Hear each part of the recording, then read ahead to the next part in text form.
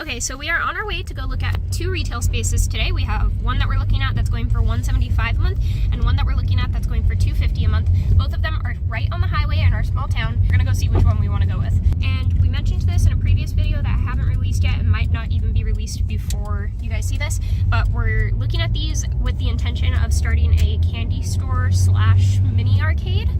And there's four little buildings on this, or four little spaces in this little strip mall thing that's there. We're interested in hopefully long-term securing each of those locations and turning it into a Tinker's Treats candy store, a Tinker's Arcade that will hopefully be self-service and self-sustaining at some point, and then a Tinker's Toytopia. So hopefully we can do that. Are you excited, Michael? He's excited. I'm excited. We're gonna hopefully get some video to show you guys of the two different spaces. All right, so doesn't seem like much. There's a lot of stuff in here that needs to go out. It doesn't seem like it's that big of a space, but for a mini arcade that sells some candy, novelty plushies, and for a small town where you can buy actual gifts for your kids, this is a good space. Come over here. That'll happen until we clean it out. This is what I really like, and I know this doesn't seem like much either, but for someone who is wanting to play arcade stuff, having a little space where we are off to the side selling products if we want to and maintaining it or doing whatever we're doing, they have the privacy to actually use the machines along the wall, to actually look and shop without being eyeballed. This gives us a little space to work in and keep some higher value stuff we wouldn't want theft behind the counter, and just makes the rest of it feel self-service. And this is as close as we can get, and for $175 a month, what are we missing? Like, there is so much opportunity here and so little risk of something failing when you have a vending route that can help you support this. So this is going to be the start of a new series where we start setting up our new store and kind of a showcase so that we can show future people we want to pitch locations to what kind of machines we have and what it can look like in their location. So stay tuned. It's going to be a little bit of a journey, but it starts today. So as you guys probably already made out, we did in fact choose one of the two spaces to put an arcade candy store in. All of the junk that you saw in there is going to be getting removed by the previous owner, and then we're going to have a blank slate to start with. He has some shelving from his other shop there on that strip that he's going to be selling to us for $150. We're going to have lots of shelving units, which will help save us a little bit of money up front. And we're going to be tracking basically every little thing that we do to open the store so that other people that are looking to do the same thing kind of know what our process looked like. I think the biggest thing that we need to work on in order to get traction in is spreading the word here in our small town. Word travels fast, so I don't think that's going to be very hard, and getting signage. Now this place is right on the highway, which is a good and a bad thing. People are going by really quickly, so if we don't have good signage, they're going to miss it before they can make their turn, and I think that's going to help lose us some customers. But also, at the same time, it's on the highway, and so there's a lot more traffic going through versus somewhere like off on a side street in our small town. Most of the businesses that succeed in this town are on the highway. So signage is going to be really important to catch people before they already pass. But another way that we're going to try to bring people in when we're first opening is dropping off little flyers at the local businesses. We're going to be right next to an A&W that just reopened. It's day one of it being open, and their parking lot is packed. People have been waiting on this opening for years. It's literally like part of the town's lore. So I anticipate being next to such a busy franchise is going to have a fantastic impact on the traction to this shop. Now, the strip mall has kind of a dull coloring to it that I think helps it blend into the surroundings. So we're going to talk to the owner about possibly painting the trim around the door and the area around the windows when we actually are getting closer to opening, maybe a bright turquoise that matches the Tinker's aesthetic, just so that we can kind of stand out on that strip and hopefully bring people into our store. We really want to give this the best branding we possibly can. We're also going to be offering discount codes on flyers at the local businesses, so when people come in, they can get like 10% off of their, order with us. Now, this town thrives on word of mouth, which is fantastic. There's not a lot for kids to do here. There's not a lot for adults to do here even. There's just really not a lot to do here. We think this is a fantastic opportunity for us to fill a niche that has not been filled. So overall, this is really exciting. There's not much I can say on this today because we still need to, work out the details. The current owner is going to be there until the end of April. So starting May, the space will be ours and we can start doing with it what we need to. We're definitely going to need to do some fresh paint. All of the flooring is intact, which is fantastic. And we're going to have our own kind of separate little space, as you saw in the video. But there's definitely some cosmetic work that needs done. And then second to that is the signage. We're going to have some shelving that we were able to get really, really cheap from the previous owner. The idea is this is going to be primarily a candy store with, you know, half of it being dedicated to arcade machines, so kids in town have something to come in and do. So it's going to be a mini arcade / candy store, but we also want to sell some toys and things in the store as well.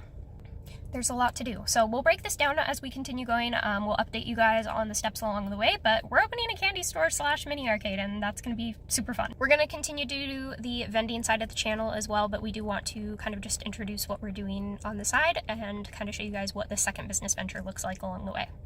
We didn't have this opportunity when we were first starting our vending route to kind of just show things step by step, and now we do, and so we want to do that. Thanks for watching. If you want to see more vending content in the future or more content about us starting our own candy store / arcade, go ahead and stay tuned, subscribe for more, and we will see you in the next video. Alright, so I thought I was done with that video, but apparently I'm not. So we're already realizing that there's a few things that we had planned upon an initial impression of the estimated size of these two spaces. After seeing it in person and after starting to like really work out the business structure, we realized we don't really want to advertise this place as just a candy store or just a mini arcade or just one of any number of things. We want to make this a spot where we can try a bunch of different business ventures, which is kind of scary because part of me is like, should we just do one thing and do it well? Or can we mix these different things that we have in mind? So right now we're thinking we want to do toys and games, like a really small selection of toys and games that we keep in stock for the kids in town because their parents don't really have anywhere nice to go get them like birthday presents and stuff. But then we also want to stock some novelty candy. We want to have a couple shelves dedicated just to novelty candy, and we also want it to be a mini arcade, and the mini arcade is going to be like basically the focal point. We'd like to have 6 to 8 machines on site. And then obviously these other ventures are going to be just like using the store space. We also considered the idea of doing like seasonal snacks, so like snow cones and hot chocolate. So during the winter time we would do hot chocolate, and during the summertime we would do snow cones. And there is another store owner here in the area that might have a snow cone machine on hand, so we're going to talk to them. Obviously we're coming up on summertime, so that would be the initial like test run basically. But there's only probably going to be one of us there at a time, so I don't know if that's going to be giving us too much to focus on. So that's kind of just a tentative idea. It's not really set in stone yet. And then the last thing that we kind of want to try implementing, because there used to be a business here that did really well, and they ended up relocating to a busier area, is buying and selling trading cards and video games and consoles. So like old retro game shops, we want to have a little area of the store dedicated to that type of content, because that'll give like some of the older folks and kids also the opportunity to like resell old games and buy new ones. So obviously that's a lot of stuff kind of jumbled together and we're not really 100% sure if all of it is going to end up coming into fruition or not. It's going to be a little cluster of just a bunch of fun things because our town literally has absolutely nothing to do, and we want to have really just like a little hub for kids and young adults to just go enjoy themselves. So I also started working on signage, and I'll show you some of what I got. So we're looking at a couple different things. We're using Vistaprint, and we're estimating it's probably going to be close to $1,000 for our signage. Now, the first signage I'm looking at is a little double-sided flag sign. I want to get 2 of these, one at one driveway entrance and one at the other entrance, because this is right on the highway and people drive by fast, and I want them to know that like there's something there they can go see. Most of the traffic in town comes from one direction, and that's going to be the side that this is facing, and then most of the other traffic is local traffic, and that is going to be the side that says Tinkers, because I'm hoping Tinkers will become a local name that is just frequently mentioned. Next up, oh, that was the most expensive part, and I don't even think we have the floor or the ground mounts for this yet, but those are almost $600 on their own. Next up, we have a little tent sign, and this is just advertising the fact that we buy and sell products. Specifically these products, because there are a lot of collectors in town, but they don't really have anywhere locally that they can do that. They have to drive to a town a little further out to be able to do that. We have some business cards. I'm not going to go over those here in this video, but this is our banner for the front. I was trying to think of a few different ways to make the actual storefront a little more noticeable, because the storefront itself isn't super noticeable, and I think a big banner is going to be the best way to do that. This is a 6-foot by 2.5-foot banner, and obviously, I mean, we chose some really bright colors, so I think that'll be very eye-catching, which will be great because that entire building blends into its surroundings a little bit, so I really want to do everything I can to make that storefront stand out. So that's where we're ending tonight on that front. We've worked on our signage a little bit. I need to look into whether or not we need to get different licensing for this venture, because to me it makes sense that this could stay under the same LLC, because everything that we're doing in that store is either going to be reselling or vending, or machines, like arcade machines. So I don't know if I need to get a different LLC or not, because it's all kind of under the branch of buying and reselling. But we are for sure going to be going with that location. We've already talked to the owner. The old tenant is going to be moving that stuff out. We're going to paint it. It's going to be a process, but this is where we're at tonight. We've started putting our signage together and getting a better idea of what we actually want to do with the space. And we are... yeah, that's about as far as we've gotten. So stay tuned, and we'll hopefully have some more content out about this soon. But I guess as of today, I can say we are starting a mini arcade with some peripherals.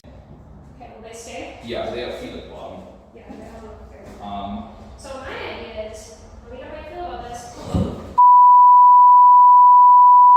Alright, today we are going to pick up the keys for our store and do some measuring so that we can get an idea of how much carpet we need, because I think we're going to do some kind of like really short arcade carpet in there, and then also we probably should get an idea of how much paint we need. But yeah, we're going to go see the store empty. We already got to see it the other day. We're going to show you guys what it looked like. If you're doing taxes for your business, which you should be, make sure you're tracking your mileage. Okie dokie, ladies and gentlemen, we have secured the money order for the first, the last, and the deposit, bringing us to a total of $575, which really is not that bad. So let's see what we can do with this. This has been chaotic. We had an entire list of things to do when we left the house. None of those things have been accomplished other than getting a money order. But now we realized we also needed to pull money to go pay somebody for some shelves for the store. So we're on our way to go do that. We're paying $200 for 5 shelves, and that will just be to put product on. They were not the type of shelves we wanted originally, but we are working with what we can do at this point in time with the intention of changing things later. Michael's on his way to go take the money. He found a cat. Alright, he's out. I also just realized, again, we need to stop by the hardware store. But there's somebody doing a garage sale over there. Let's go get a walk. I'm just saying, there's probably a few things we can do. Yeah, there's things here that can be good for the store, but probably not today. He didn't touch it. This one says take each first 2 weeks, so it's not compatible. None of these are what we need.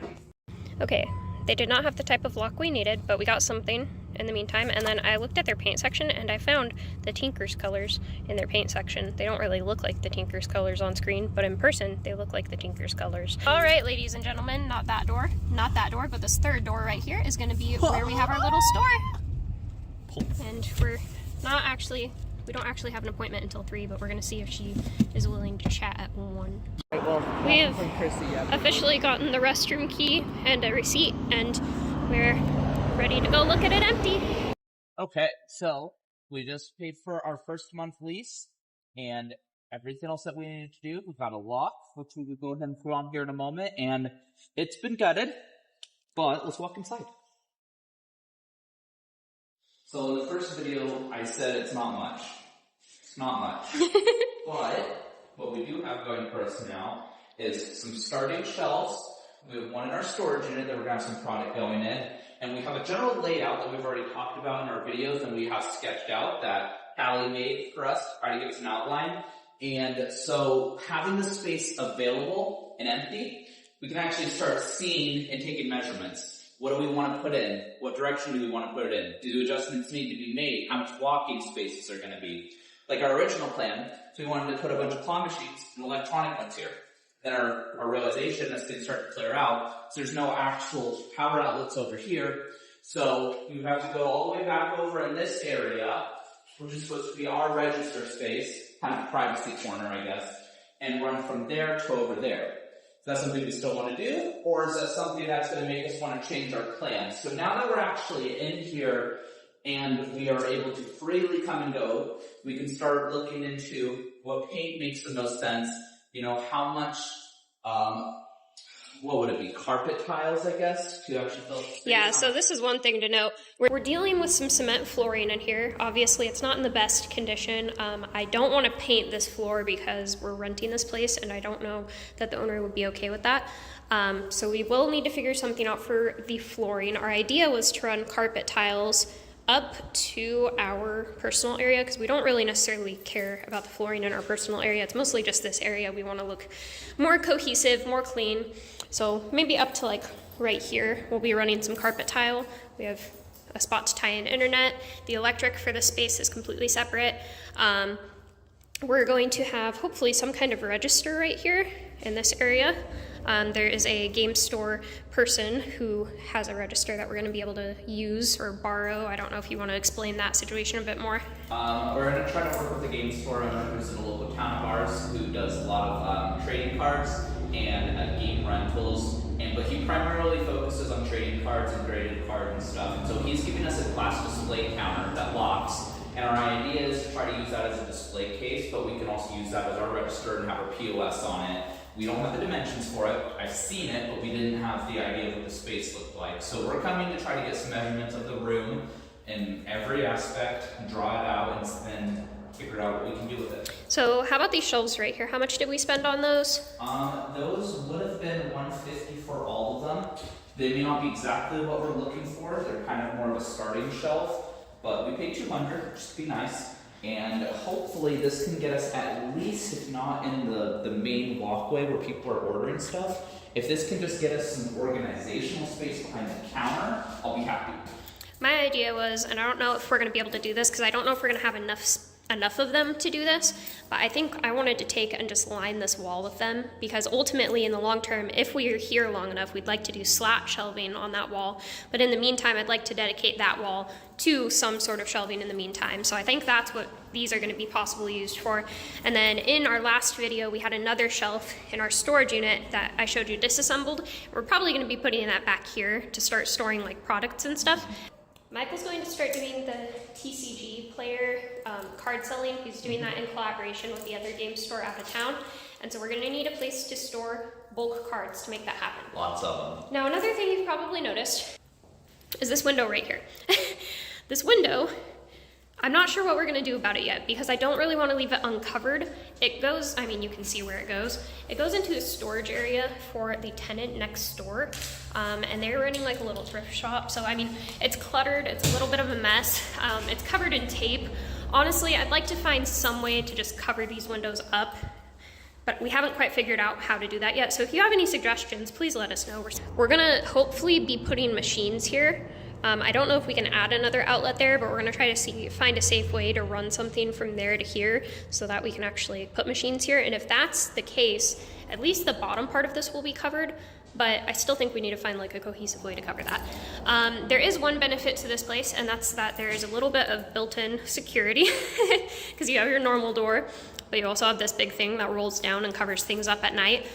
So there's some extra built-in security there. Obviously, carrying electronics and stuff, it's probably gonna be wanted.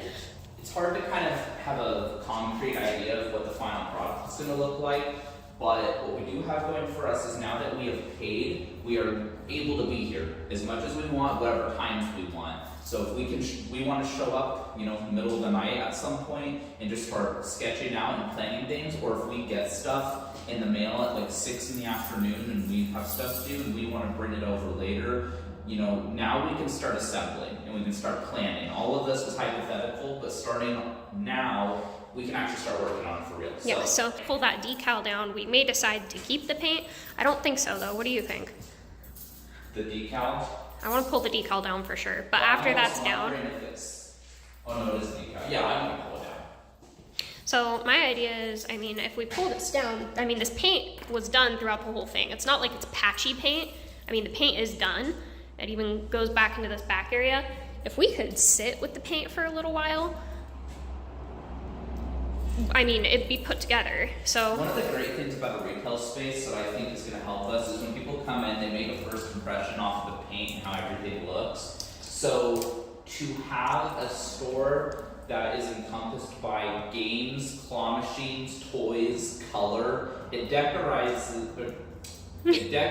the store kind of naturally without needing to focus on a lot of the fine details. So if we have to do a soft opening where there's not a lot of paint and we just get in, you know, carpet tiles and products and shelves and maybe some LED strips, it might be enough to at least get started. Start, if we're gonna be doing this, maybe start with figuring out the flooring situation, because if we can figure out what we want to do for the flooring and get an idea of what it looks like with the paint, it might be more worth our investment to go get a color match for this paint and just patch up where it needs done. Like up here, for instance, they used to have a shelving unit that was set up here, and you can see it kind of needs some work. So if we could get a color match for this paint instead and just touch up the spots where it needs it, like that corner, I think that would be a cost-effective way to at least give us a clean slate to work with. Another thing I'm considering, at least when it comes to covering this window, if we could run some kind of slats from here to like here and here to here and just paint match everything. I mean, it's not an ideal solution, but it would at least get it covered up and looking cohesive. Another thing we have that's kind of just a picky thing, we have some mismatched light fixtures up here. And I don't think a lot of people are probably going to notice that, but it keeps bugging me. Yeah, you know, they're both really nice, but if there was any of the two that I would keep, it'd be those ones. Well, and part of me wonders if we could take one of these light fixtures here, my dad could probably help us with that, take one of them and just move it to this one instead and patch up whatever's there so that there's just one here and one there. Like at the same time on both sides? No, I mean there's two different fixtures here. You could cap this one. Oh. And then move it to where this one is. Maybe even take this one and move it to our area where there is no lighting. So it's an idea. There's a lot of different things we could do. I wonder how, if we could find one like that and just put that one there and then like just move I think I that. found these on Amazon. I think I saw them on Amazon because I think I was trying to figure that same thing out. We're gonna have a lot of work to do. And this whole spot is open, and if we wanted to throw like a desk back here for you to work on TCG player or something, we could. And I think 2 shelves side by side, not only will only needing to get one more be more cost effective, but it also will just make it so that I'm completely open to this space, like absolutely. I think the thing that's gonna really help right now is start getting the big fixtures in, getting the paint corrected, and getting the floors started. paint, We can- floors, lighting. I think that'll make this place look hundreds of % better, and then just, so I think what we're gonna try to do this next month, I don't know how you feel, but I think the things we should start focusing on is any shelving we can get, minus what we already have for the back, paint, like color correcting paint that matches this to get started, and then those floor tiles were cheap enough, but then we can see how the space looks with those tiles and how it runs in contrast with the color of the walls. So if we start with that, that's a really cheap start that I think will start to bring this place more to life, and then, you know, we can figure out the space. And it's like you said too, I mean, when people, well, what did you say? Give me 1 second. I was going somewhere with that. Oh, that's what you were saying. The stuff we're stocking our stores with is kind of, a decoration in itself. are you gonna line them up too to see if there's enough room? Yeah. Okay, perfect. I'm gonna set this up and I'll help. Because I was just wondering about that same thing. You know, the 3 head will sit there. Now that we can actually, Oh dear. Flashing it, right? now that we can actually see the space, It actually it has to be more than that.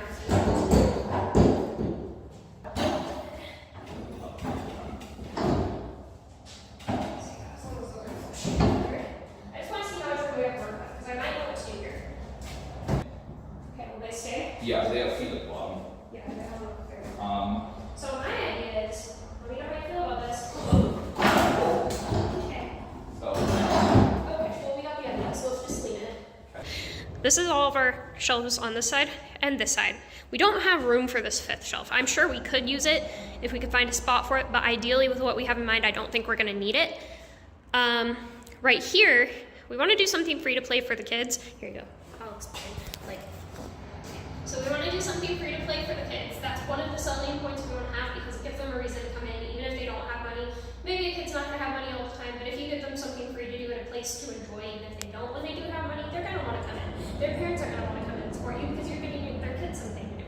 That's our idea behind it. So we're gonna have 2 1-up arcade cabinets over on this wall. This is ideally gonna be our arcade wall in general. We'd like to add some minis, we'd like to add some match pads.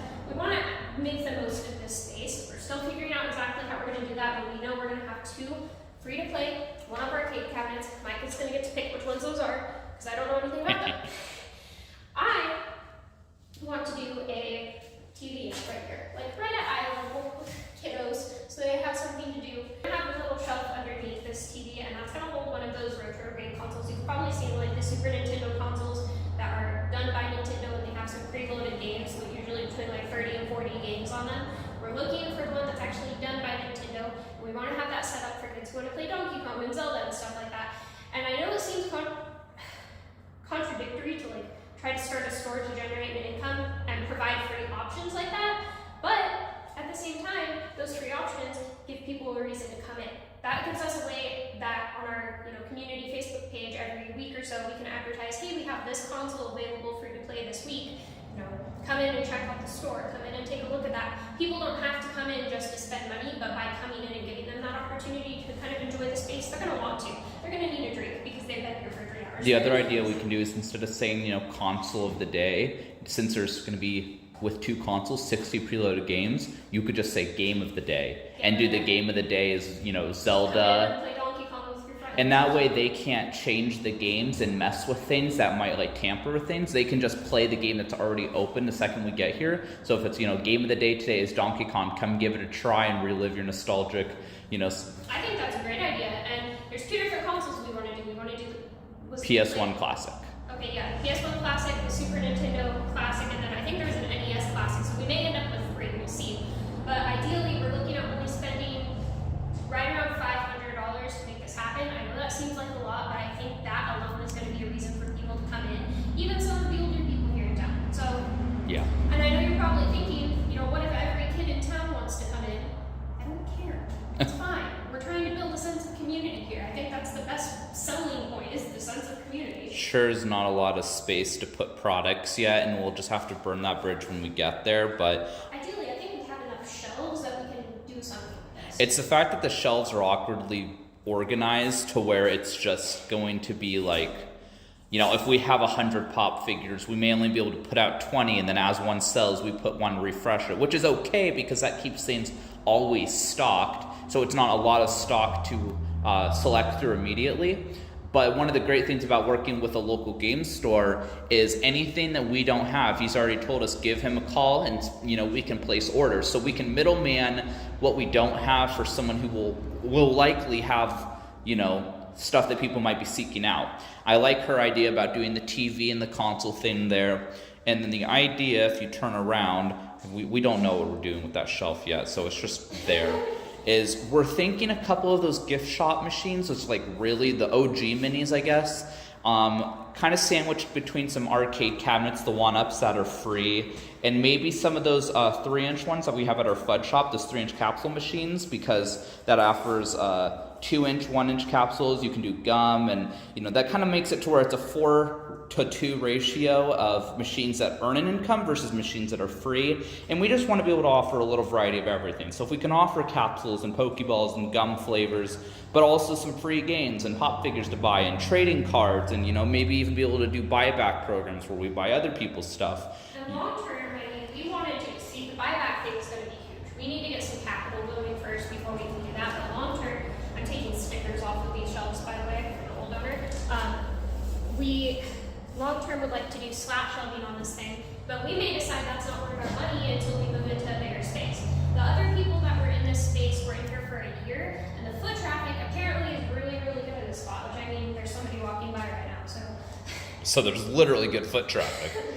So my idea is when these shelves are mounted and they're flush and we get the TV in, I think maybe 12, 14 inches above, we run hanging shelves flush all the way along for really big stuff. So like really big, like 24-inch plushies, or like really big. So like if there's toys that are like massive plushies that are like 24 inches, or like those like signature pop figures that are really big.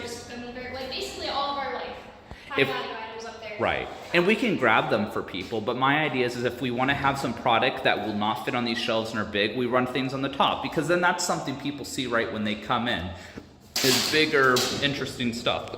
So I don't know if this is something you're even like open to considering right now, but depending on how we put our register, we may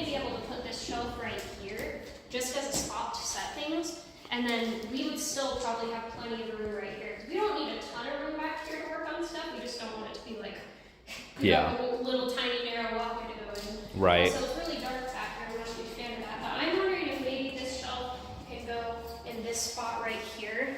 Well, we do have power strip options so that we can get some light going in here. That would be fine. It's pretty flush. If we put that right there, we can have our register going, you know.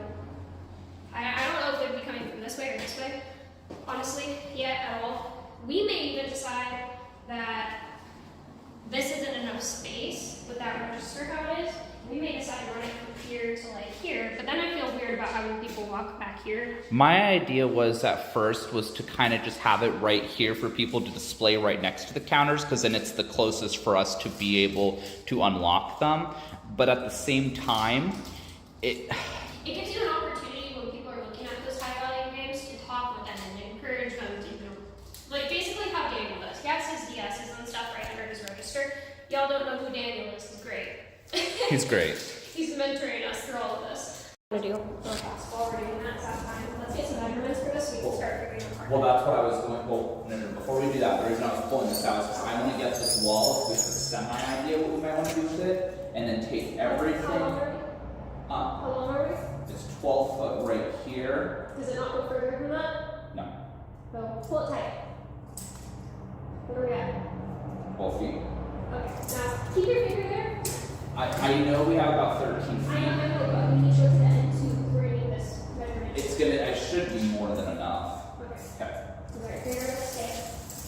And I'm sure that will be more than enough. I'm measuring the end of the room. Good? Okay, so 12 feet plus, so at least 19, we'll say about 20 feet that way. And just make sure that stays denser. I just need to see how long we are on this side for carpeting, because ideally that's one of the first things we should probably do. We're at 8.5 feet, so we'll say 9 feet on this side. My phone's about to die. Okay, so final recap. This is the front of the store. Definitely is going to need some paint and a little bit of work done on it. But this is the shop we were in. This is the shop right next to it, which is a bathroom, a restroom.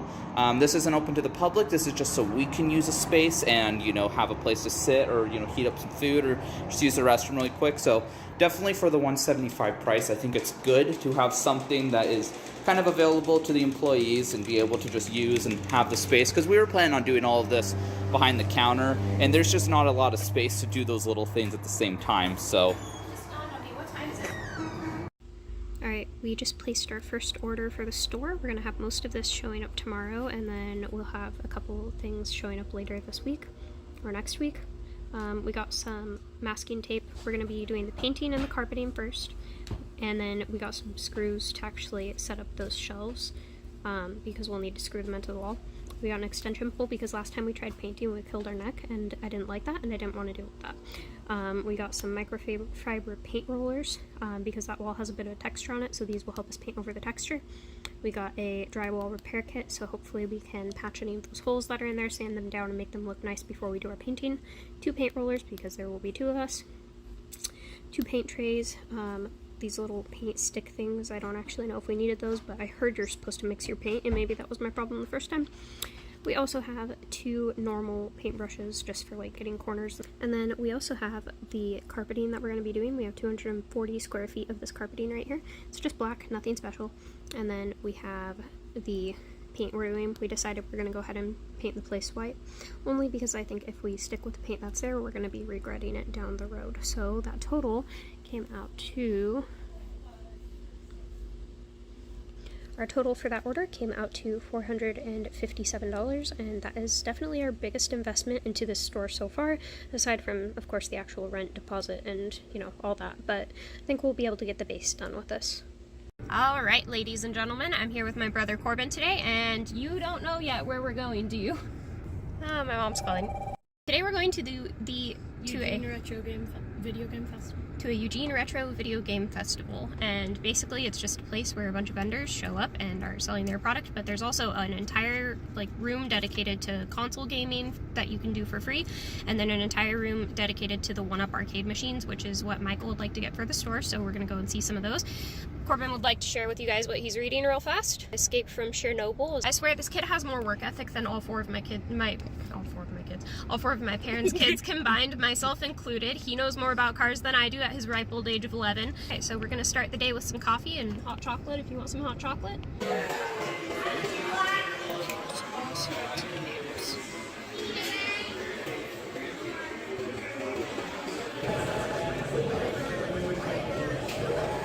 Wrong kind of blue, wrong kind of blue. How do I manage?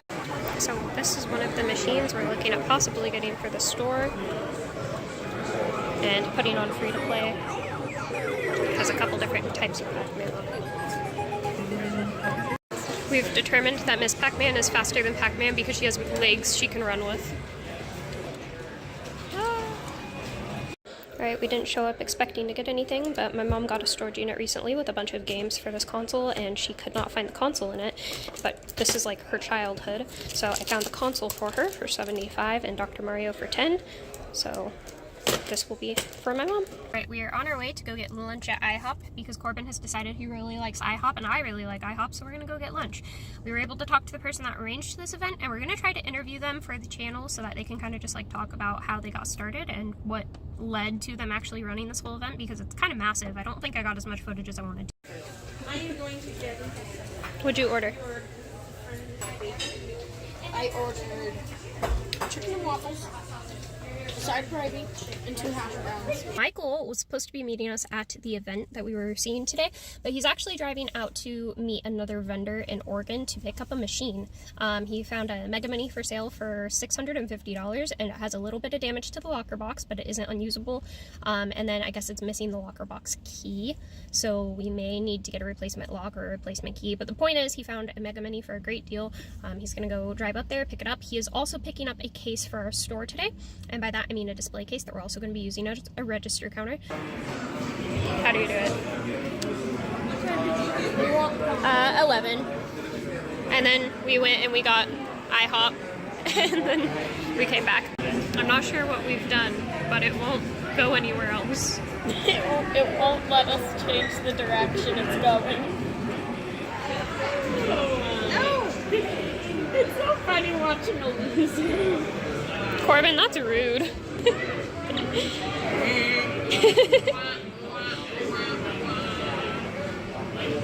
Shoot, it's because I was trying to put some spin on the ball. That's what I tried to do. It's not that I just am done with this game. I'm trying to put some spin on it.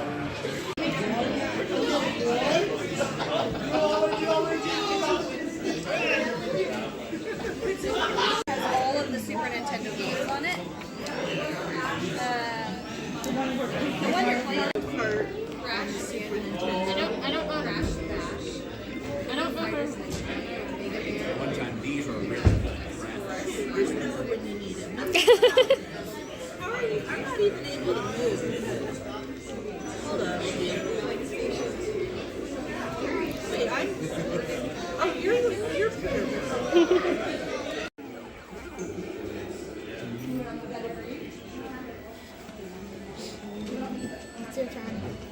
One of the things that we found yesterday at the event are these little, I think they're marshmallow, like chocolate things. I was talking with this lady because she makes chocolate D&D dice that we're interested in bringing to the store, and this is one of the things that she wanted us to try out. She said this is a new thing she's been working on. We're going to try it out, see how her chocolate is, and then hopefully get in touch with her about bringing some of the chocolate D&D dice to the store. Oh, that's what she was saying it was. It was like a s'mores thing. It looks like there's a layer of marshmallows and graham cracker crust. So we'll see how it is. How's the actual chocolate part? Good. I mean, no, the whole thing's good. The chocolate's the important part, and I was happy with the chocolate. Because these I'm not so interested in stocking, but the D&D dice I am, so tasting your chocolate, knowing your chocolate tastes good, I'm very curious to see what she does with those. So expect you're probably going to be seeing a lot of videos here at the store. I'm sitting at the store right now waiting for him to show up, and then I'm going to help him unload things, and we'll show you guys what we picked up today and kind of what we're working with. We're still waiting for paint and carpet to show up, and then we're going to start getting to work on the actual physical condition of the store. Mr. Michael has arrived. Let's go. I could not drive that thing. I'm so proud of him. Yeah, no, I'd be hitting things left and right, that's for sure. They say it's as low as $19.95, but we paid $400 to get these here. This is what we're working with. As you guys saw in our last video, we kind of started setting up the shelves a little bit. Let me clear my lens. My lens is a little bit of a mess. So we started kind of figuring out what we wanted to do with our shelving situation. We know what we're putting here. We know what we're putting on these walls. We're probably going to need to install some outlets though. And this shelf is probably going. This is the food I brought Michael. And these are all of our balls from Red Claw Vending. You can see we got some premium Pokeballs in here. These technically aren't supposed to be here, but my little brother unloaded them so nicely that I didn't want to tell him they weren't supposed to be here, so we'll move those later. So let's show people what you picked up today. It's kind of cold.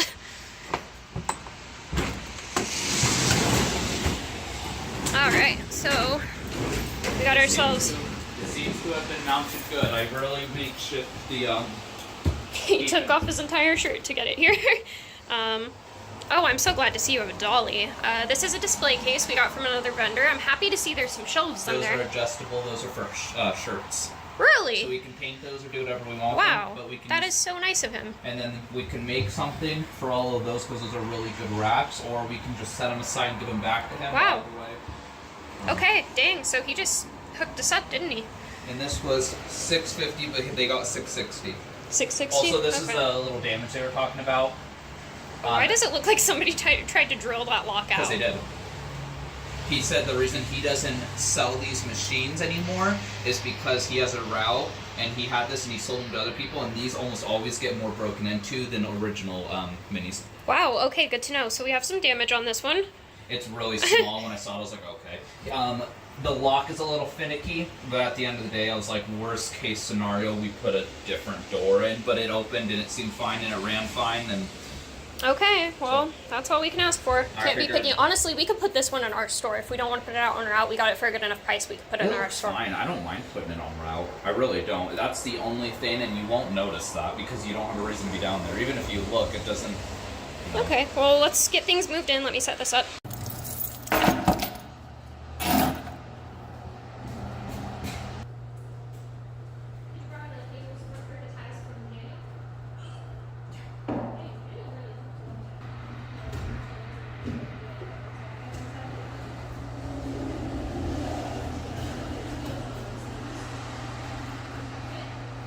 Slowly put it down.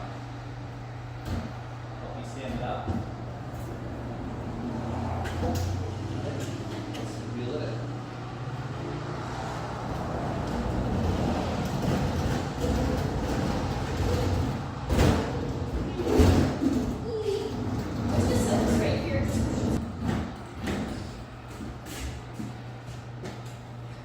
Yeah, the one thing I don't care. I mean, you could even get color matching colors and just like color that in. It would be not so hard to.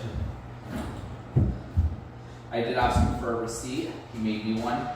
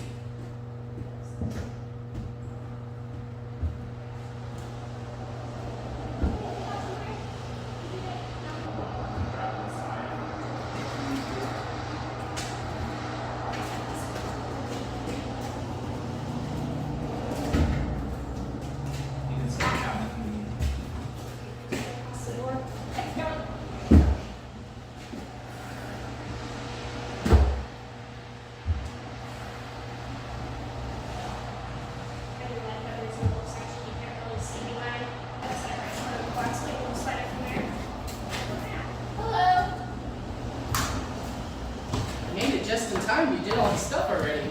Yeah. I was just getting ready to say anything. Okay, so this is what we're going to be using as a register. If you come back behind here, you know what's cool is there's a little section down here where nobody can see, and then there's displays up here. This is the machine that Michael picked up. Apparently it was discounted because somebody tried to break into it, so if you know where to get those locks and send them our way. I'm just kidding, just tell us where to get the locks. He's going to test that and make sure. This is Jackson. He's going to be providing our prints, and we haven't fleshed out the details there yet. But I figured I'd go ahead and jump on here real quick and talk to you guys a little bit about what Jackson does. He's been 3D printing for about 2 years now, and this is just kind of what he picked up as his passion project, and he's recently started looking at turning it into a business. He's been doing some custom 3D print pet portraits, as you can see, and he just kind of tries a little bit of everything. He's really improved his printing over the last 6 months or so, and I think it's going to be a great little service we can offer to the community. I wanted to go ahead and show you guys a little bit of what he does. These are all different like print products that he offered at a local art show, so I wanted to go ahead and show you guys a little bit about what he does, the things he's going to be stocking, and I mean, he has a pretty good variety and he's always trying new things, so I think there's a lot of versatility, and he tries to keep things really good quality, as you can see. So I'm really excited to bring these to the store and start offering that service to the community. But he'll be working with us. Want to roll it over there?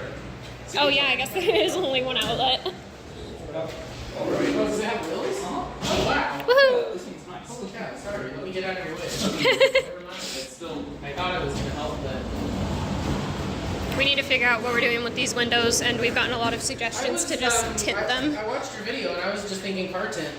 Yeah, that's what a lot of people have been Either saying. that or mount TVs and make them like windows, like fake windows. That's a good idea. And make oil mirrors to make the space look bigger. Yeah. Those are just my ideas, sorry. Oh no, that's good. There's a lot of ideas. I think the tint is.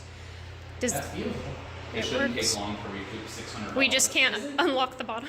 Don't you already have the rocket design too? Isn't that one of the designs? Nice. Yes, this is actually one of my favorite ones. That's why I wanted to get it. So I was like, oh, I actually like the design Looks too. like the Yeah. claw I'm got hooked up thinking here. Even if we drop it off, what I might do is just find like a color match for where the circle is, like for the yellow, the pink, and the purple, and just like color over it, because then you wouldn't be able to see it from a distance. Well, we still need to replace We the still light, I can but... see it, it's not bad. It really isn't. Although my eyes are getting worse, so. And we need to add an IAX reader too. Yeah. It cuts it off perfectly if you look at like the walkway. Michael, you can fit through there. Yep. You can fit through there. You can We're all wire good. it, But even though it still looks like concrete, I don't think I can actually map that stuff in. So I mean, even the fudge is $5 at the Crestwell Fudge Shop. It's gonna be $5 here. We're gonna have freeze-dried candy and ice cream. We're gonna have everything at the price that it would be going to those actual places. It's a variety shop. Where else do you do it? And when I fully understanding what these are for. basically, his idea was to build something that those can go on and then put walls in them. Happens at the same time. But no, that's the only way we can do it. 'Cause you know how they have those pouch of Lego mystery minifigures at Dollar General? These were not on the list of things we thought we were going to be getting, but we were given some t-shirt racks to Was use. it glossy white or matte white? Matte white. That's fine. I just went with what was already here, and then Dad told me afterwards you're going to have scuffs everywhere, so save the paint, which is fine.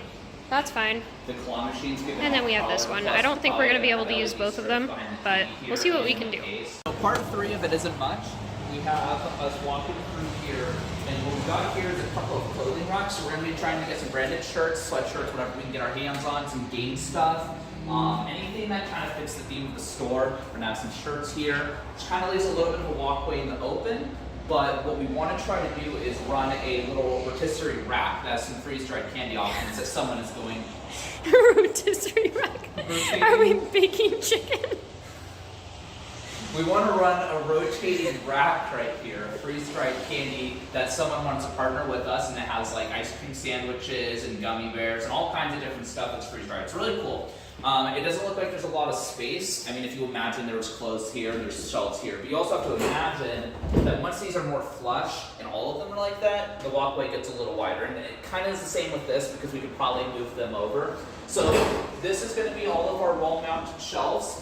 where we're going to have products of pop figures, manga, candy. And then if we can clear up a little bit of space over here, we're going to have our one machine at $1 a play. Ignore that. We're going to have 2 regular OG minis. They're going to be 50 cents a play, so no locker box and just cheaper product, but you know, just cheaper. And then 2 one-up arcade cabinets, which will have like Galaga, Pac-Man, Pole Position, Asteroids, all the stuff from like anywhere from like the 60s to the 90s. I don't know if it's 60s, but and that'll be free. So the kids will have something to do that's free. What we want to do over here is something kind of similar. We just want to take a small TV and mount it, and then put a couple of preloaded consoles. So they make those NES branded games that have like 30 games, so like Mario, Donkey Kong, Zelda, and they're just preloaded onto it. And they have the controllers, and I think it's up to 2 players. They make one like that and a PlayStation 1 Classic, which is the same idea for PlayStation 1 games. Again, just a free thing for the kids to do. And the idea behind all of this is, if you put these things out like this and it's surrounded by paid product, you're going to have fun and you're going to want to come in here for the experience because it's free. You know, you can do something for free, but you're going to be surrounded by a lot more temptation. And so that's just going to be something that kind of comes naturally with the whole store. And same with this. This is going to be our first machine that we just picked up on Marketplace, and it's going to be the middle one with the locker box item. Again, surrounded by 2 smaller ones, surrounded by free machines. So they get to see that. Over here As the big guns. this is our new display counter that needs some work. We're going to have another shelf over here. We're going to be working with a partner to do some graded cards. We already talked to them, and we're going to be getting some products pretty soon. Pokemon's going to be a really massive part of the store. And we're going to have one cardboard display. I think Callie mentioned in a past video that I got from Dollar General. So that's going to have a lot of packs for sale. We're going to have a couple of bigger wire racks over here for backstock and bulk cards and just other stuff like that. And then hopefully we can at least put a few consoles and video games down there. I know that it all just seems like hoopla because I'm saying it when the store's empty, but we've gone through like 5 to 6 separate changes in our minds of what we've wanted to do, but actually seeing the big fixtures, like the shelves and the glass counter come in, is what's making us actually realize what can be done. Because the product's not an issue. The product is small, it can fit in a lot of spaces. We just need to see what big furniture will do. So that's the plan. We have to do a little bit at a time. It's going to be carpet, it's going to be paint, it's going to be lighting, it's going to be a register, and then slowly we can start getting into the candy, the Pokemon, the machines, and everything else. You will notice down there we have our Pokeballs from Red Claw Vending. You can use the discount code TINKERS to go order some Pokeballs. We're also considering hanging a concessions menu up here and keeping concessions behind the counter with cold drinks and snacks and stuff like that. Otherwise, I think that's about all we have to talk about in this video, right? Well, I wish that was all there was to talk about in this video, but every time that I think we're done, something else changes. So I don't know if we ever mentioned this, but there's 2 different spots that we were going to look at for our store, and one of them we ended up renting and the other one was kind of just vacant and we didn't know what was going to happen with it. Well, my mom has now decided she wants to start a storefront for the business that her and my dad have started up, where they're kind of just like purchasing storage units and then reselling the contents. And this will give her an opportunity to have a storefront to sell some of her products. So I will be having my mother right next door, which won't be a problem because I love my parents and I'm actually very excited to see them trying something new.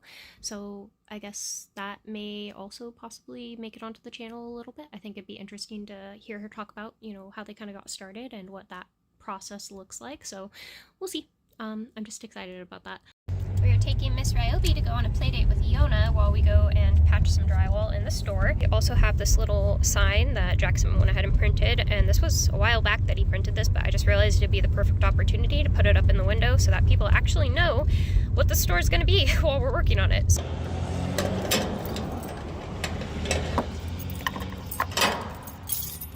It's not the easiest to read, but we now have some kind of signage in the door that lets people know what we're doing in here.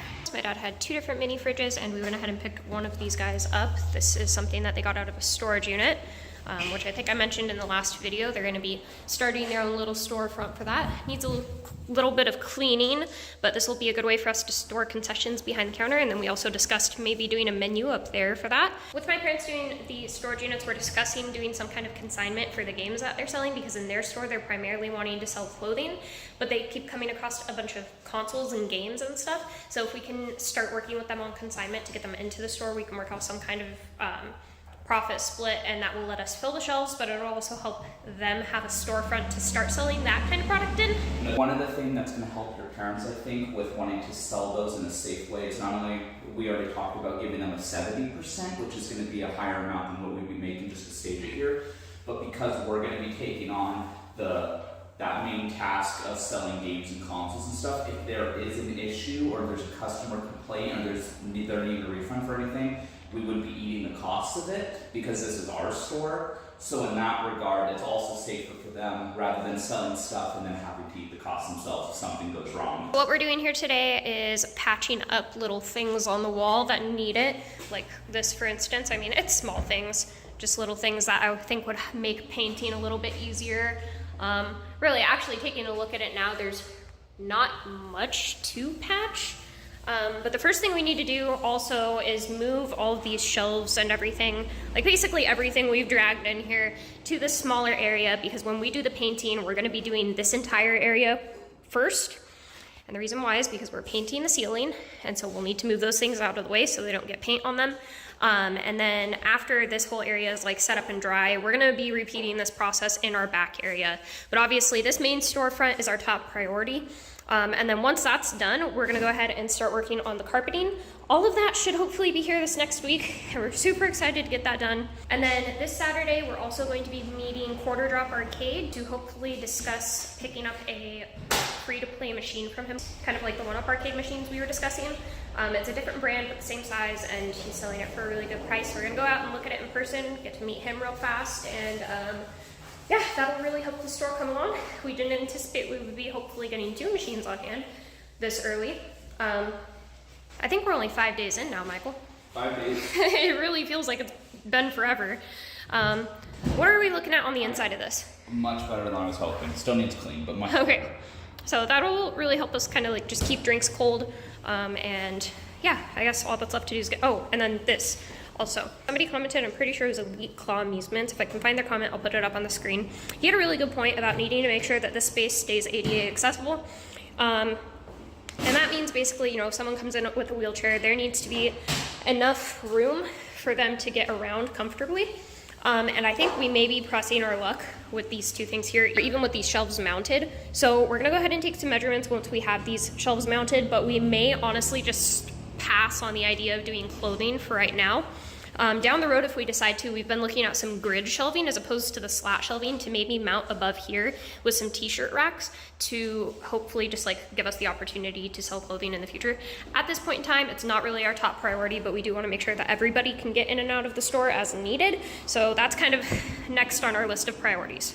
I will run down really quickly, just down the street, go get our candy machine and then put it back. Yeah, that'd be great, and a much better use of your time too, since there's only one thing. That's what I figured. I can't go get the other one until 3, so that one I might hold off until Wednesday or something. But if I can go get one. Can I? Yeah. Thanks. These are a little heavier than I remember them being. Take that bracket off the back since it's just gonna be our area. Probably not gonna be too important. So while Michael's moving those other shelves, sorry to give you some work. This is what we're working with things that need patched. I guess there's a little more behind the shelves than I realized. And this just looks like stuff that people had used to mount things. My dad is gonna help us build a box to cover this up. This is a water line and we don't want that to be accessible where kids can get to it. So once we have all of our shelving in, we're gonna be boxing that up so that's not accessible. This heater, from what I can tell, does not work, but this other one back in our work area does. So it'll help us keep the space a little warm, but we're also gonna have machines out here running, so I imagine the space is gonna stay pretty warm on its own. Which is good, because air conditioners are cheaper than heaters.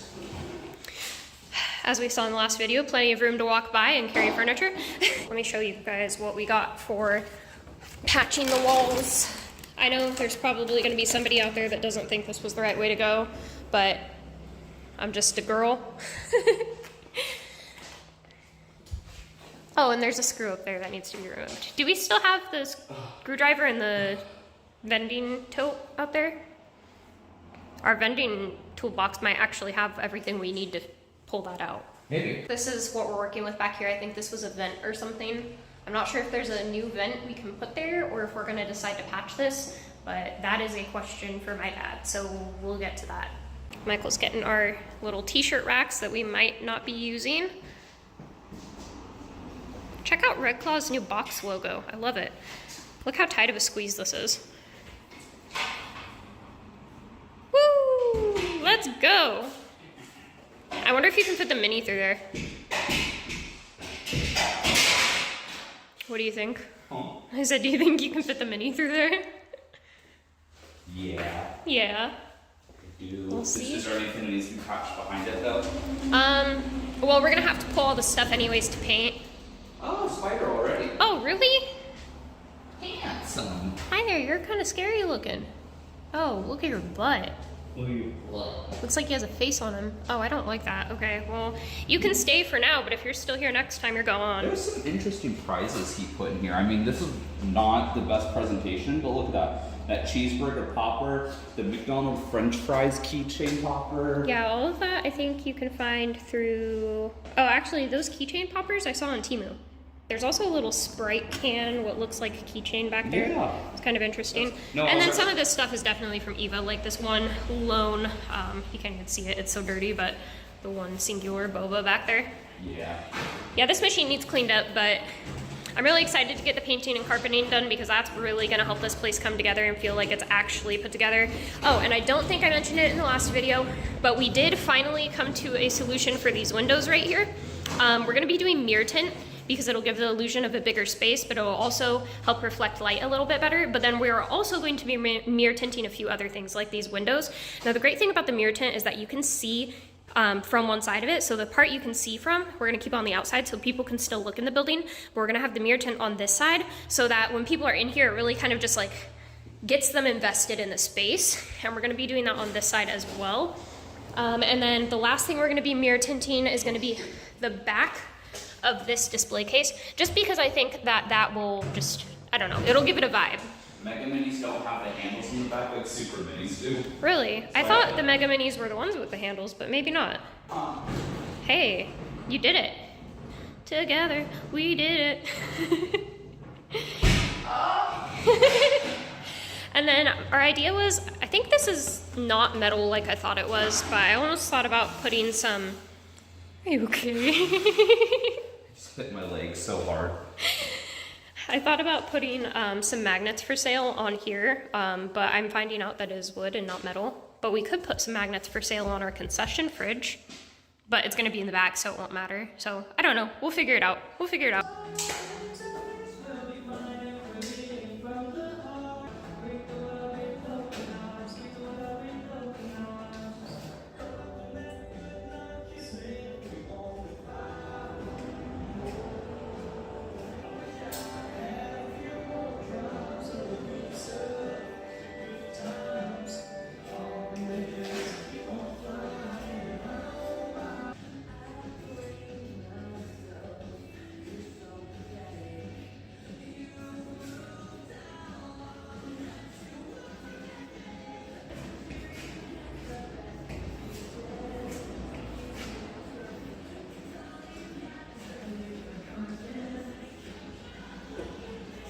Alright guys, we got an opinion question here. So as you can see, this wall has like quite a bit of texture.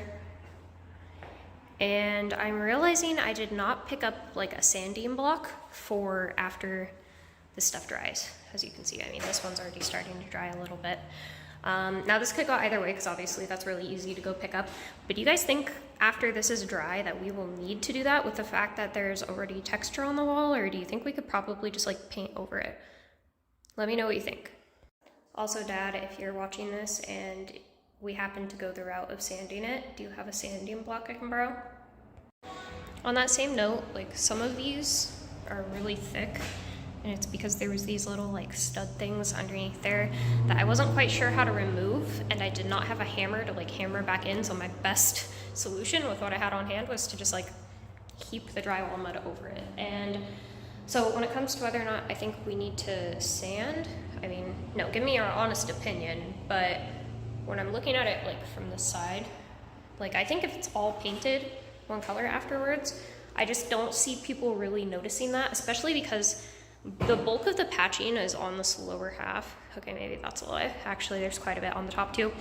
But the thing is, we're gonna have shelves mounted in front of this, and so I'm trying to figure out if it's worth the extra time to do that the next time we're out here, or if we should just paint over it because nobody's going to notice anyways. Like I said, give me your honest opinion. I just realized I have some patching to do on the ceiling. Oh my gosh. Okay, we'll get to that. It has come to my attention that while I was drywalling, when Michael went to go pick up a candy machine we have somewhere, I think he took my stool. I don't know when he'll be back with it.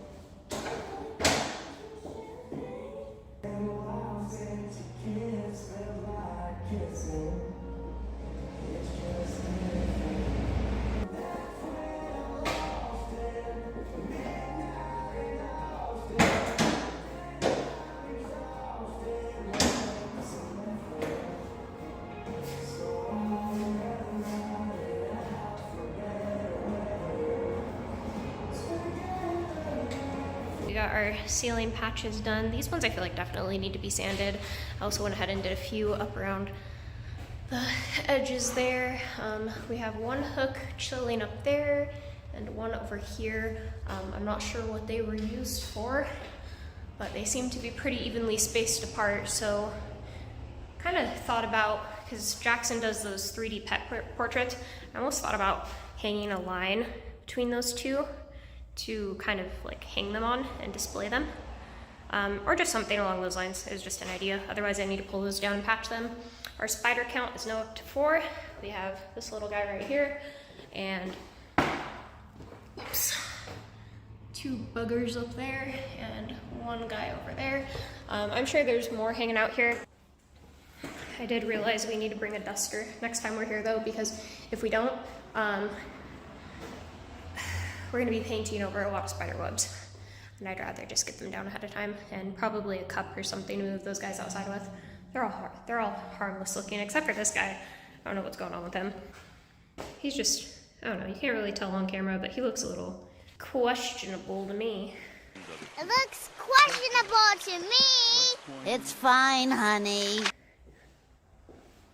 Scratch that on the sandpaper, Dad. I found out they sent me some. Clean your putty knife. I found out the hard way. Last time we were patching walls and this thing was like basically unusable past that point because it was covered in gunk. And make sure you put the lid on all the way. All right. So, I try to go through what I figured we could use and what we don't probably need to use right now. This is kind of what we had left after the very last booth in Albany. Okay. Where we had some cards and so we have some good cards we sell. The prices are not right because things have been switched around a lot. But the idea is, yeah. I think we have a box somewhere too full of hollows. Actually, one of these might be it. Yeah, one of these is hollows. This one here. Did you happen to find my big Xbox box full of commons?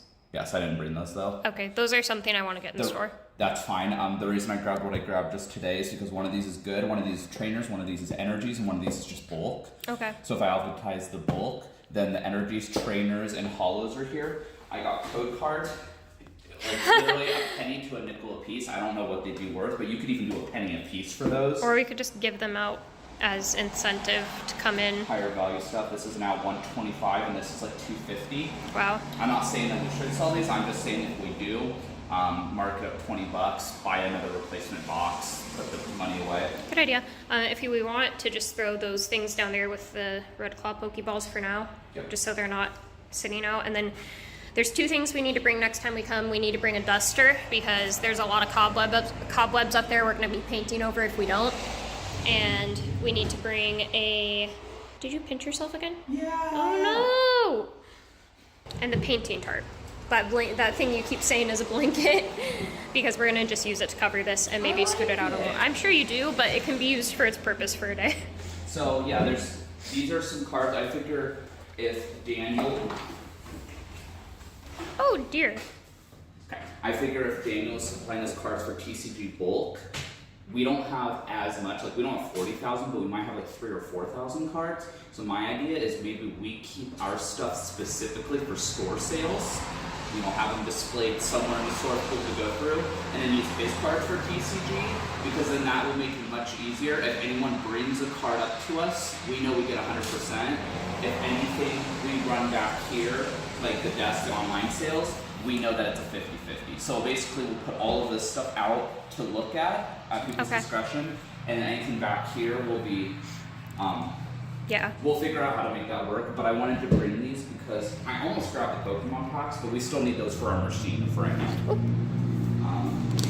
Binder, code cards. And we'll need to figure out a good way to sort those. Your brother even asked about buying those code cards, so I know there's got to be some amount of interest in them. So the benefit to this store is that it's right off the highway. The downside to this store is that it's right off the highway. When the door shut, it actually blocks us fast. So this I is know. your idea. I want to see what it looks like. That's why I brought this.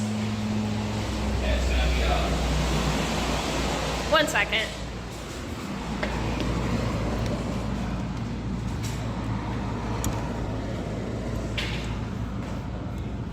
Oh my goodness. Seems way too. or fill. So I didn't plan to lean it there. I planned to actually put it up on the wall and center it so it actually like looks nice up on the wall above it. So imagine like, yeah, right there, basically. I don't reach those ones though. Well, it's gonna be high either way. It's like a 2-inch difference. But the point is, I think it'll look really nice there. That is another option. What would we do with this spot right here though now though? Because then it looks really awkwardly empty. You put the 3D printed portraits. So actually that was something I was gonna talk to you about. I noticed there's a hook right there in the ceiling and a hook right there, and they're evenly spaced apart. I was thinking about hanging some kind of like little basically clothesline setup between those two hooks and clipping Jackson's portraits to it. It's an idea. I don't really know exactly how this is going to look right away. I'm just doing the basic stuff. So I brought some product and I brought some dust. Okay, well, no need to brainstorm it further than that. Tell me if you see any patches that still need done, because this looked good enough to me. I was just trying to get the big stuff. And then, yeah, just bringing the painter's tarp and the duster.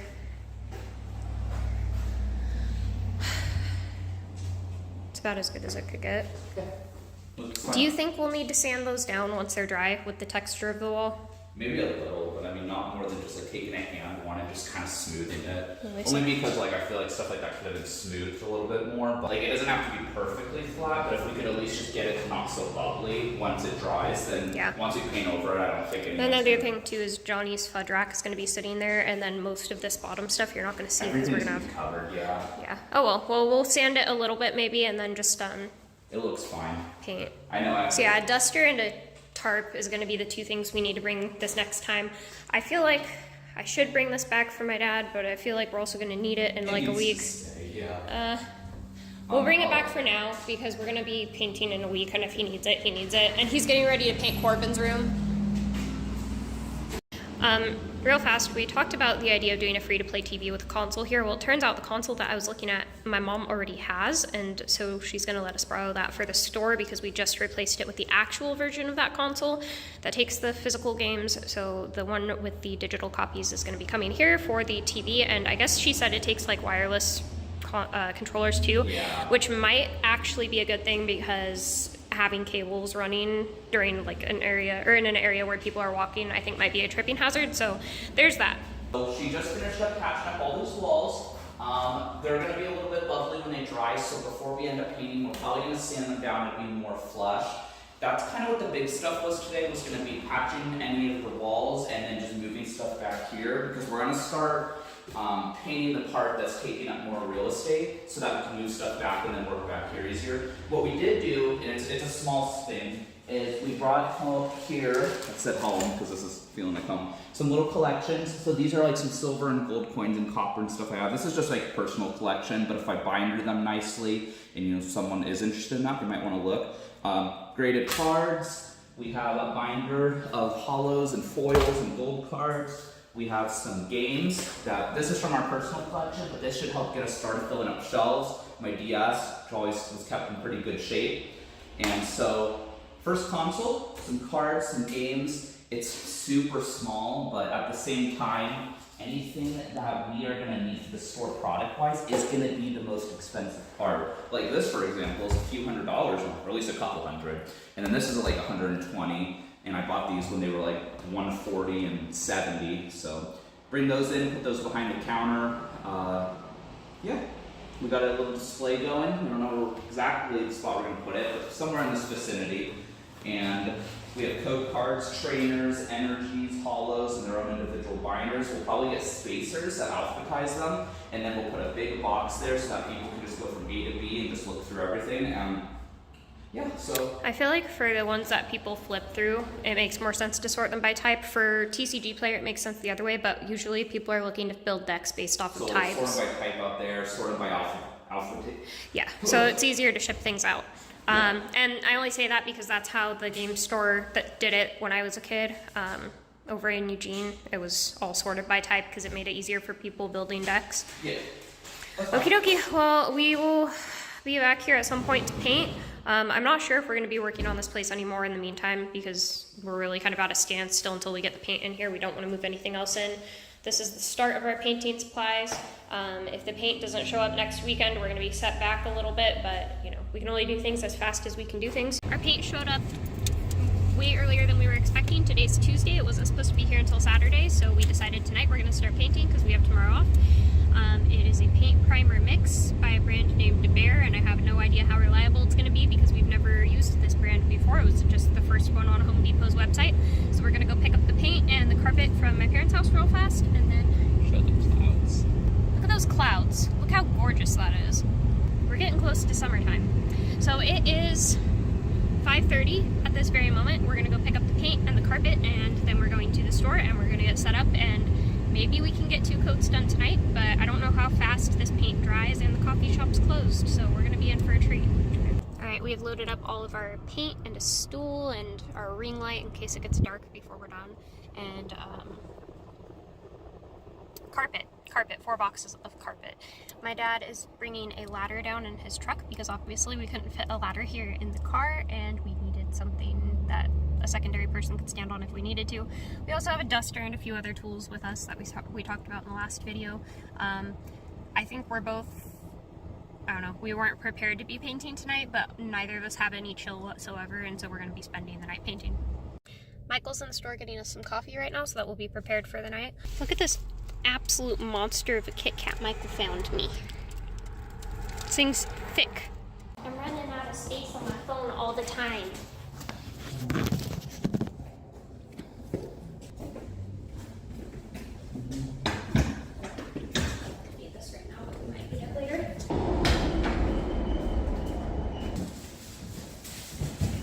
Michael has got his special edition Red Bull.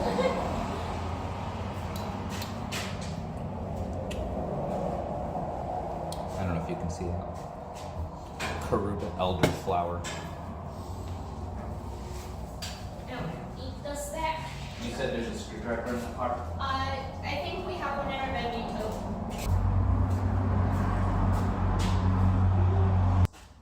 I can always call my dad and ask him to bring one with him. Let's see. This is the only one that I could see. So as you can see, all of this stuff is dry now. And my dad is going home to grab an orbital sander for us so that we can smooth this stuff out. We have some things up there on the ceiling that will definitely need it. Michael's working on getting the last little screw out of the wall with a pair of pliers because we don't have a screwdriver.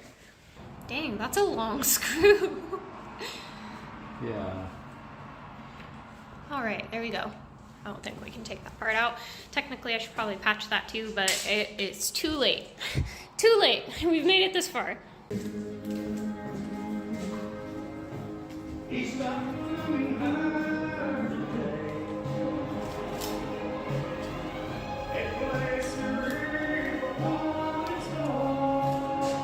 Okay. Thank you. If you do need more, then I got a whole box of them. Well, honestly,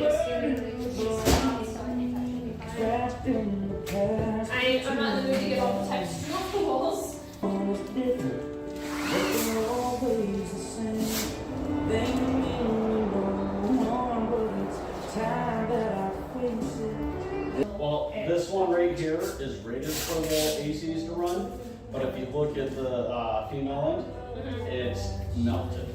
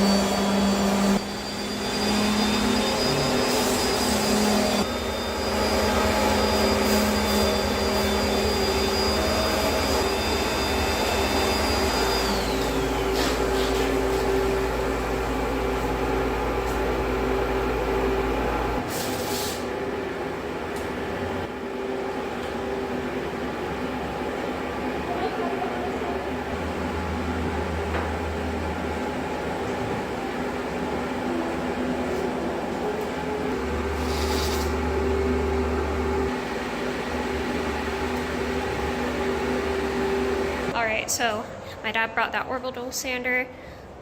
This was the first one I tried. I obviously wasn't very good at it, so Michael finished the rest, and apparently neither of us really know how to use one, but we're looking a little bit better than we were. Once it's painted, it's not going to matter. We went ahead and masked off all the light fixtures, the very flimsy, questionable looking baseboards, and we pulled the register out so we could get to this back area that Michael's masking and draped cloth over it, because we're going to be painting the ceiling and we don't want it to get paint on it, basically, is what we're trying to say. Now we have to figure out how to get this thing open. I already broke the seal, but I can't get this part right here off. So we'll see what we're working with. I'm gonna run to the restroom and then we're gonna start actually painting. Break this open and stir it, and then after we stir it, I need you to put the lid back on and then dump some into a tray for me, because I don't trust my weak little noodle arms to do that. Okie dokie, we have only dropped one singular spot of paint on the floor, but I don't think anybody's gonna notice. Oh, and then Michael, I guess, has paint on his hand. If you need something to wipe it on, use this. No, it's already dry. Oh, okay. Is it? Yeah. Feel. Are you serious? Oh, yeah, give that a nice good mix. Big old mix.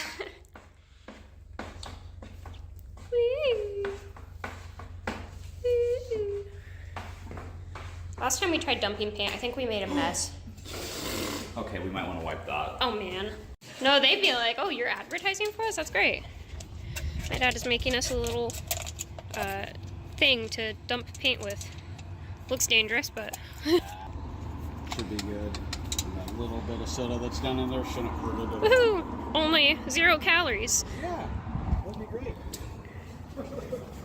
Hypothetically, the paint should be 0 calories. That's why I said I wanted the box there.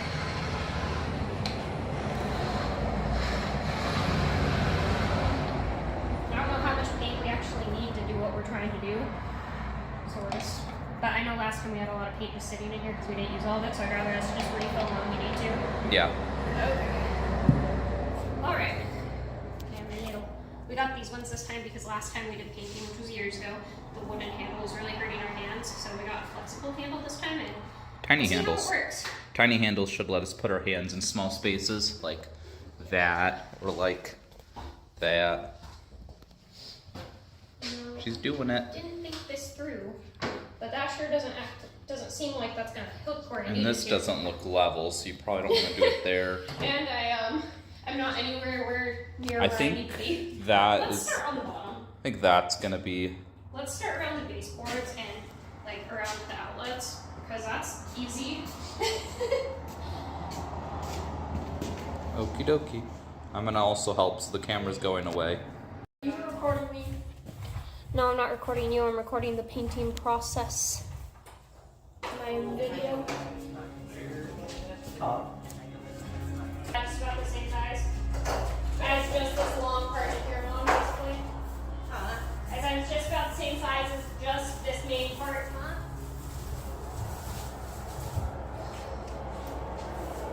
Skinny Pete from Breaking Bad. Like the Mom, you've seen Breaking Bad, so you know that joke. You get that joke. yeah, but like the older version of young Sheldon. You really should not wear a dress while you're painting because you got paint all over your dress. I know, it's funny that I started wiping it on the dress and then I things started Michelle, what are you doing? You not with the chandelier, either that or a ghost movie. Do you want to see our counter? Can I see it? I never saw it. I saw it. Oh, good. Can I paint? I already boxed up red brushes. Can I help? I don't know if we're actually going to be painting tomorrow. You should. You should save me a wonderful area. You need to Callie, glass. for the crawl space, pull that piece out, down, and paint it on the ground. Yeah. That way you don't accidentally stick it to it. There's spider webs up there still. Why does it smell Is so it going to look better white though? Yeah, it's definitely. We almost stayed with this color and I'm really glad we didn't. Callie, why does it smell so good? I don't know. Can anybody else place that smell? It smells familiar, but I can't tell what it Yeah, smells it's like. pink. Come on, I've been painting the house. You guys know the Yeah, it smell. It almost smells like my French vanilla cream. That's what it You know what? That smells might be like. it. That might be it. It's very. I'm not really a big fan of creamer anymore, so. Oh, I so love how they did that. They zip tied it.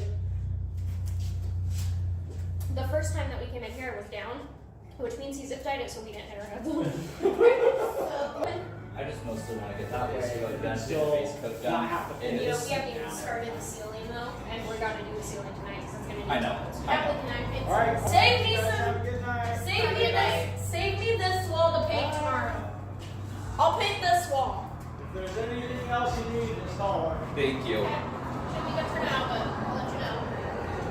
You know, one thing, I stand by, I'm more excited. Oh, I found a solution for computer desk, computer chair, a computer, $600 flat for all of that. I found the desk for $69, L-shaped desk, the office chair with no I arm. thought we looked at it together, so I know what it was. Yeah, I know, but I found a new computer, so I forgot all-in-ones existed, so I looked at modern all-in-ones with like Ryzen 5s and Ryzen 7s and stuff, and DDR5 RAM. It was $399, $150 cheaper. Sorry to be readjusting everything. We need different angles. Not the green ones. Oh, Those cotton ones. well, the green one is so comfy anyways. So sad. Oh my god, that's gonna make me cry.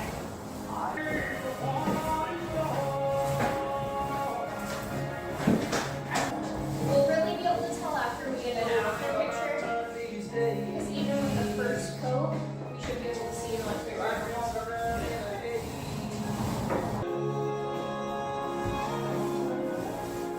And she would have seen it before, because she worked pretty closely with these guys. Yeah. Okay, all over the site.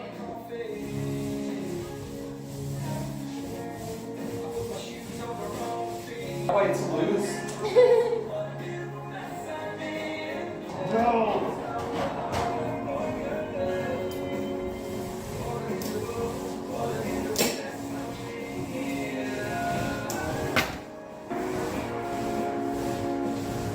I'm skating now.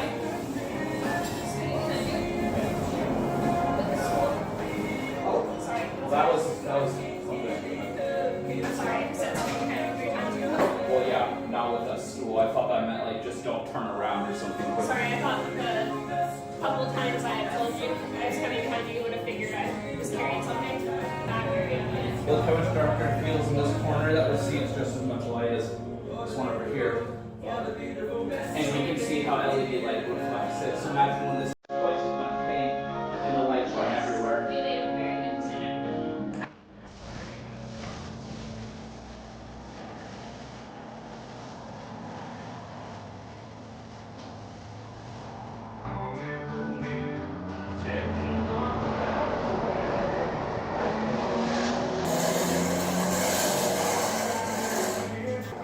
Oh, actually. I don't know if there's wiring or look.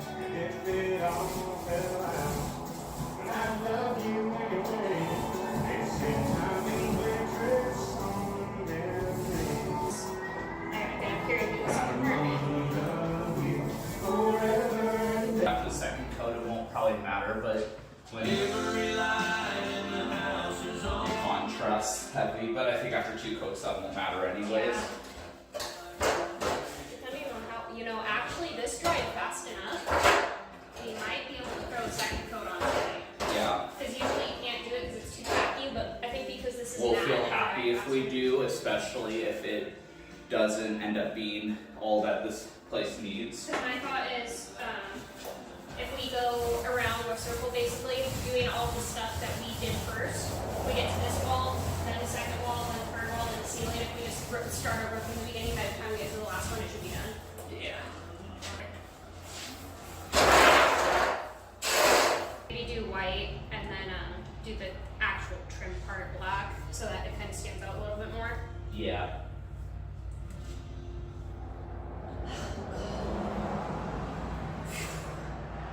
It's a lot. It is a lot. We could absolutely do our second coat tonight if we wanted to just bust it all out at once. Nobody's gonna come tell us to go home, so. Oh my goodness, no, I did not just eat that. I know how much were you? Like that. I kept having to do it after like 4 strokes, like your dad said. I basically started with the half, the top half, and then.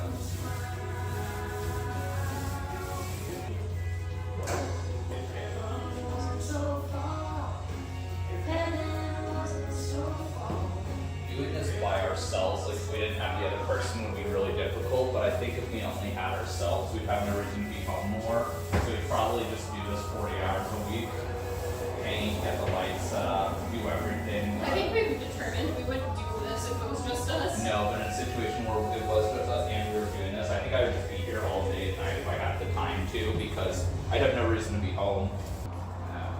I was trying to roll it in there, and then Corbin started telling me I was doing it wrong. Oh wow, that just made me so mad. Going this way. Yeah.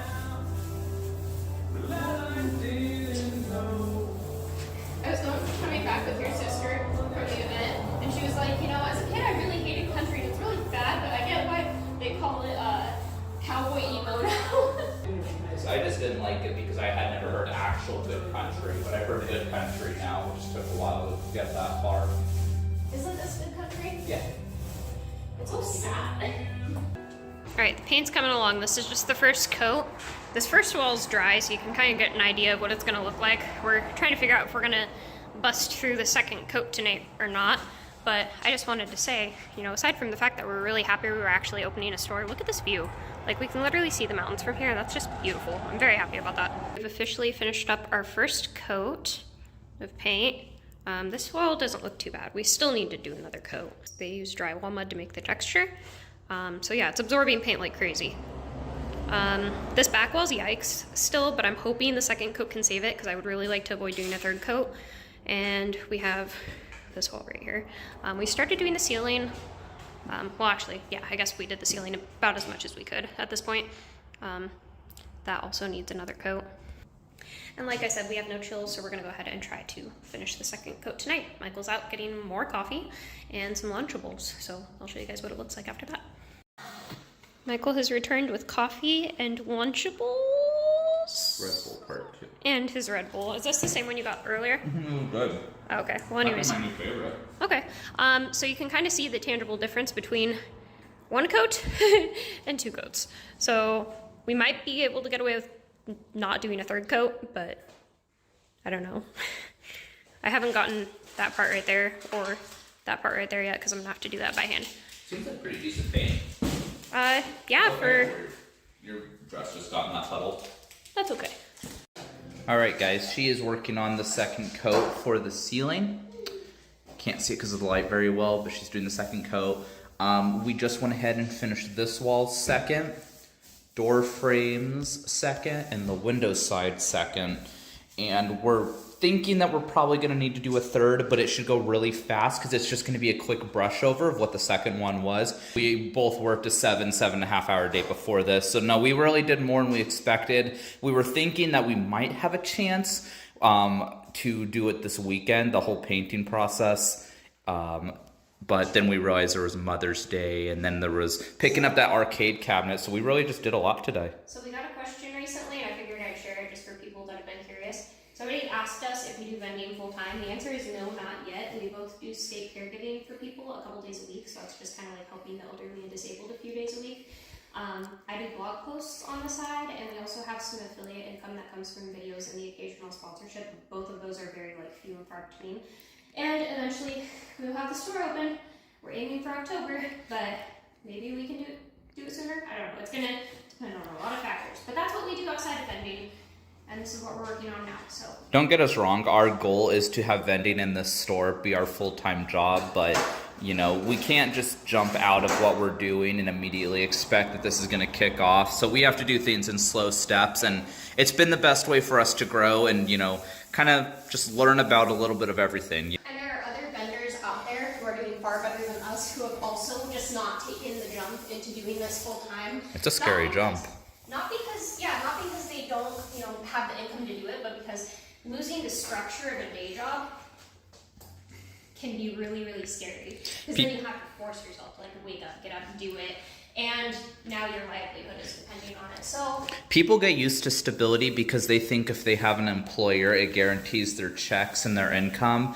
But your employer is the same thing as you are, just at a larger scale. So you as a vending operator or a store owner, you are, a potential employer. And if you were to hire someone else, they would have that same sense of false security that cannot be promised. So, it makes you feel better, but in the same way, it's not any more safe than you just effectively running a good business. So we're doing it slow, but that is what we are trying to accomplish here.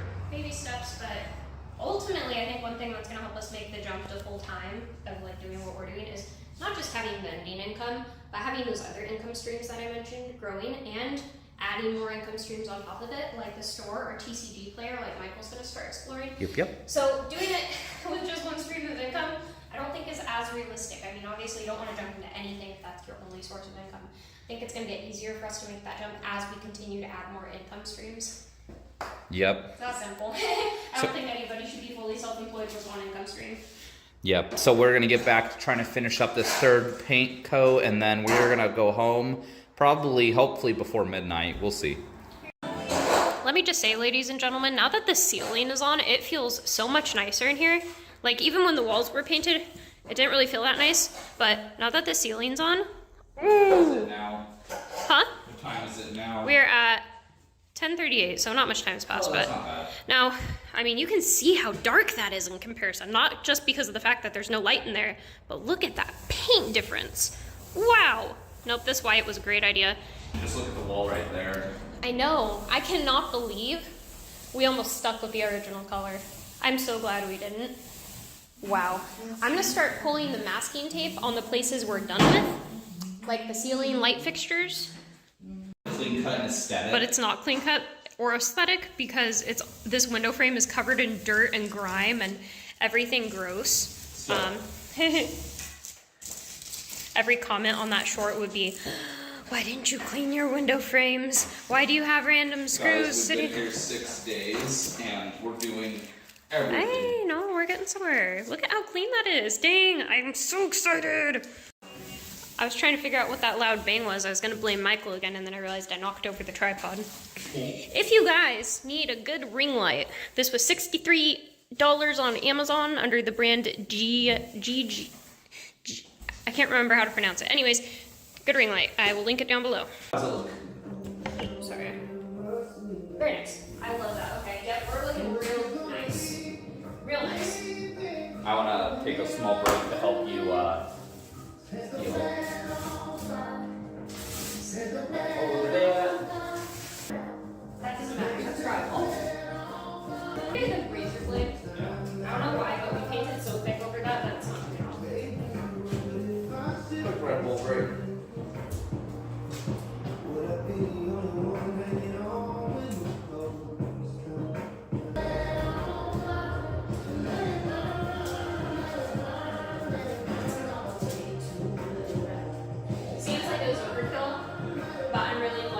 masked all this stuff, not because I necessarily thought any of this was worth masking, but because it just makes our paint job look cleaner. Yeah. Are you done with this one wall completely? Yep. Okay, I will start pulling off the base. Let's. I think we might be breathing too much, guys. Look at what these windows are doing. Ready? I don't know if you can do it in one strip, but Try. Yeah, it's a. Okay, right here. sorry, I did it. Son of a gun! There we go. Oh my gosh. Oh no. Okay, well, we maybe got a little reckless around the baseboards. Wait, now I'll go underneath tape that was already falling off. Man, this is terrible. Okay, so the baseboards, we are probably going to pick up some different baseboards and tack them down because I don't even think these are actually baseboards, quite frankly. This reminds me of like that caulking strip you can get on Amazon. Like, what is this? This isn't a real baseboard. I don't really honestly, frankly, know why we bothered masking them off because we're going to probably be putting something else in their place. Okay, did we? I'm tracking. 1999. Come on. Hey, guys. one more subscriber and we'll hit 2,000. One more. Here are quick plays coming out.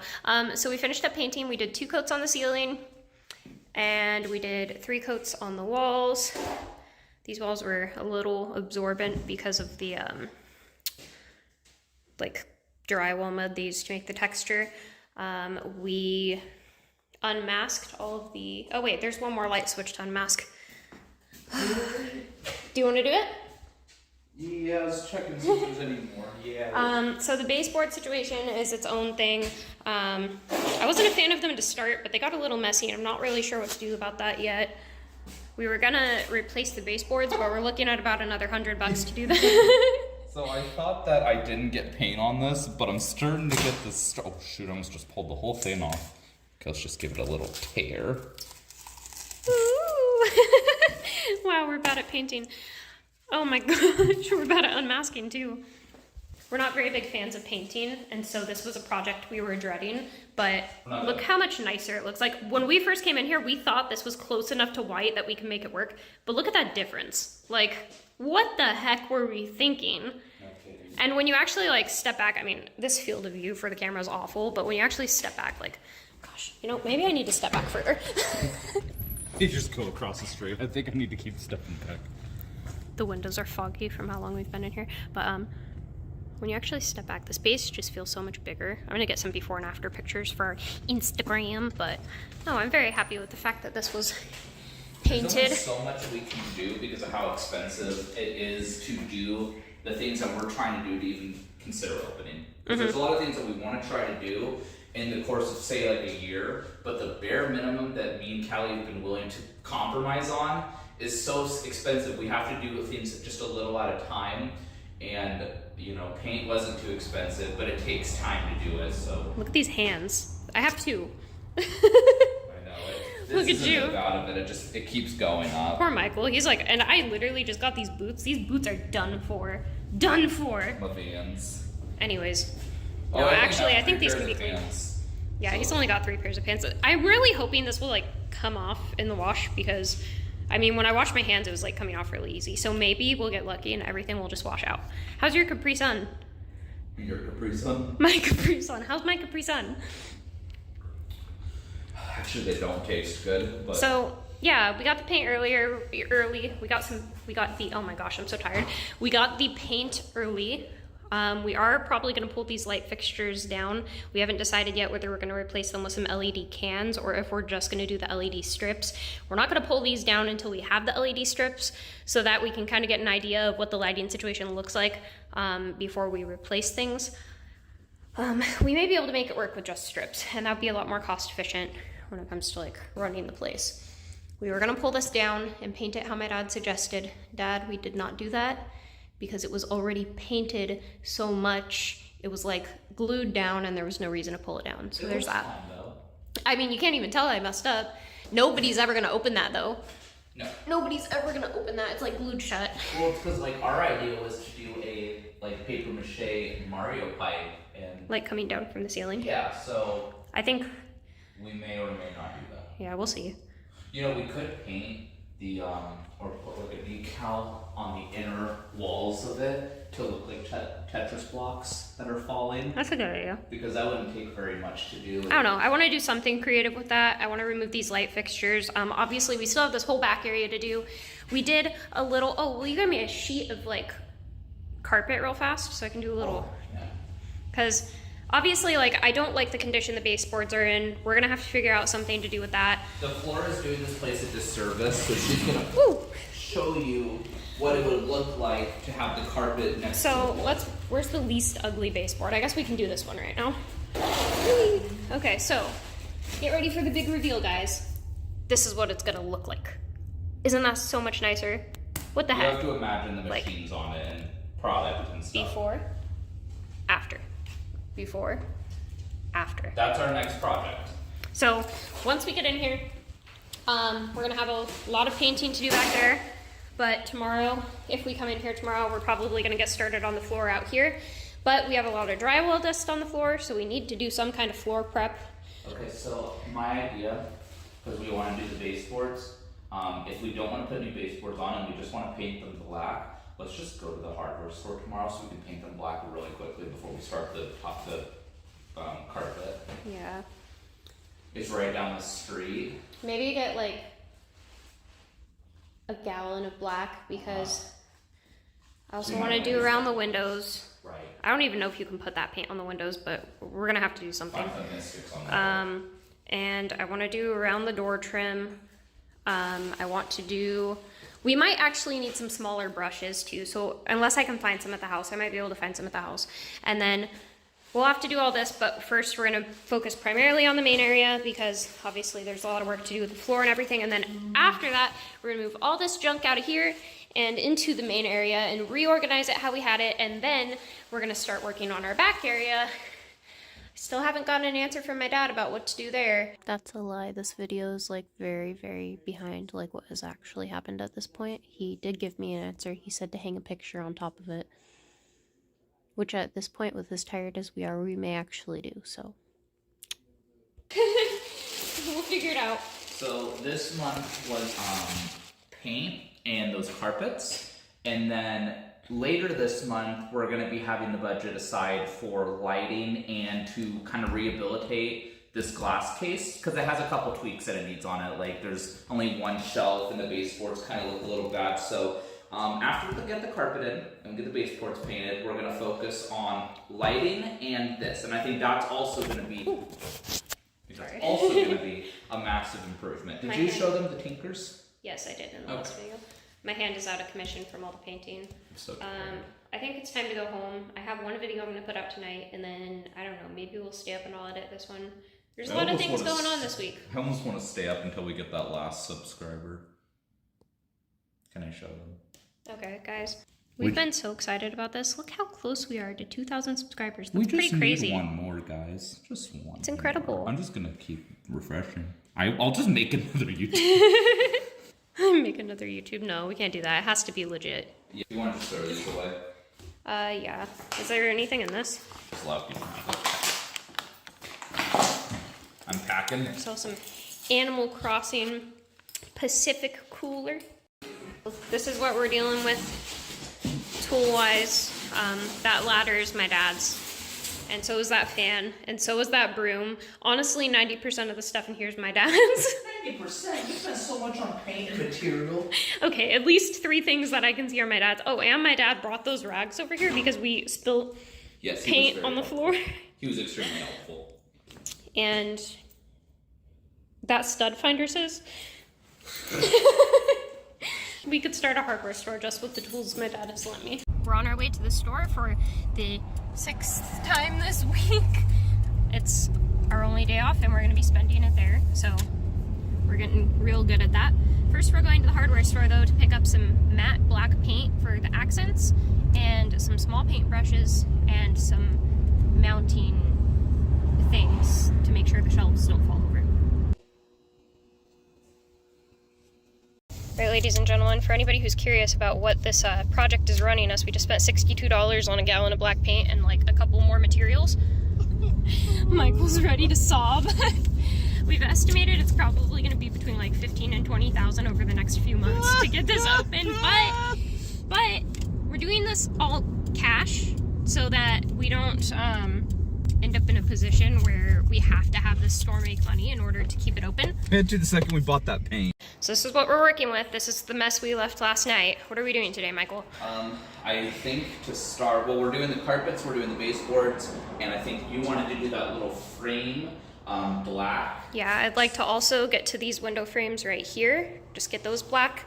And I want to fix up this area around the door because it's like 15 different colors right now, and that's kind of driving me crazy. Let's start with the baseboards, huh? No, let's start with the carpet because what I got for the paint, yes, because what I got for the paint is going to make it to where we don't actually need to mask anything with tape. We can use this and we can just set it on top of the carpet like that and paint along the guide. And so it'll keep us from getting paint on the carpet. I still think it's safer to But if we get wet paint up there, we can't put the carpet down until that dries.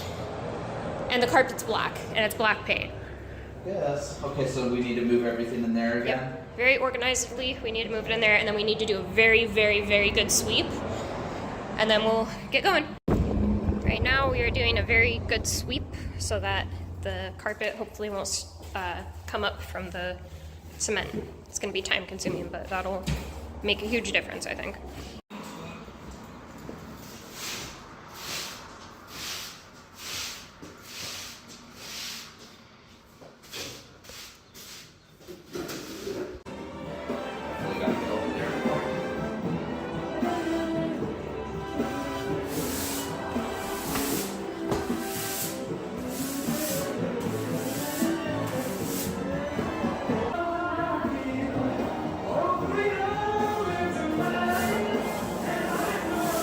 It's getting much better, see?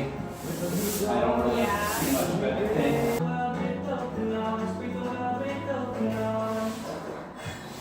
Stay back.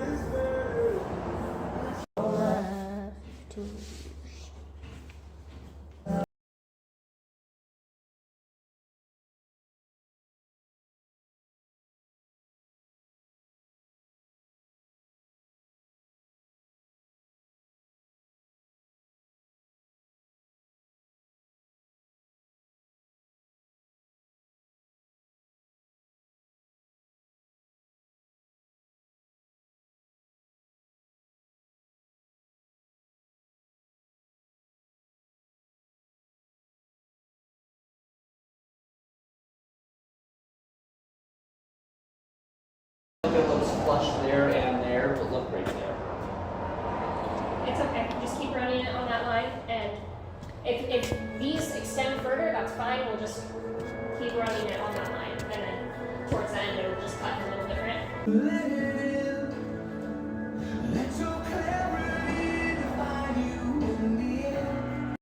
Okay, so this is where we're at so far. I already think this looks significantly better than this.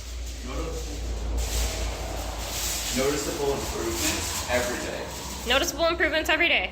This is what we're working with, guys. And then I'm over here getting the painting done on this side. It's really, basically this entire like frame area, we're just gonna do black. And then we're gonna go around probably this upper ceiling trim up here we're gonna be doing. And then I think we decided we're gonna just paint the baseboards black because honestly, what are these things? Do you see the line that works its way down? I think it's gonna not be that noticeable. No, when things on it, no one's gonna notice. It's just I'm noticing. You're like, I'm a perfectionist. No, no. It's like one tile in, I already can screw it up. That just drives me insane. Okay, you're fine.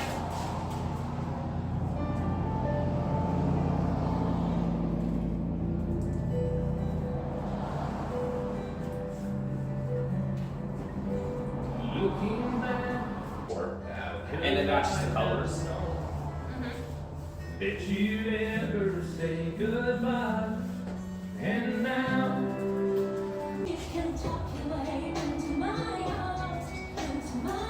Oh, maybe I am messing up. Oh my god, I'm touching Blackpink.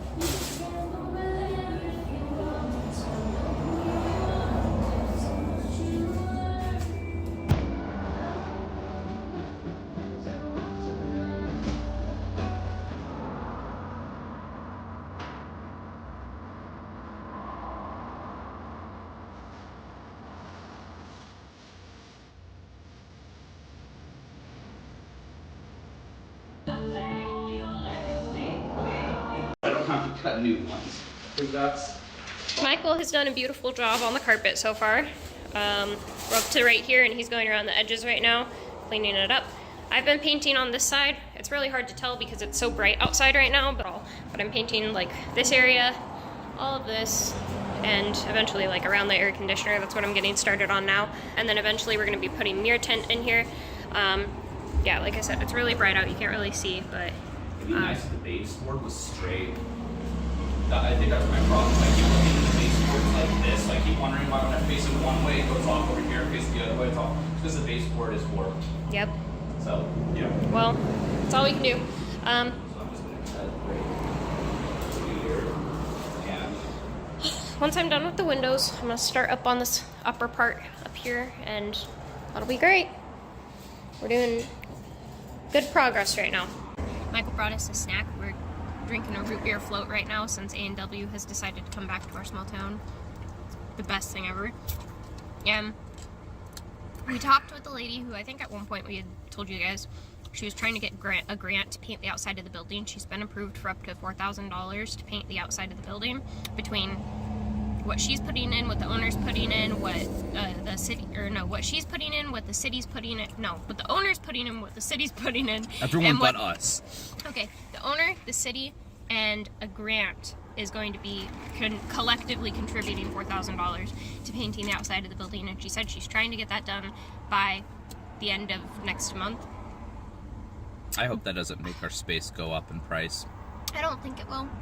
Because we haven't signed a lease yet. We're month to month until we get open, and then we sign a lease. So hopefully it doesn't go up from the lease. But at that point, we'd already be open probably. So Yeah, and honestly, with as much work as we put into this, I don't think that would time to deter spike us. it up to $500 a month. So yeah, lots more painting to do. Jackson might show up for a little while to come see what progress has been made, and that's where we're at.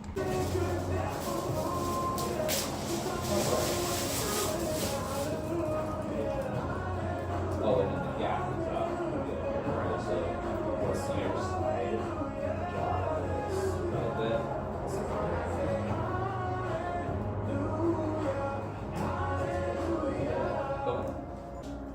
I created a spark. I literally just created a little flame right there. Do you feel like a man now? I cut it and I actually created a spark on the ground. That's crazy. If that had been my finger, that would have been a removed finger. Okay. I'm just doing a super thick coat this time. It's still a massive improvement compared to how it was this morning. We could have started with just the concrete. I want to come to this other side. Let's see what this corner turned out like though. Oh, that wasn't very useful, was it? Yeah, that would look great. You can't even see anything. Isn't that fantastic? Everything here looks very Hey, good. let's Nice. go!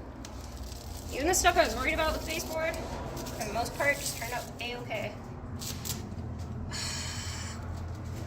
think the only thing I could have done different was tape it all in one piece. Oh well, that's a lot to ask. Yeah, because then you have to keep it in a straight line the entire time, and we've already seen we're not very good at that. Hey, we can see the one spot I messed up.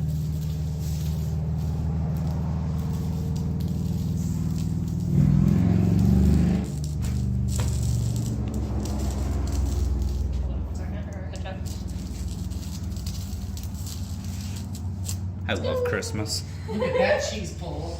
Dang, it looks so much better. It really Yay, does. so- We're gonna be able to. Alright, ladies and gentlemen, Jackson rescued us because that carpet over there was giving us some trouble. He's got expertise in cutting things. So we're good there. And painting the baseboards was definitely the right way to go because it's a little messy, but it still looks way nicer over here than it does over here with those dingy little things. So it's all looking good. That sounds good to me. Space. Because I'm sure we probably have thicker pieces that we cut. That's okay.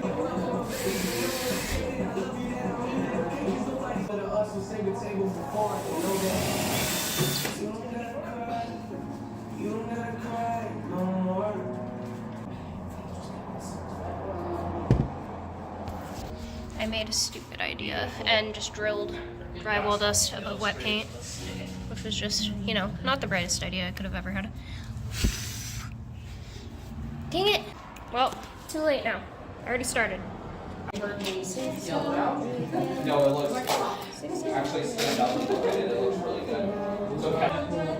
That will slowly press down, and the threads, as the carpet gets walked on, you know the fibers will slowly start. I'm not even worried about it. There are not a lot of people.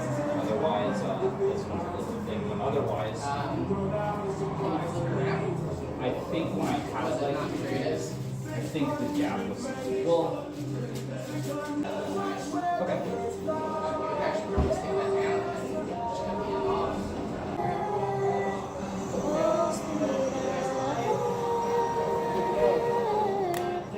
Yeah. Tight, so that it's not flushing good. Yeah, I think once you here, just to how it here, the treads go. Okay. Those. Yeah, that doesn't look bad at all. We had a perfect I've little seen such worse carpet. perfect piece right there. The reason I was stressed is because I was trying to keep the arrows facing that way, but honestly, I think we gave up on the arrows right over there. Over there.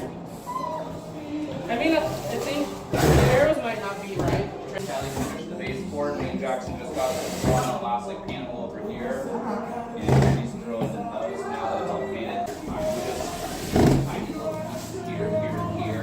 But once they stuck, they don't look bad at all. I'd rather sharpen knife and next. It looks so much better than it did.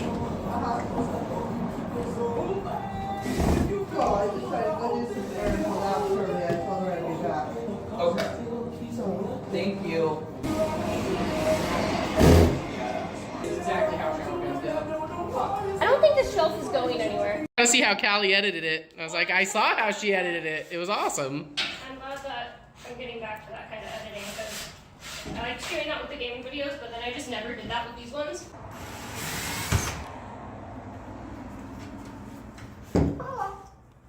I've tried to do this with the shelf. Just mark the different ones. Drywall dust all over the stuff I just painted. I definitely didn't just switch the camera around at 30 seconds. It's okay.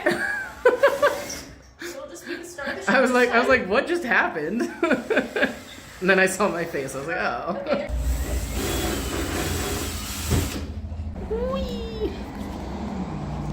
Oops. Did you do it again? Yep. I'm gonna have a little count at the end of the video. How many times Jackson flips the video over himself? I've never had the flip button right there.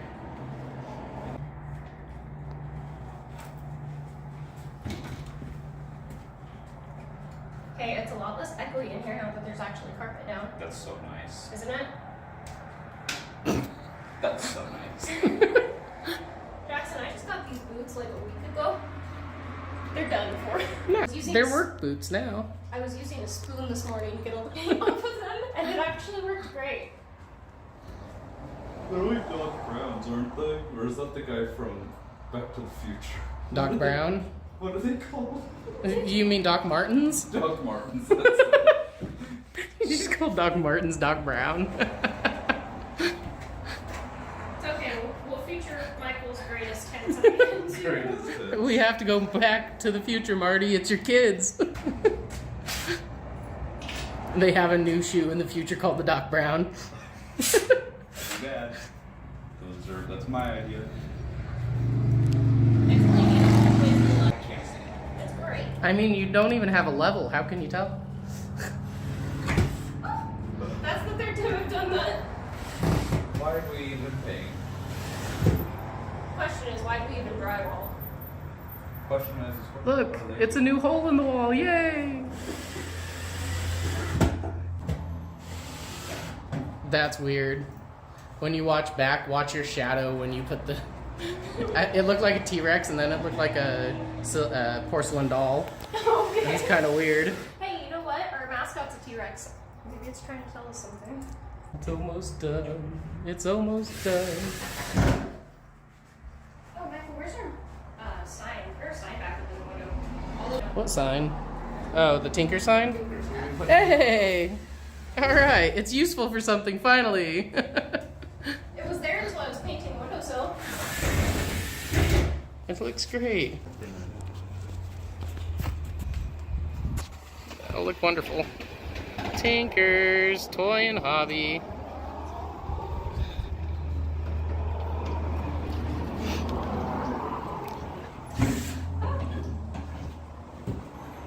Okay, that's enough for now. Woohoo! Now I have to go flip the other one around, but we can move the register back to where it goes now. Yay! I actually see it all come together. Alright.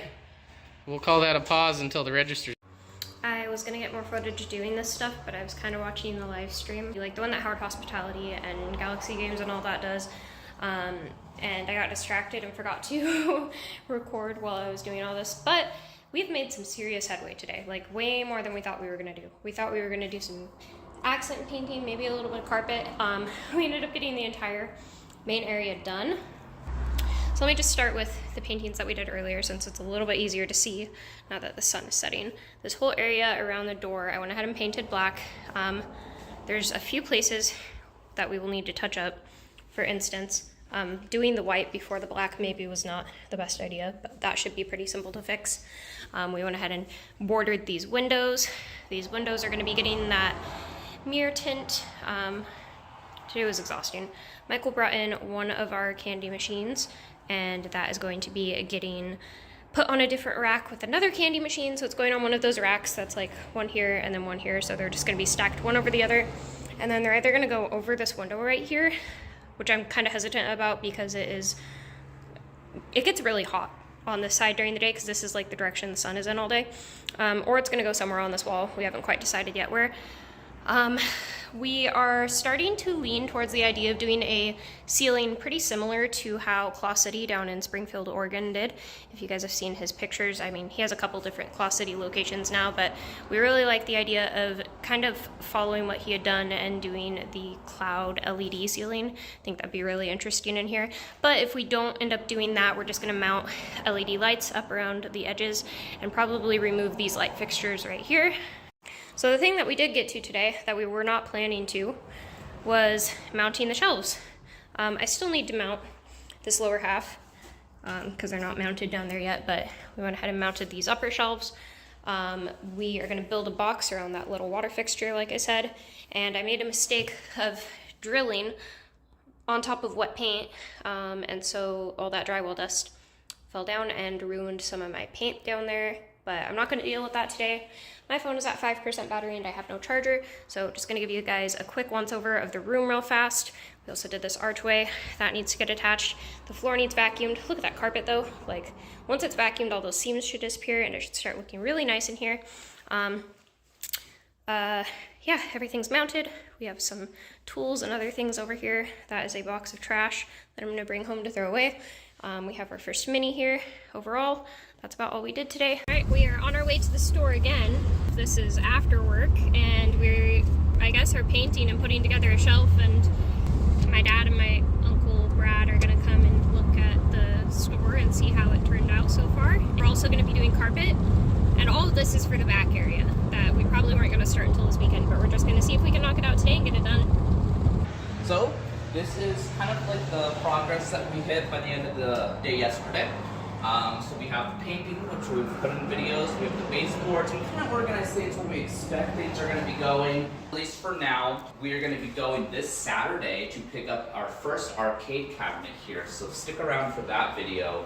Today is going to be basically taking everything that we did over here and working on our workstation. So that's going to be the carpet, the paint, the baseboards, but it's also about a third of the size of the whole store, so I expect at least about a third of the time to be not spent. So before we get going today, grab yourself a really good drink and a tasty snack and get settled in because this is gonna be a project.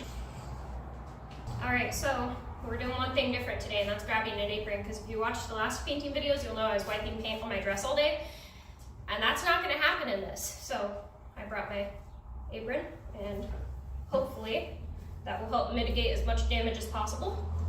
And we'll see where it goes.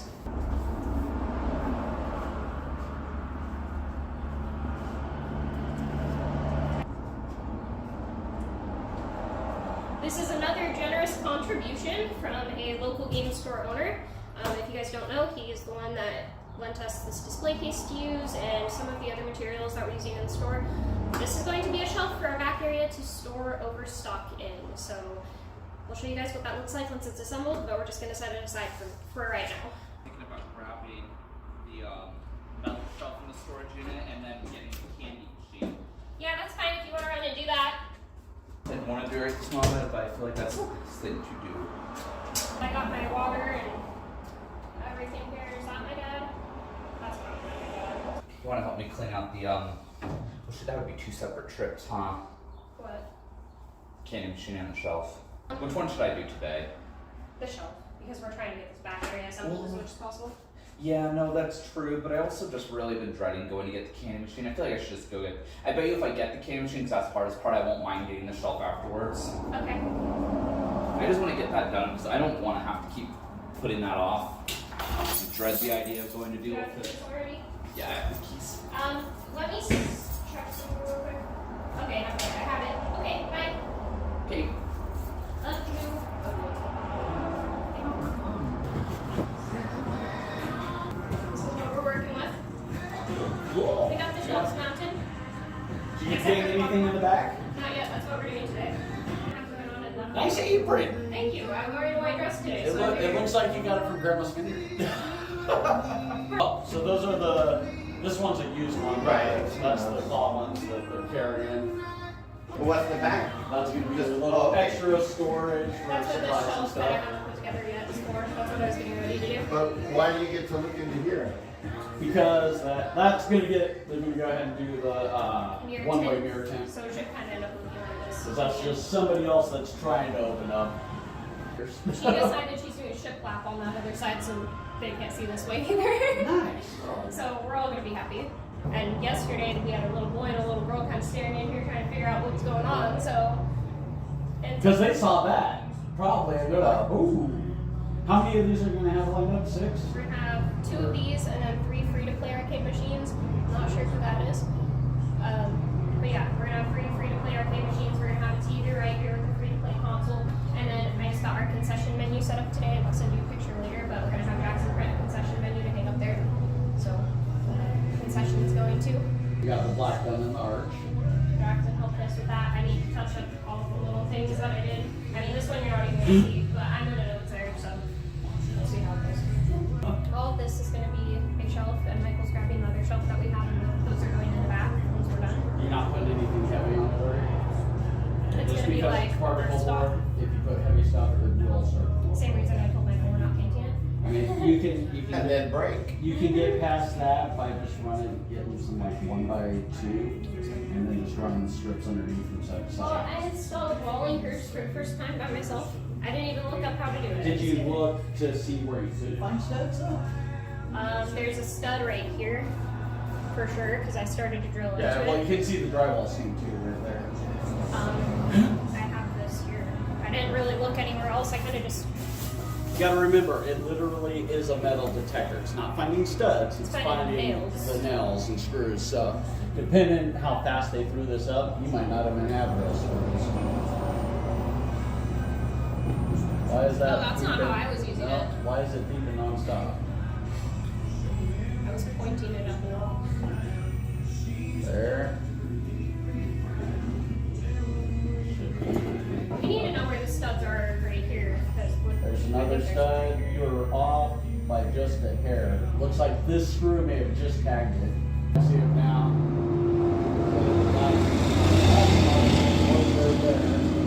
It's actually surprisingly not very loud if you shove this.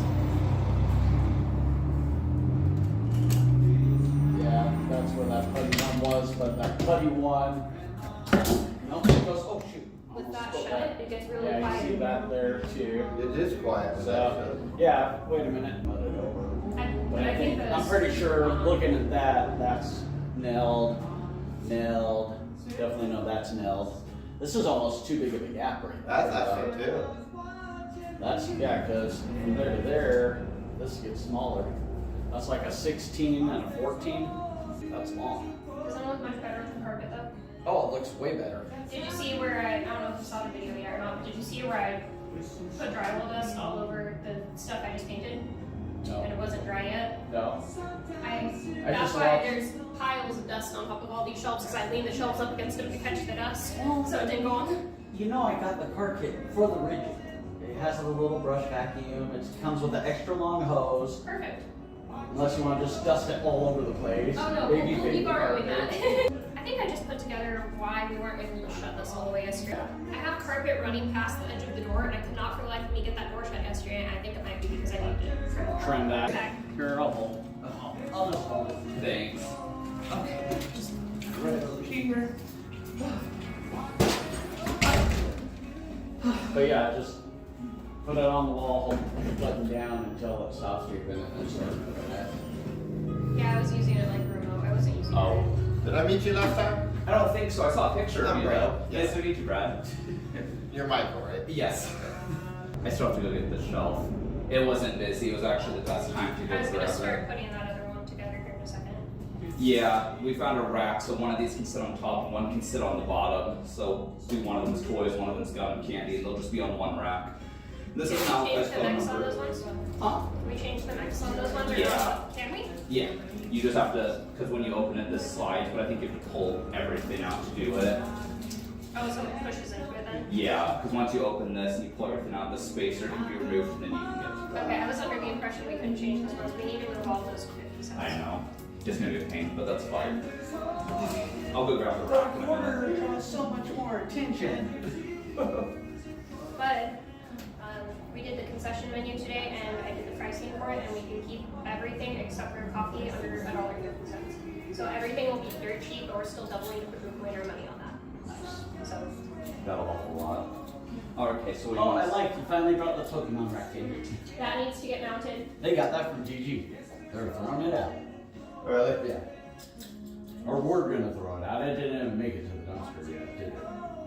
No. I told him to call me. We have a glass sheet that we're gonna need cut down to size. She said it's 6 feet long. We're gonna need to get it cut down to Acrylic size. or glass? I have an acrylic sheet back there Where, that we where, can are you, use. where are you using that for? We're adding a shelf Right, there right. because there's Oh, just one shelf. okay. So I'm gonna order the I would definitely do the acrylic. I want to do glass. well, I have a sheet of acrylic Yeah. back there. I think that might be too short. Maybe It not. looks like it's almost dead perfect on that. If that's perfect, that's great. Does it have any kind of mounting hardware? Not yet, but I was gonna order it. There's brackets that go in there. If that's long enough, we'll just clean that up and put that in there, or cover it with felt and put that in there. Hey, Oh, let's oh, go! Oh. You wanna know what's funny about All right, that? wait a minute. Let's see depth wise though. Yeah. Depth wise, it's gonna Alright. have to be cut, and I don't have my freaking table saw anymore. I have fine blades for one, but I'd have to clamp and set it up with my skill saw. Just because you have to go really slow with these, or you and have the fine blade, or they chip. So I could. You could trim it down a little bit, we'll just cover it with felt or something, and Yeah. not bother trying to clean that up, because if it's Oh. acrylic, it's just gonna break. That's the problem. It's not gonna have the rigidity of it. That's what I was thinking. Well, We'll it's just have a like that. center, we'll have a center.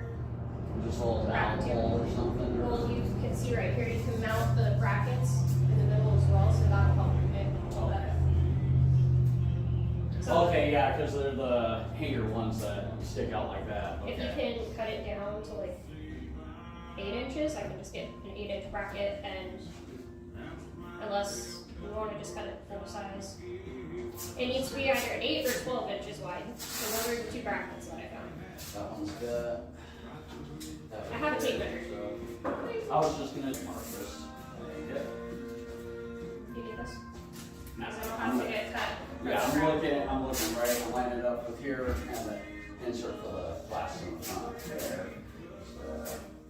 So, I'm gonna go about a half inch past it, just so we know that's getting rid of that. Oh, that's way longer than I thought it was. Hold up. So before anything, the brackets I was looking at are only 12 inches.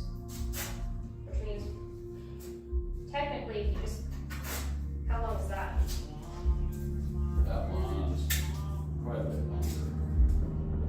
If you just cut that in half, we can make it into 2 shelves. They'll just be slightly smaller shelves. But either if you way, went and picked up another sheet like this, then you could do 2 full shelves that can go all the way to well, it's the funny glass. because the only reason we have that is because they left it from the window. yeah, he was saying that the other guy didn't want to throw it away, and so they just didn't throw it away, and we weren't going to throw it away.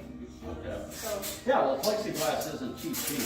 but I think the owner thinks it's been thrown away already. So as far as I'm concerned, it's been thrown away, and Okay. it was thrown away before we got here.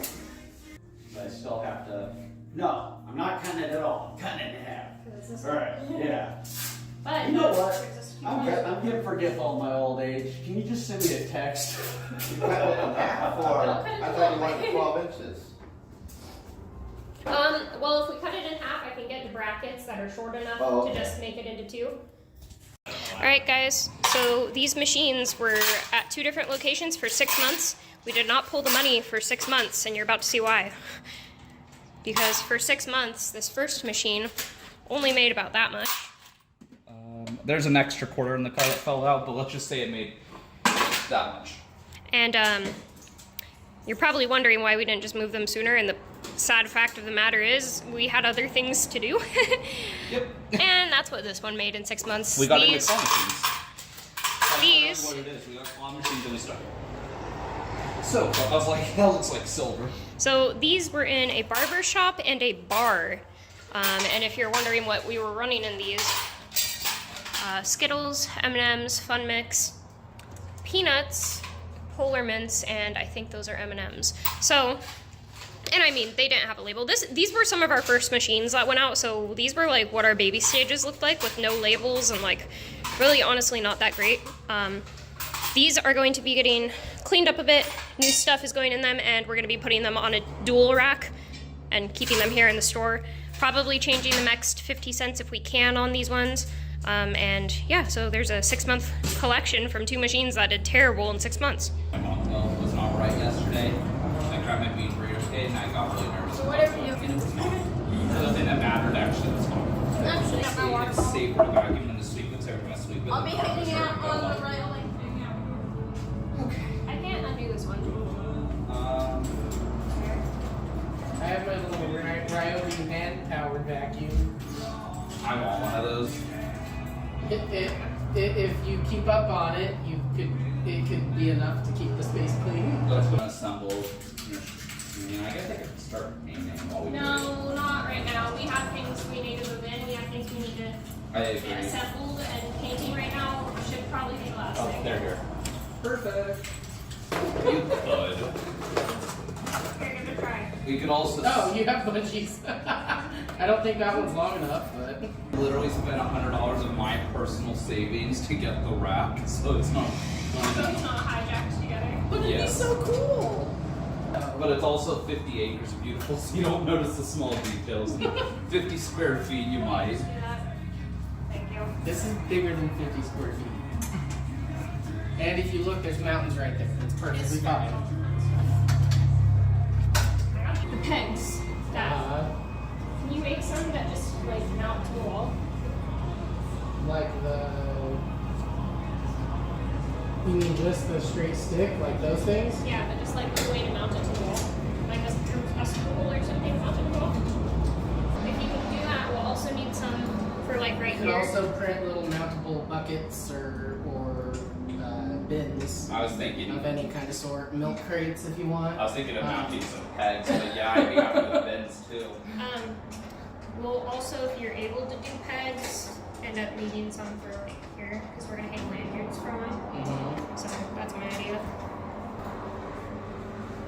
Also, I'm so sorry. Just ordered the PETG filament for with these colors. Uh, Not quite this, a little darker than this, more like a cyan. Probably. Because that's what that's what Justin and Deanna and Corbin told me when I made it. They were like, it needs to be darker. Yeah. So I got, Yeah, I hope a slightly darker one. Yay, thank you.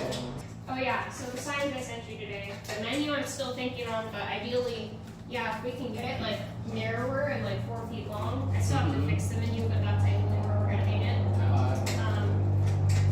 I already did the pricing and everything today. It's actually gonna be one of the cheapest things we can start with. It's $2.18 for 2 pieces of everything on the menu. And we're looking at doubling and quadrupling our money on everything. And we're not having to charge more than $4, and that's for coffee. Everything else is $1.50 or less, and we're still making those profit margins. But I think it's one of the lowest cost things we can do with the highest impact, because when kids come in here and they're thirsty and they're hungry, they have snacks to get. well, when me and Jackson did the booth, Or even on a hot day like today, if there's a shop right here that I can stop in and grab something to drink. Yep, that's the idea. We Remember when need we a did bigger our- fridge. remember when we did our booth and I brought soda water? I sold basically That was great. everything. Literally just about everything. I was thinking about the signboard. Blocks could be switched around if That you would wanted. be great. But also the letters could move. I think I could make something like that. That would be awesome. And if we just did like a 1x5 in terms of the build plate, you know, so you get a 10 by whatever, or we could do 2. And just make a larger story size. Uh-huh. Yeah, if you could do something like that, that'd be great, because everything else I think is fine, not needing to be changed, but if we need to switch the menu out, we could just be like, Jackson, I need 3 more S's.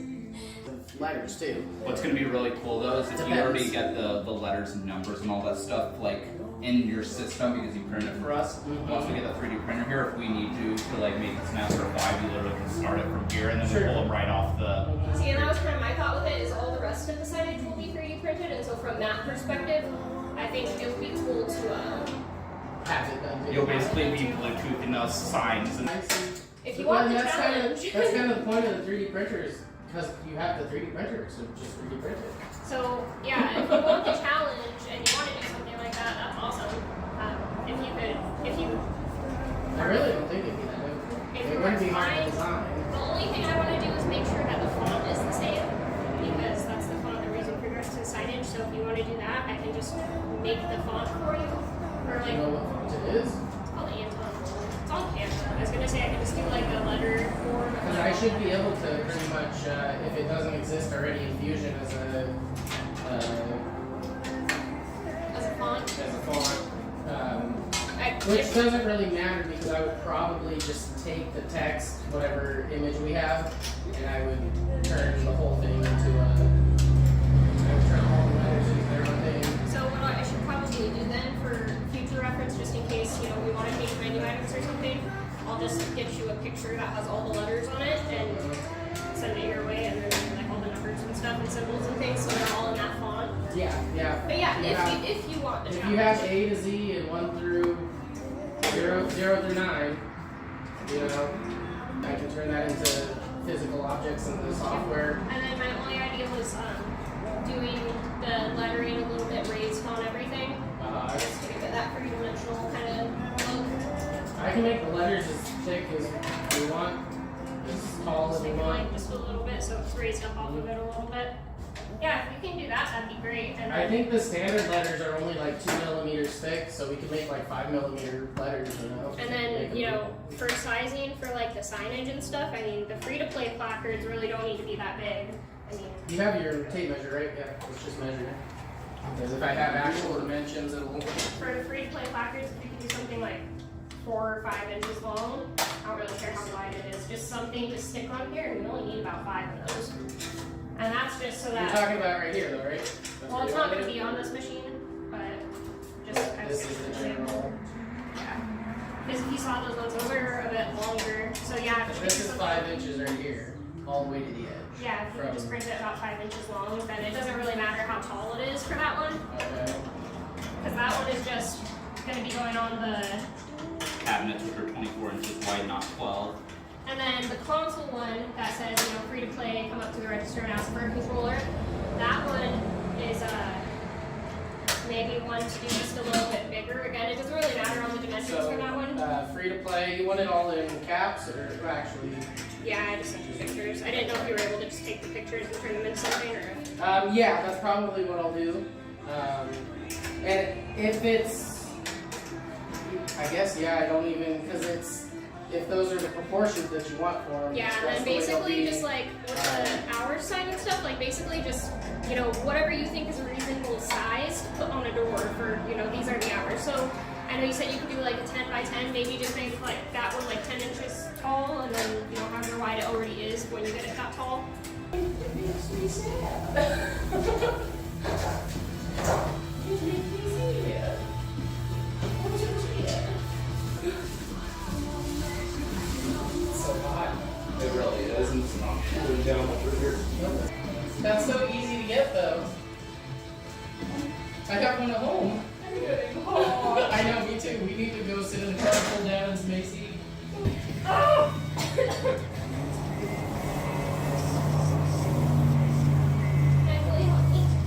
Hang on. Also, look at my shoe. Wow, those are pretty handsome. And, yeah.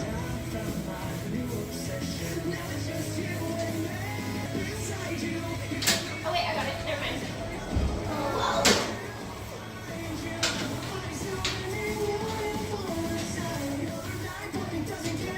I gotta get out of the bin so I can save it. There's no good thing ever. Say that again. For me yet.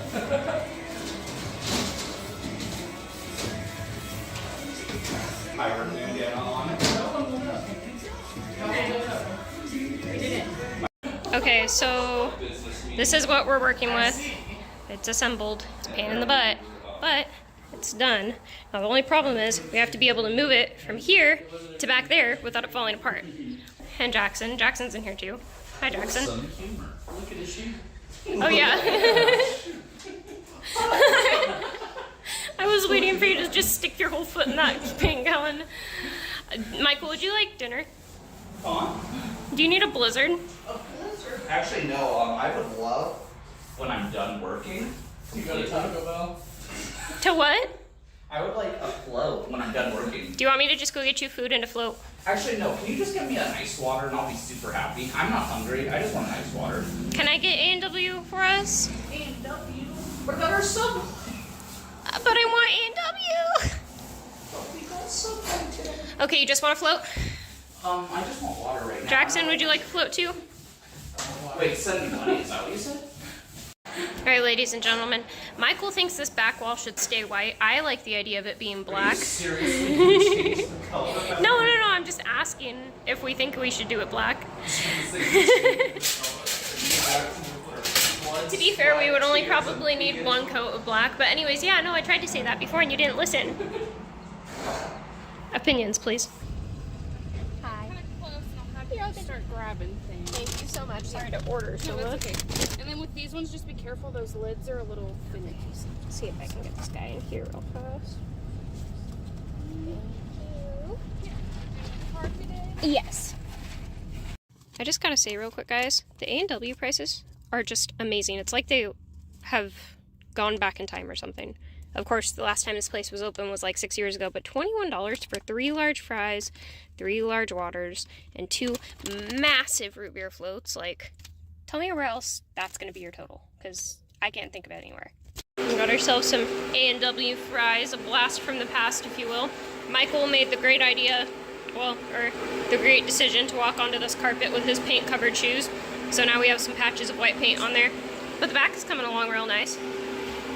And we had to set up a fan because... paint fumes. It was because of paint fumes. Everybody was starting to feel a little bit loopy. Might not be good if I painted bad. Might not be good if I painted bad. Might not be good if I can't get it all off in one piece again. Yeah, I did that for sure. Won't be good if I painted it. The actual electric box. Hey, you know what? 9 out of 10. 9. I give it a 7.3.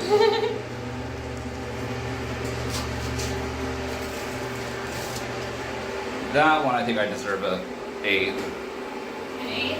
Yeah. So while we're peeling this tape, I'll tell you about the fact that we just had 2 kids come in here and ask what the store was going to be, and then say that they liked this store already because they saw the mini claw machine.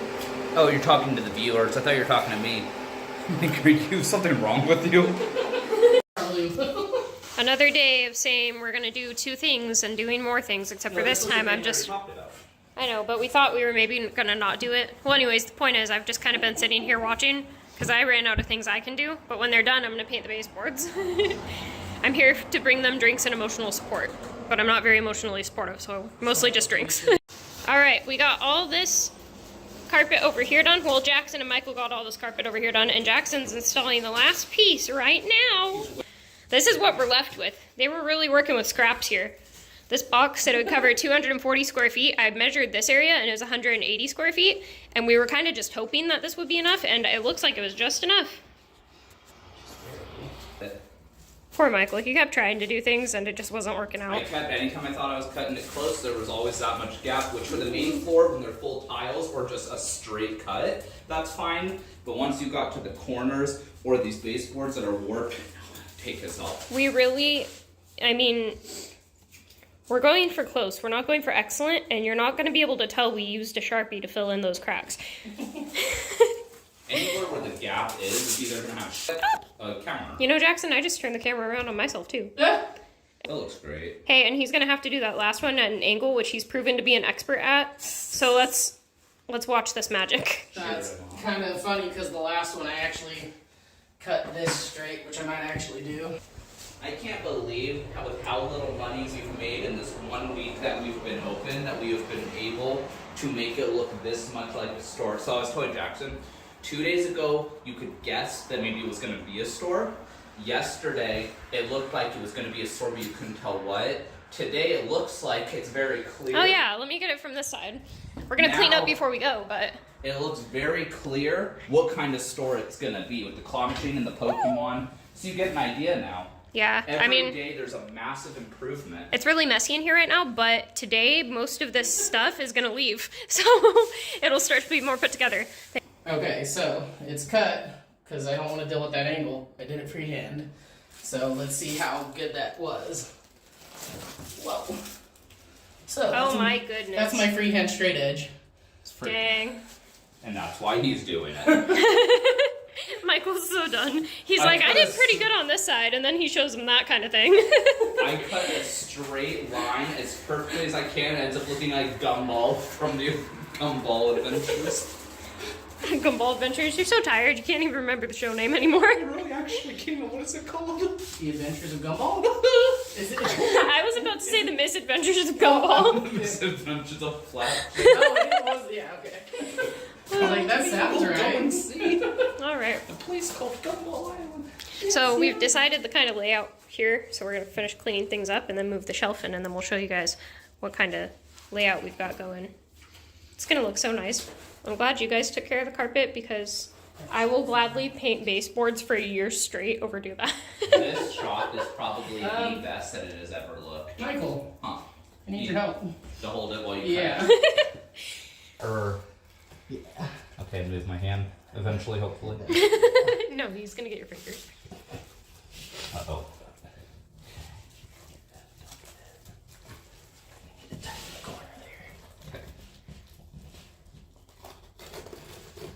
I'm gonna move my hand.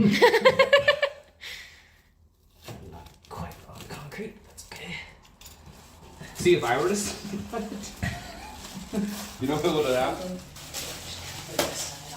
Not quite on the concrete, my cut's all the way on that wall. This is great. This place has floor and less echo now. It's actually incredible. Yeah, there's no echo at all, is there? Okay. Not hardly at all. Last... It's actually nice and condensed. Do you want to do the honors? Nope. Are you sure? He's like, nope, this is what you get for your unpaid labor. See if that wasn't too much of a curve right there. It might have been. That last piece might look really ugly. Really ugly. This is the last of the carpet. Or maybe it'll fit pretty damn perfect. That's so good. Ooh, yay! I'm gonna add a laugh track. Or not a laugh track, I'm gonna add a clap track. No need now. Wow, and now we can actually take it all in. Dang! Yeah, that was No, all we the gotta get all trash. this in the trash first and then we can. Yeah, can we throw that Yeah. Look, Okay, this is what we're working with. Carpet is all done, baseboards are all done, and now we get to clean all this up. Okay, well, this is what we got done today. We have all of our paint done. Thank you to Jackson again for helping with that. This was the big project today. I mostly just sat and watched while they were doing that and offered emotional support, but this is what they're working with. Carpet and paint's done. And we have the first shelf back there. We're going to be adding a second shelf and trying to see if we can squeeze some kind of desk setup back there to work. I don't know how that's going to work yet. What do we have here? This is our Pokemon display we got from Dollar General about a year ago, saying Cool. maybe someday we'll open a store, but we never actually thought it would happen, so... Ignore the actually price able to tags. use it. These are really old from old booths and stuff. But yeah, like we have all those trainers, energy, some boxes. This is nothing compared to what we want to have, but just kind of gives you an idea of some of the stuff we carry. Show us the other stuff. Okay, so we do have our 2 candy machines here right now. Michael's probably already mentioned in a video, but we're going to be getting these on a ladder rack so that there's one on top of the other basically, and that will be going on our arcade wall.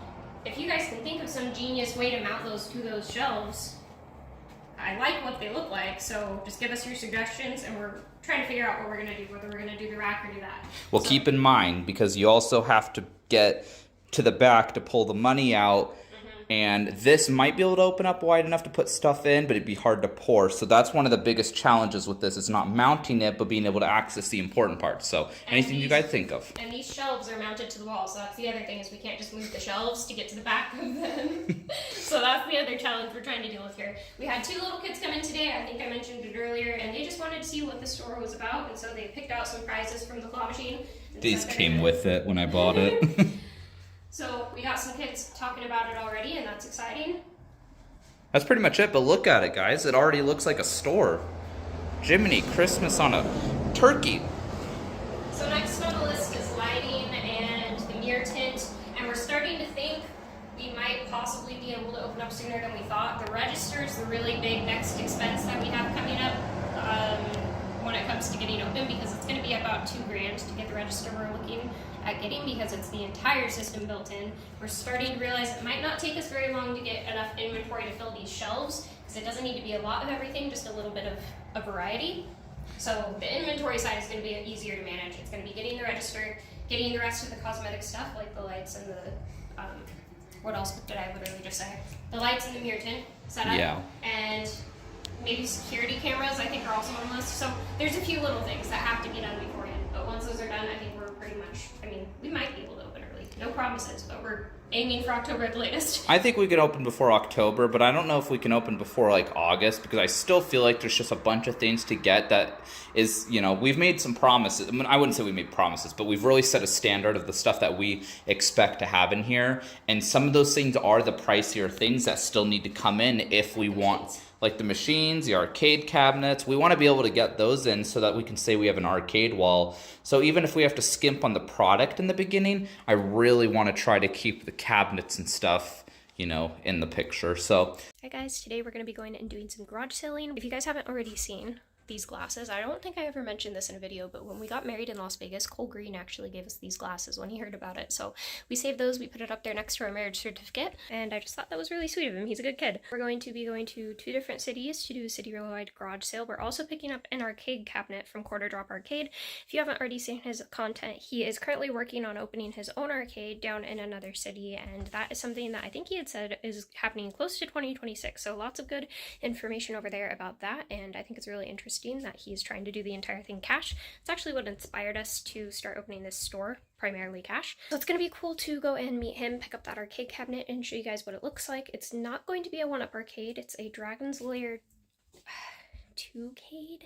I don't know for sure if that's how you say that, but it's a Dragon's Lair arcade cabinet that lets you download new games onto it. So it's really interesting, a little bit of a step up from the 1-up arcade concept, and we're going to be picking that up for $150 today. So definitely a good deal. We'll go ahead and stay tuned. We'll show you guys what kind of things we find at the yard sales today, and also, you know, just the cabinet once we get it picked up. It is an absolutely beautiful day to go look at garage sales. This is just absolutely clear skies. Probably going to get hot later, but might stop and get an ice cream cone from our fun shop location. We're about 15 minutes out from going to meet Quarter Drop Arcade and pick up that arcade cabinet. Before we left, we cleared out this back seat and the trunk of the car so that we can make room for it. This one disassembles into pieces, which is fantastic because I don't think we can fit that 5-inch cabinet or that 5-foot cabinet in the back seat. I think we're gonna have to put half of it in the trunk. And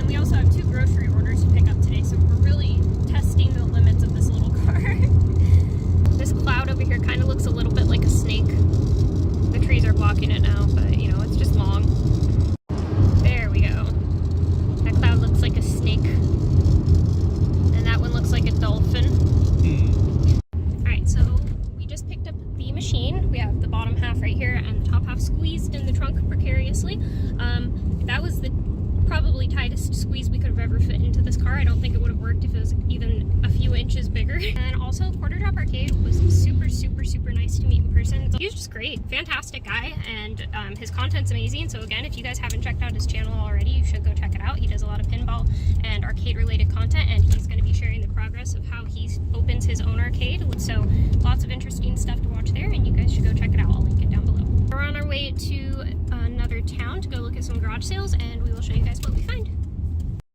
We got some ice cream from our Fudge Shop location. Michael, what kind did you get? Cake batter on a waffle cone. I got chocolate on a little tiny cone. What's this 2/6 code? Oh yeah. Yeah, I don't know anything about comic books, so I won't be able to tell you really whether or not it's going to be worth it. Neither would I. We got so busy scurrying around like 20 different garage sales. I think the only actual garage sale footage I got was like Michael flipping through some comics we didn't buy because we know nothing about them. We went to a garage sale that was selling a whole ton of games for $3 a piece, and I think PlayStation games were $5 a piece. Well, anyways, we were able to talk them down a little bit. We got an entire bag of games down here. Like, this was from a couple different garage sales, but like the bulk of like what's down there, we'll go through this later in the video and show you what all we got. But yeah, we got a whole ton of that stuff. We also got a sealed game that's sitting back here in the back seat. I don't know why it's there and not with the rest of them, but that being said, we got quite a variety. We also picked up some Skylanders because my brother in particular has an obsession with these, but also they were $2.50 a piece, so what can you say? Got a really good variety. We found some Halo, Call of Duty, Black Ops. A lot of it was more recognizable titles. There was a lot of games there, but we only really went for the ones that we knew people would recognize because we want to fill our shelves with that and not really filler to start. And they were pretty good prices, so. So we're gonna go get lunch because we're both hungry and it's ridiculously hot out today. And then tomorrow I'm gonna do some more garage sale hunting, and later today in this video we're gonna be assembling our second shelf in the back area and start showing you guys what we picked up from the sales today. Alright ladies, we've made it to McDonald's. Well, ladies and gentlemen, we've made it to McDonald's. We're really testing our luck with how much we can fit in this car right now. We just fit 2 grocery orders in, one for us and one for a client, and we managed to kind of puzzle piece it all behind. I'm pretty sure it's not safe to drive like this, but we don't do this very often, and there's literally like no other way to do it right now, so we're gonna get our butts home and put groceries away, and then we're gonna head to the store. Look at this absolutely beautiful view. Like, massive lake, all these mountains. Michael. We're on our way to the store, and we're going to be disassembling the arcade. Not disassembling, assembling. It's been a long day. We also picked up some product we're going to show you guys. Most of this was found at, well, all of this actually, again, I'm tired, was found at the garage sales today, and I think we have some pretty good finds that will help start out our game shelf. Stay tuned.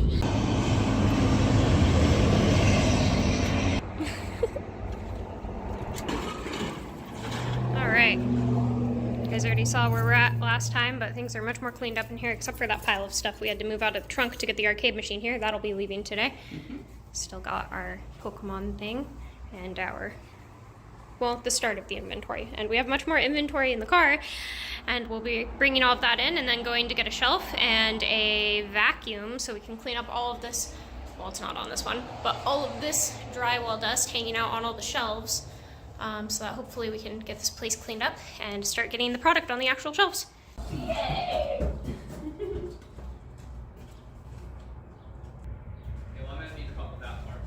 Okay, this is a bag full of product from the art sales we went to today. We'll be going through this so you can see what we got. But not right now. First we have other things to do. The number of Sherwin-Williams paint trucks that end up in our video is a little bit ridiculous at this point. Please sponsor us.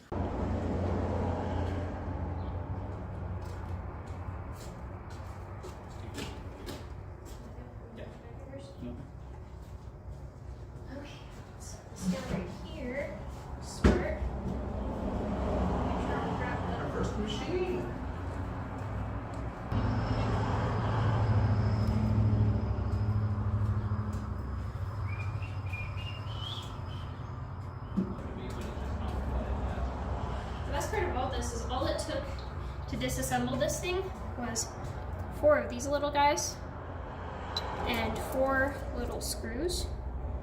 And I don't know where the screws go yet, but we'll figure it out.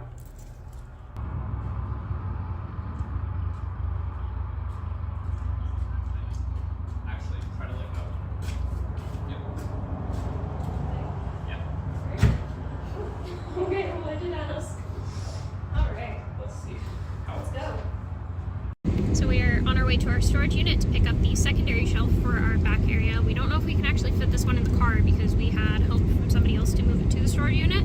So fingers crossed. This car has proved itself today already, so let's hope it does it again. And then we're running to my parents' house to pick up a shop vac so that I can start vacuuming off those shelves and we can start wiping things down and getting things looking all nice. Assemble that arcade machine and just start adding to the store. I'm very excited. There.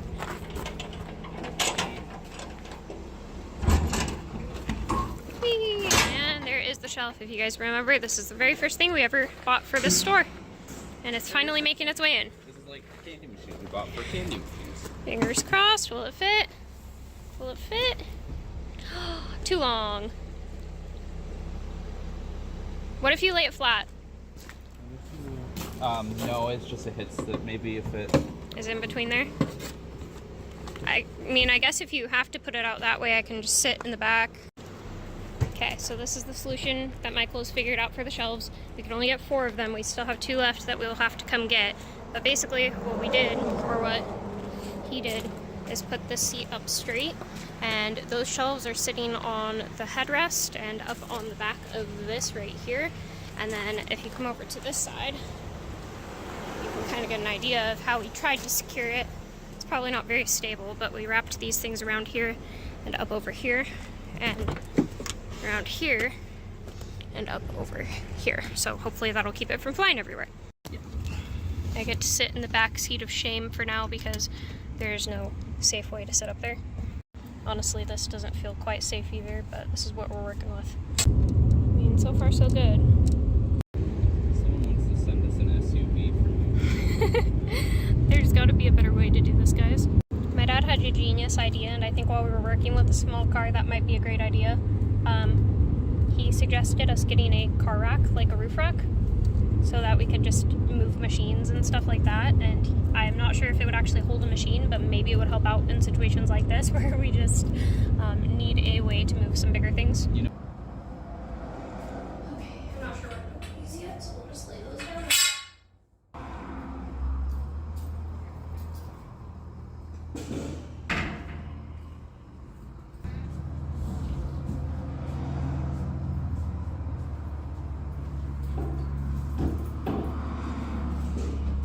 Oops, my bad.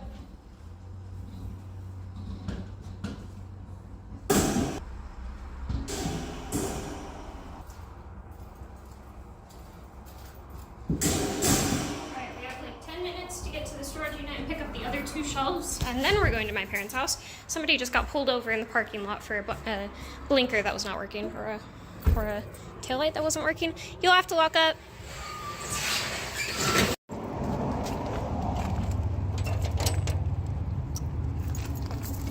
Taking coffee, no? That's not hard. It's a little hard.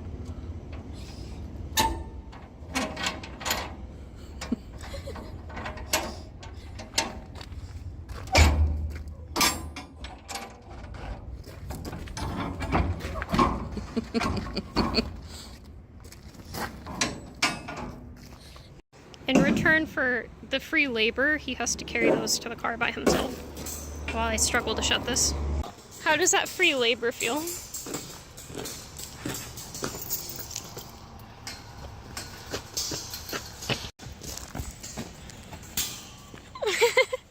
Here, I'll do one or the other. I'll do this part.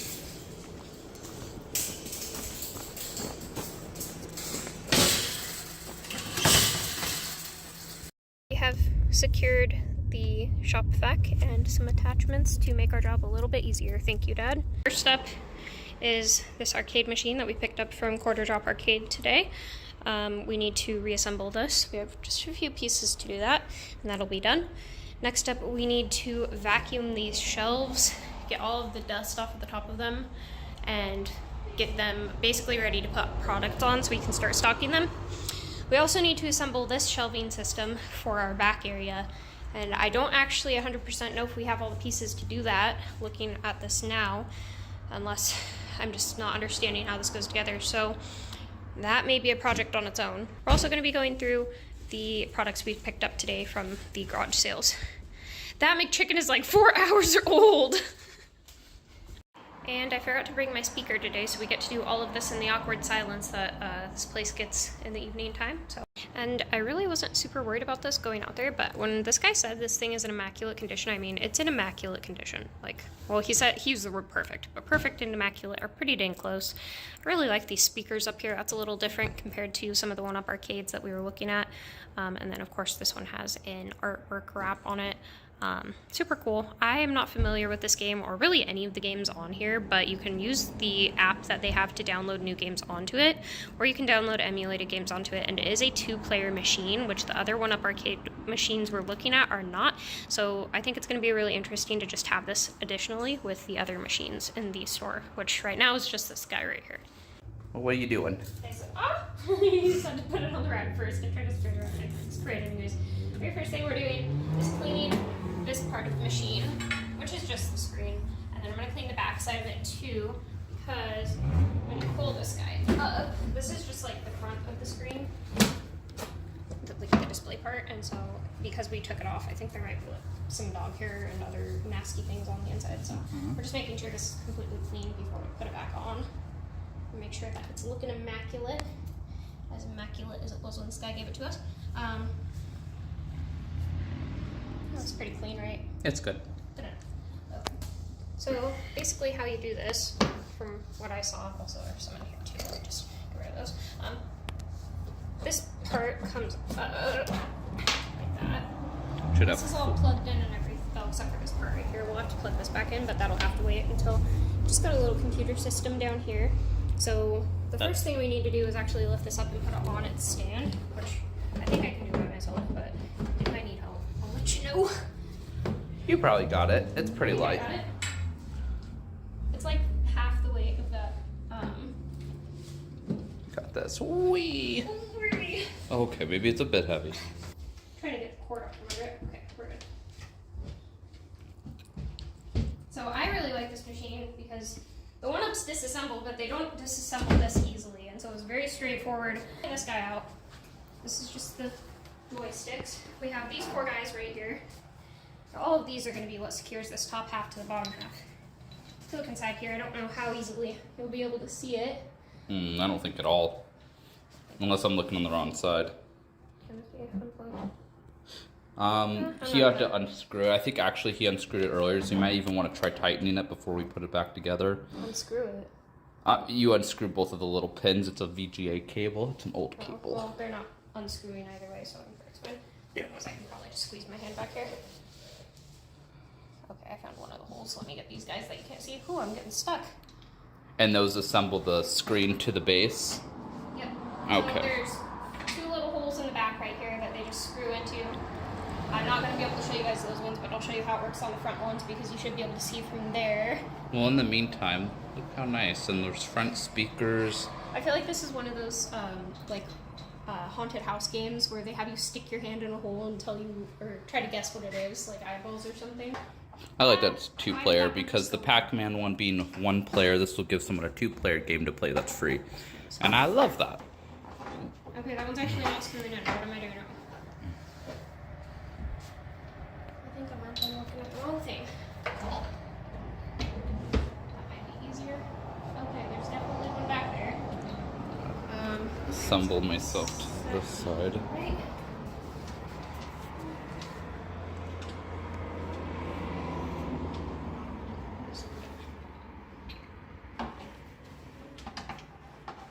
I found the hole, but it's acting like it's not threaded.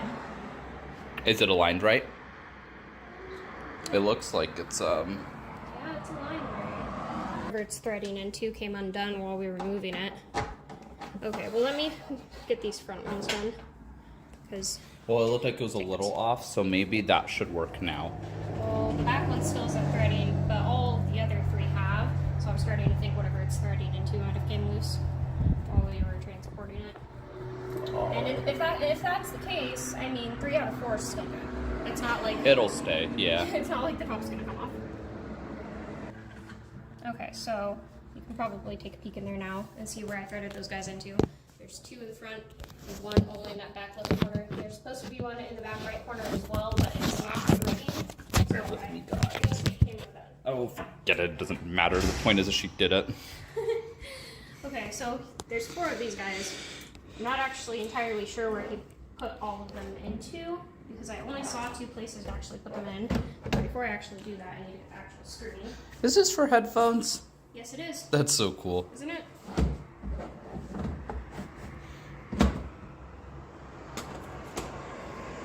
Was I supposed to do that first? I think so.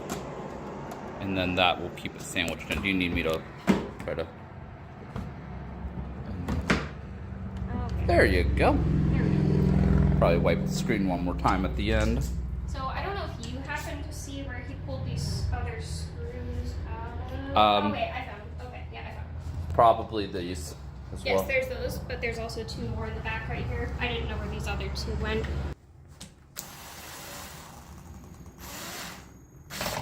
Beautiful. I'd be sad. Okay. And here in a second, we'll plug this thing in and show you guys how it... Which will be our first time actually using it because we saw it on, but we didn't actually 1 second. play with it. I didn't have that one lined up right.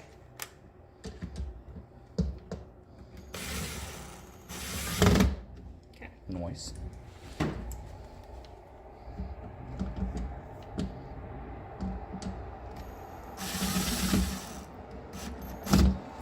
Hypothetically, yep. It feels really sturdy. Yeah. Actually, this feels like a nice, you know, sturdy So in the thing. meantime, while we're waiting for outlets on that wall, we'll throw it on this wall. Okie dokie. And we still may not. So there's a chance we may not go with outlets and we may go with power strips, like power surge protectors. Because we're looking at the wattage that these machines pull and the wattage that those protectors can use. And even with all of these machines running, it's only running like a quarter of what they can stand. So it looks like there's a chance we may be able to just run it like that. But if we do that, we're still going to take the precaution of making sure to turn off the machines one at a time, like has been suggested by other people, and also, whoopsie, and also make sure that we unplug everything at the end of the night so that it's never plugged into electricity while we're not here. Because at the end of the day, we still want to play it cautious for something like this. It's a Electricity is super scary. light machine.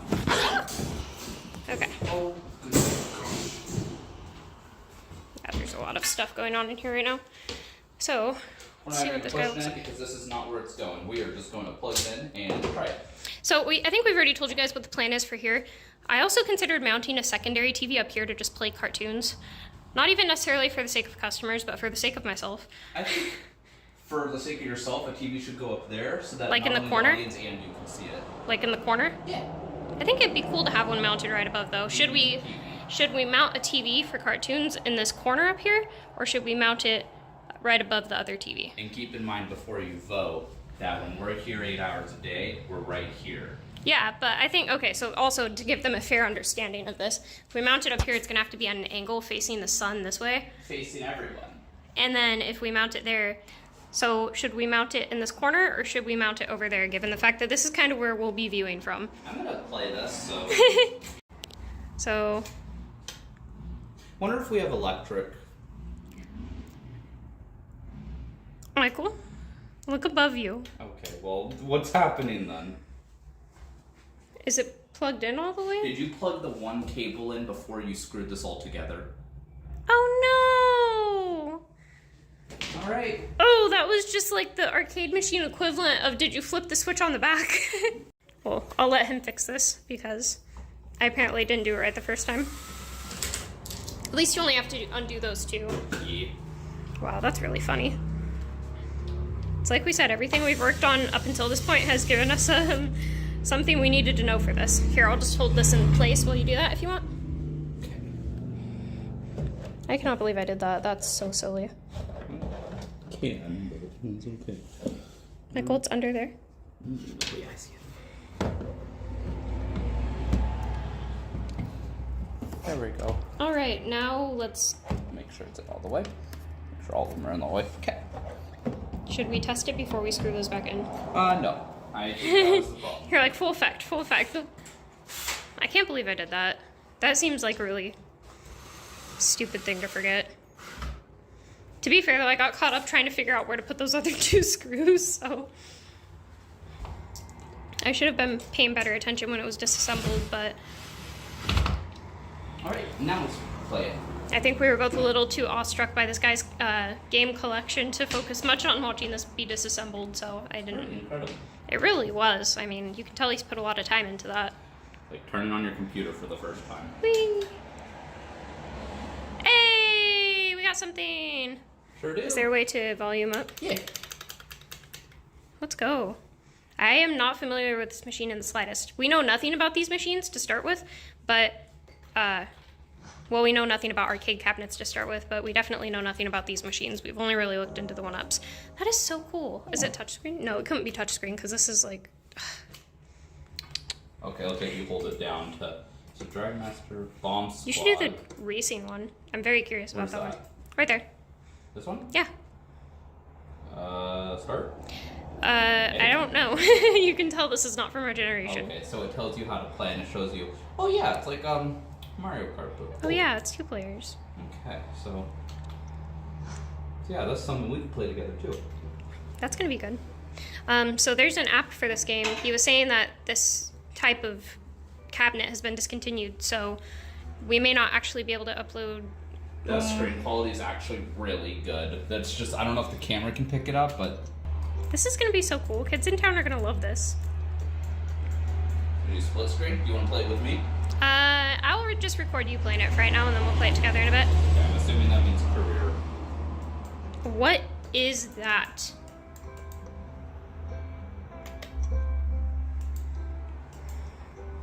I think I know why this was discontinued now. Lightning. Oh, how do I drive? Oh, here we go. Look at that, guys. So I guess A is I. Oh yeah, this must What be the can I heck? drift? Can you drift? Oh, you can. Oh, this is cool. And you can split screen. It's literally basically Mario Kart. That is so What cool. did you What the heck? Vehicle. Wow, that's so cool. Kids are gonna love this. That's awesome. Okay, I'll use an And this item. is gonna be one of our free-to-play games that we've been talking about. That's why we were so excited when this guy reached out to us and mentioned that he had this on hand, especially at the price we got it for. We picked this one up for $150. And I mean, like you can see, it's in pretty dang immaculate condition. I love that you can add more games onto it if we can find the right way to do it. You've got your speakers up here. I'm curious how loud it gets. I'm in second place. I'm gonna. Careful. Wow. Sounded like some- That wasn't even fully... 2.07 seconds. Okay, well that's cool. Let's try another game. So I'm assuming holding down. So this is the main game. I guess. Okay, let's try that one then. Yeah, I want to see kind of what because this is the one from what I was seeing. A lot of the games took up like 100 megabytes or 200 megabytes. This one takes up like a gig, which is like even more A than lot for something like this. Yeah, it's more than like Minecraft or Terraria, so it probably is like a full game. It looked a lot like Zelda, if I'm thinking of the right one. I mean, it's what the entire cabinet is themed after, so it has to be pretty good, I would imagine. That reminds me of the one Disney movie, The Sword in the Stone. Yeah, or Castlevania a little bit, but yeah, it reminds me of.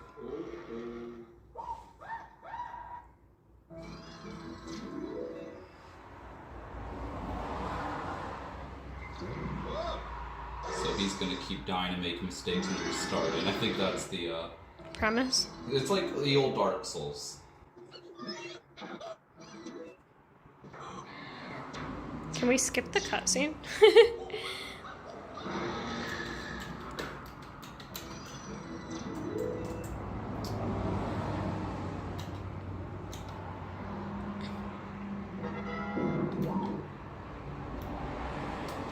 You might just have to sit through it, but I'm sure you don't have to once you actually start.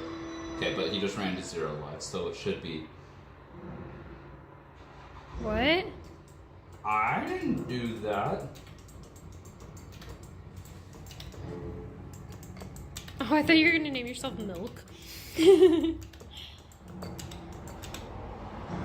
Mikey boy.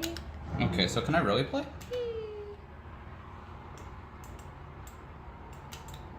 Or is it gonna start over the same exact way? I'm so confused. What is the point of this game? Am I supposed to do one of the actions that it mentioned. Oh, wait.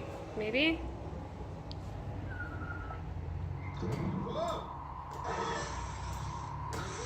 Oh, okay. So basically we just kept dying or kept watching it until he died. Okay, so not my favorite game. What's Bomb Squad? Let's try. No, that's more like Final Fantasy. No. Let's see. Kind of looks a lot like Bomb. Actually, wait, Bomb Squad. This is a legit game. I think I've played this with Noah before. Okay, so we have the second machine here in our arcade lineup. You can see it's pretty much right about the same height as the Mega Mini. And I am very, very happy with this. I'm not sure how much of a hit the games on here are going to be, but we're going to explore the option of adding some more games. And it looks like it does have a couple fun options. You saw that racing game was pretty similar to Mario Kart, so I think the kids in town are going to enjoy it just for the fact that it's free, it's something to do, and yeah, how do you like it? I like it.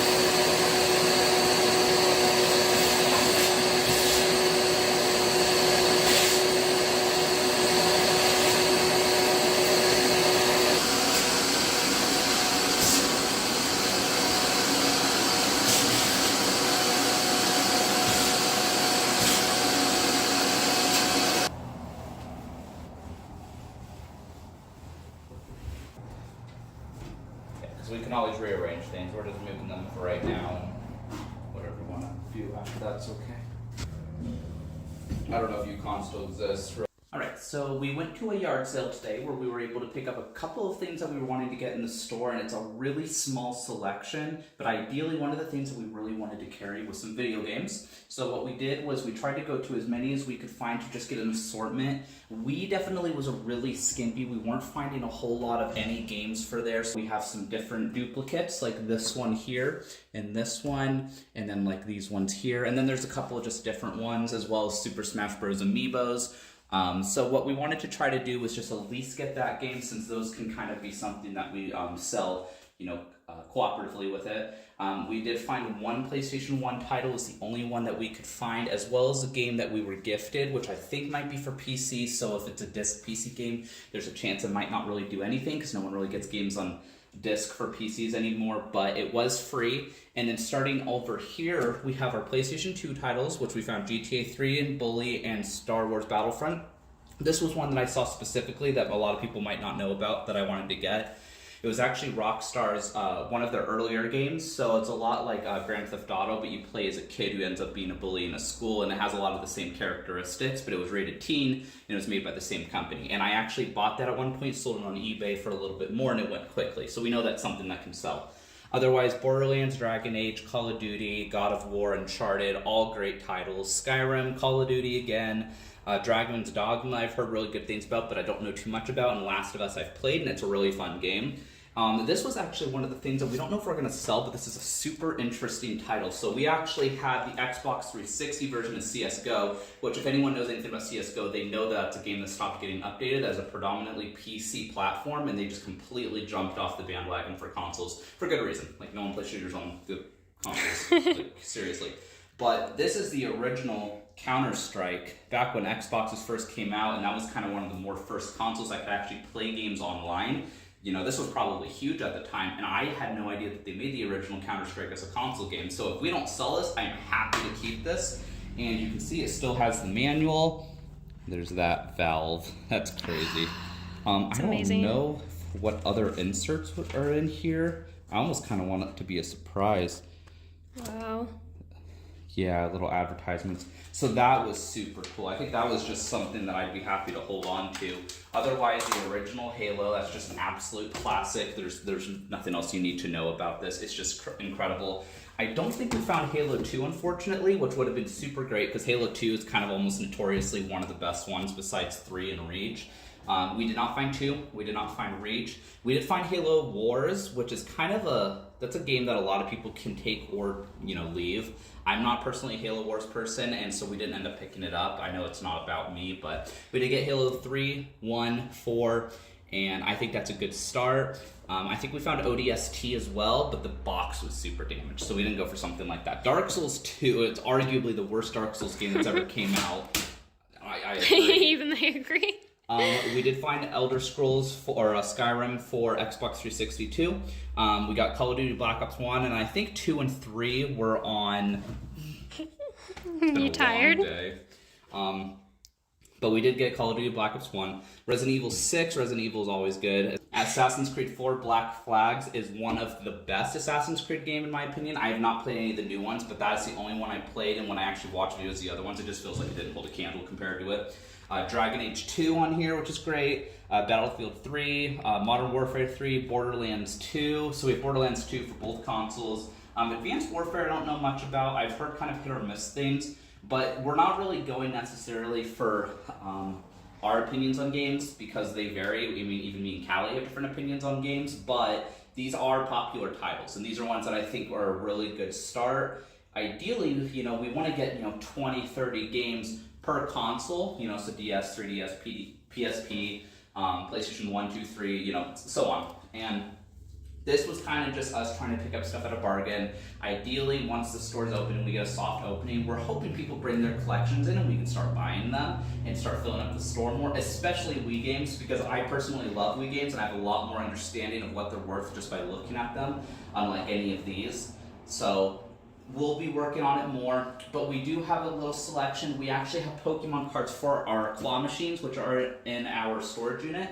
And we're probably going to bring whatever remaining amount we have and put them on that display so that we have some stuff that we can sell in the store. And if we need them for the machines, we'll just borrow from the store. And I think that's one of the best things about this store is we don't need to keep sourcing stuff as frequently through candy machines or Toy Box or Walmart. If we can fill up the store with enough interesting stuff that we can sell, we can just as easily borrow it and use it for our business too. And that includes locker box items. So it's a little bit of a different catalog. We got this for $2. We just thought that would be a good little thing to add for our board game section. It's small, but it doesn't change the fact that in another video and in another day, we were able to procure a bunch more product for the shelves and a whole arcade cabinet and a tiny little Nissan Sentra. So a whole other day's worth of progress. Oh, and our shelves. And then, that precarious shelving unit, which honestly I'm second guessing installing tonight. I don't want to do it tonight, but yeah, I'd rather just lock up and call it a night. It's been a long day, and we'll have some of tomorrow at least to work on it if we want to. It wasn't a day that did not go to waste. We had a good day. We were able to accomplish a bunch of stuff, and some days are going to be slower than others. Alright, we're on our way to the store again. We have boxes full of things to set up and a neon open sign right there. We'll show you guys what's in these boxes when we get there. More things coming next, well, I guess tomorrow actually. Okay, this is our trash corner. There's a lot of it, and we're going to be making more today. I don't know if I showed you guys last time, but Michael started assembling this thing. We have our top guy up here, and we're going to be putting this candy machine that he's in the process of cleaning back over on this one right here. But we're not going to be filling it with candy again until closer to open. We did restock this machine a little bit. Actually, I think I showed you guys a short of what we've done so far, but I don't think I've actually shown it in a long video. We have the Dragon's Lair machine that we picked up in the last long form video. This is going to be our mirror vinyl for the windows, and we're going to see if we can get to that tonight. And then in here we have like our lighting, contact paper for the shelving. I think there's a cord for an Echo Dot in there, and that's going to be what we're playing our music on.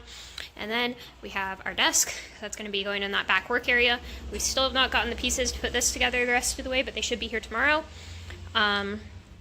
This is the condition of the back area at the moment. It's a mess. This is what we were working on the other day. I was sorting Pokemon cards, and that entire Xbox box down there is completely full to the brim with more cards to sort. We also started putting together our little Pokemon setup. We should have the things to start hanging some of these booster packs today. We have our little Lego guys down here. I'm not sure if those are going to stay in the store or if we're going to be putting those in our machines. I don't think we've shown you guys in a longer video, but we also have all of this product that we've gotten. A small manga section has started, some little games for some handhelds, and then of course we have some sealed games and stuff up there. My brother's going to be buying some of these Skylanders, but some of these are staying in the store. And then we have these on consignment from another guy. These are just little custom booster boxes he put together with like 100 different mystery cards in them. So those are going to be going on consignment. We have some basketball cards and stuff down there. And then we have a huge section of 3D printed stuff that Jackson brought in. I'll show you guys a little preview of the kind of stuff he does. These are some little garden stakes he made. Obviously, all of this is going to be getting rearranged, and we're going to be bringing a lot more in. But this is just what we have so far. His little pet portraits are definitely the most popular thing right now here in town. But then he also does little things like this as well. So he's got a good little selection of things going on, and that's where we're at today. Oh yeah, and then we got this little open sign down here that we're going to be giving to my parents because we're going to be getting a different one, and we mounted the TV. So that's where we're at. And we're doing this in pajamas today. Well, I'm doing this in pajamas today. I thought these would be a lot more straightforward than they are. Oh wait, maybe they are straightforward. Maybe I'm just stupid. I dropped more screws than I thought I did because I'm missing a few. Do you want me to just hang the booster bundles right now? Do you want me to only hang the booster bundles right now? How many of everything do we have? I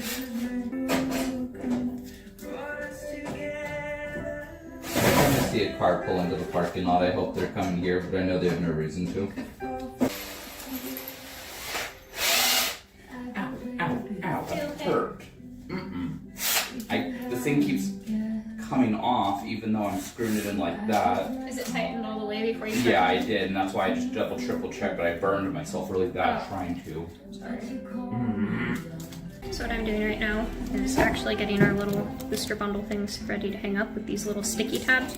We're just hanging them on the back like that, and then putting them up on the pegs, and that's so that we can just sell these little guys individually. So I don't know if I've ever met anybody that played these as a kid. I didn't play the handheld one, but if you know what a VTech is or a V-Smile is, did you know they got sued? I also failed to mention, I didn't get this for the store. I got this for free at a yard sale while looking for things for the store because I asked the lady if it worked and she put batteries in it and it didn't work, and now I'm gonna see if I can make it work. And then later on, I went to the Goodwill nearby and I found a sealed power pack for it. It goes for like 50 bucks on eBay. That being said, if I can get it to work, it's gonna be a 50-50 chance whether I actually sell it. Okay, we have an assembled candy and capsule machine now. And now we just gotta put candy in there, but that's not gonna happen until later. That is entirely crooked. Huh? How did I do that? Oh, yeah. What the heck? Wait, hang on. Oh, so maybe that might not be tight enough. Once you get it started, it's easier. Oh, I see what you mean. That not coming off. I had to give myself slack. Yeah. I had to put it down there and then tear it and then go backwards with it. Right. Like I had to find a different spot. Yeah. Mercy blows! How do we go around corners though? Hmm? How do we go around the corners? Well, I almost wonder if that's where you would need to cut them, but I don't understand the cutting thing. How Okay, do you don't cut it until you're at the end. You don't actually cut it if you still need it to run power. It's just if you have extra slack at the end, then you cut it. Also, I'm having issues getting this split. Our corners are going to be so ugly. There's no way to change this. It's not flexible. You can't like turn it like that. That's why people do. I'm trying to think of a way to cover it with something aesthetic.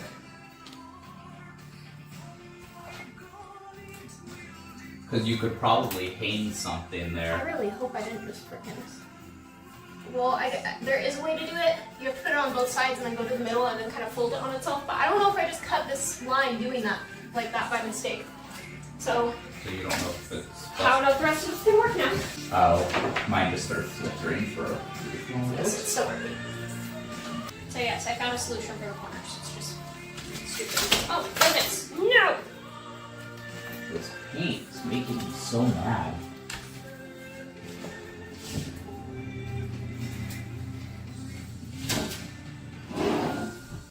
So we're gonna be routing our lights from this little outlet under the TV up here. Shout out to Jen at Jen Vends and Andrew at Good Vending for recommending these lights. We'll see how they are, but I'm already pretty impressed with the adhesive. I expected them to just kind of fall off. We had one issue up there where the paint kind of just like came off, but everywhere else, I mean, they're sticking pretty strong. Also, it's really funny because every time we say Andrew and Jen, it's not ever the people that we're thinking of, because we used to work with people called Andrew and Jen, and now it's a different Andrew and Jen, and it always throws us off a little bit. So we've got our lights set up now, partially, but look what it does.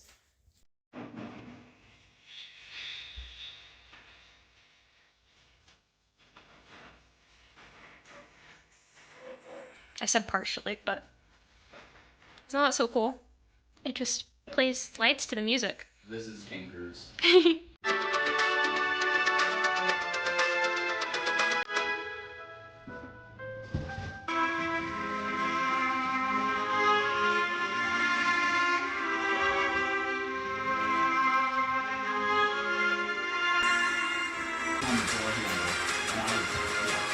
Not okay.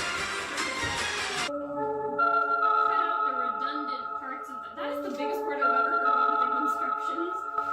Cut out the redundant parts. Alright, Bucko, that's what you say. So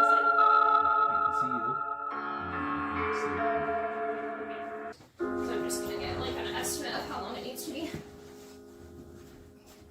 To the window or past the frame? Past the frame, because I'll cut off the This helps it stick, and then you use the one thing to kind of flatten it and smooth it down. Yep, and then cut off the excess with the exact numbers they sent. Oh. Hopefully none.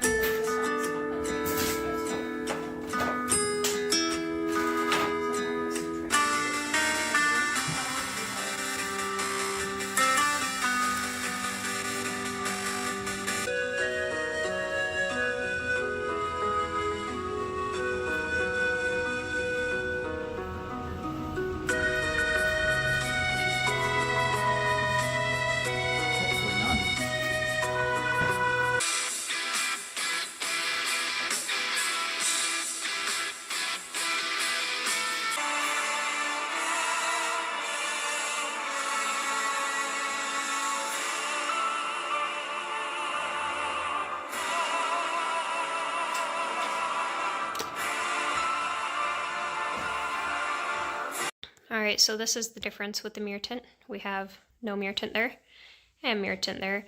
And I kind of hate this, but it's an improvement. I mean, it's still slightly see-through, but I want to say I think that's far less noticeable. I don't know. I feel like I should have done better prep work for this. And for whatever reason, I can't get this upper side to stick no matter what I do. I'm starting to think maybe I didn't cut it right. And I scraped paint off of the windowsills while doing this. And so I have some things to redo, but what do we think? Is it an improvement or was it not worth the money? Let me know. So we got our lighting set up today. You can't tell right now, Michael's gonna get that on. We got a test of the mirror tint done. We decided we may not mirror tint the windows as much as I wanted to because we need to be able to see the open sign from the outside. As you can see, we got the lighting set up in this front area. They are sound reactive, like I showed you guys, which we may or may not end up implementing. It's kind of cool, but it's a small space, and so it's kind of hard to do without giving people a headache. It gave me a headache. We ran the lights down this back area right here. I guess I can probably show you what it looks like with these off. It's not as bright as I was hoping, but I mean, and the mirror tint didn't exactly do what I hoped it would, but I also wonder how much of that came down to the fact that I don't think I prepped those windows right. So part of me, especially because if we don't do those front ones we have extra, wants to just like undo it and give it a really good proper cleaning and then redo it with a new sheet, since we'll have extra now if we don't do these windows. So I may do that. And then what else did we do today? We got these little boxes right here to put cards in for people to flip through for singles. Now the problem is they hang out quite a bit from these shelves. And you can also only fit one on there. I don't know why I thought I was going to be able to fit two on there. I should have measured. But people can flip through these. We haven't decided if we're going to keep them there for right now or if we're going to set up some kind of display right here for people to go through. But we also kind of have a problem with that because we wanted people to be able to play that. So we have to figure that out. I think a display there is going to be a good idea because it might, it'll cover up those wires so things can't get unplugged, which is good. It makes it to where people can't reach the button to the lights on the top. And it might be one of the best ways that because we want to display Pokemon cards and game consoles and like higher value stuff in our display case.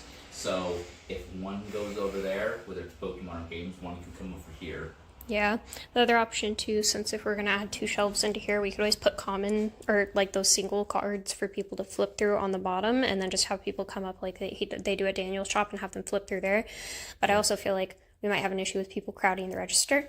if we do something like that. It's over And there for something might be. It's something to think about, but we know we need to do something over there. And even worst case scenario, if we don't quite get to that, I mean, it doesn't hang out front enough for it to be like front heavy and like fall off. So It's more just an ugly thing.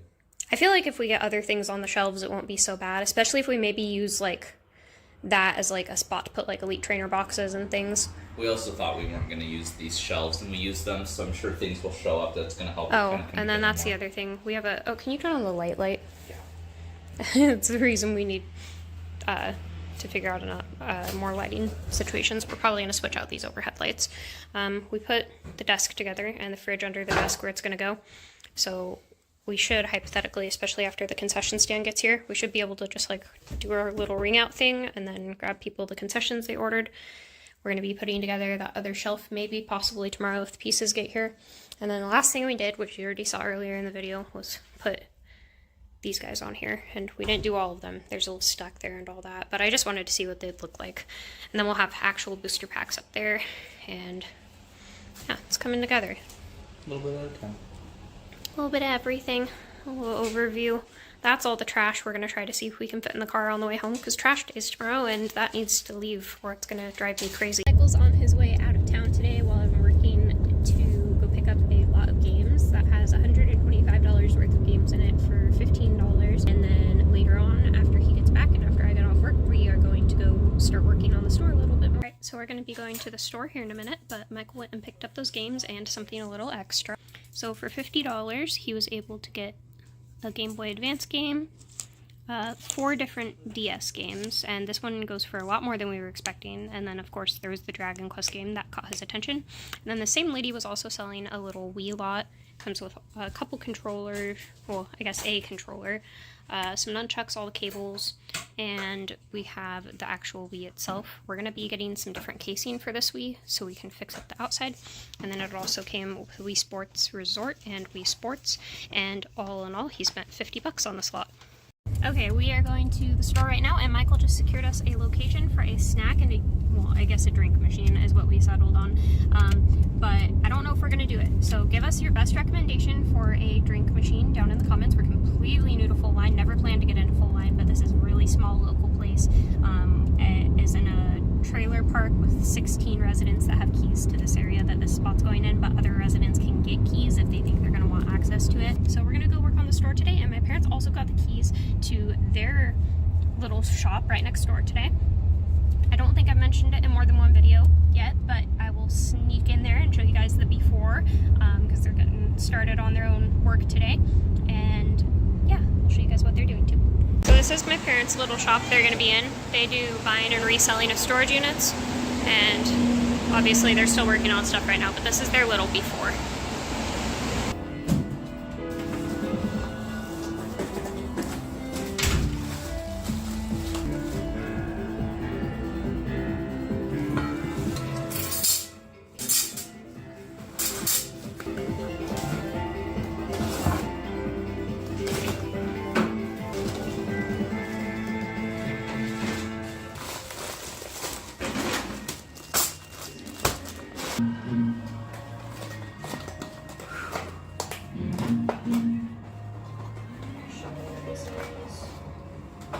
Alright, this is what we got in the last 2 packages I just opened. We have some shelving brackets for our display counter over there.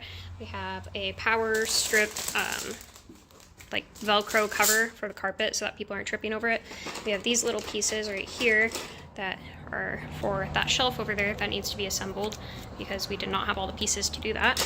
We also have some card separators for our card area over here, and some surge protectors for our arcade wall. We also have this little school desk that my parents got out of their unit, and we're going to be using this as our solution to the fact that those boxes are too big for the shelf over there that's behind Michael. We're going to contact paper the top of this, obviously, because there's some distasteful uses of vocabulary on the top, and we are a child-friendly establishment.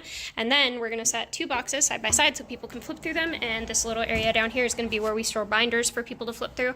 And ideally, we're hoping to make room for that right here on this spot on the wall, specifically so that people have a dedicated place they can flip through cards that's close to supervision but doesn't take up a lot of space. So I'm gonna start working on that. I have the contact paper around here somewhere, and we're gonna see what we can do about making that look nicer today.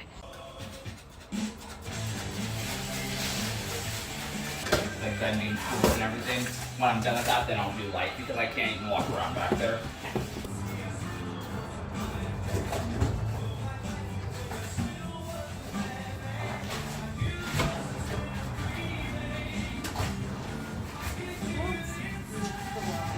Oh, you got me again, didn't you? I don't know any more than you do. Marvin. Mom, why don't you come with? Can I do this? Even worse, they're twins. Oh my goodness. They have twins. They're twin sisters. Oh my god. Coda and Gladys. What is this? It's a hookup for a game. Does it work? And you don't even know what game it's for.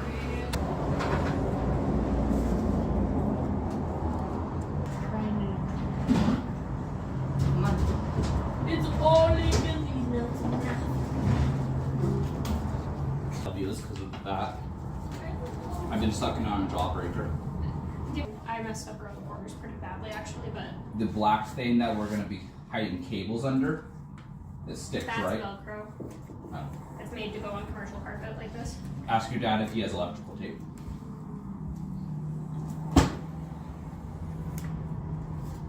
Right? Straight sides are fine. Electrical tape? I can ask. Because if you I do, bet you if I got this really hot, it'd shrink though because of the material it is. maybe that does look better.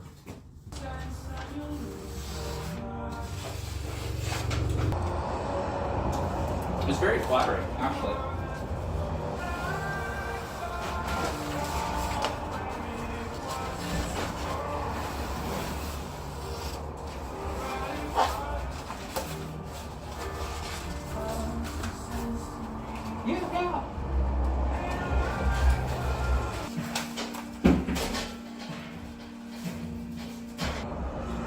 You know Pipeline Games operates 1,000 at their own locations? I did not, but they waved, so I waved back.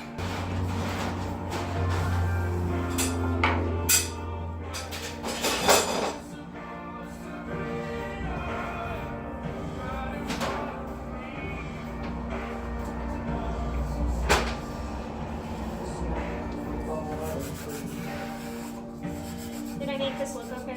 I mean, so aside from the fact that I still need to trim everything. I just got to the candy center. It Yeah. looks better than it did, and it'll work for what we need it to. It's not perfect. It's actually not even pretty, but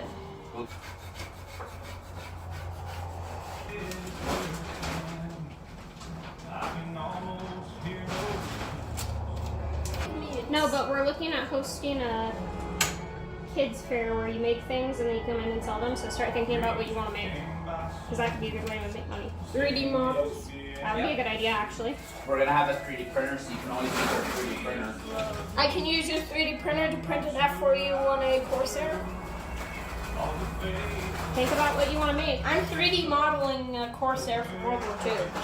Think about what you want to make, because if you can make a couple of them, you can sell them at your children's. Was this your way of calling me a hippo? No, that was just me giving it to you, because Michael gave it to me. I guess it was Michael's way of calling me a hippo. Let's see, on eBay it's going for $14. Alright, this is the after. I kind of messed up on the corners a little bit. Looks a little better than it did, honestly, but it's still not perfect. We're gonna make it work for now, and I will find a way to finish up these corners a little nicer. Alright, what I'm working on right now is assembling another one of these card flipper througher things and setting it up on this desk. Welcome back. Alright, I should have 2 days. I forgot to put the paint over there. I'll just haul it.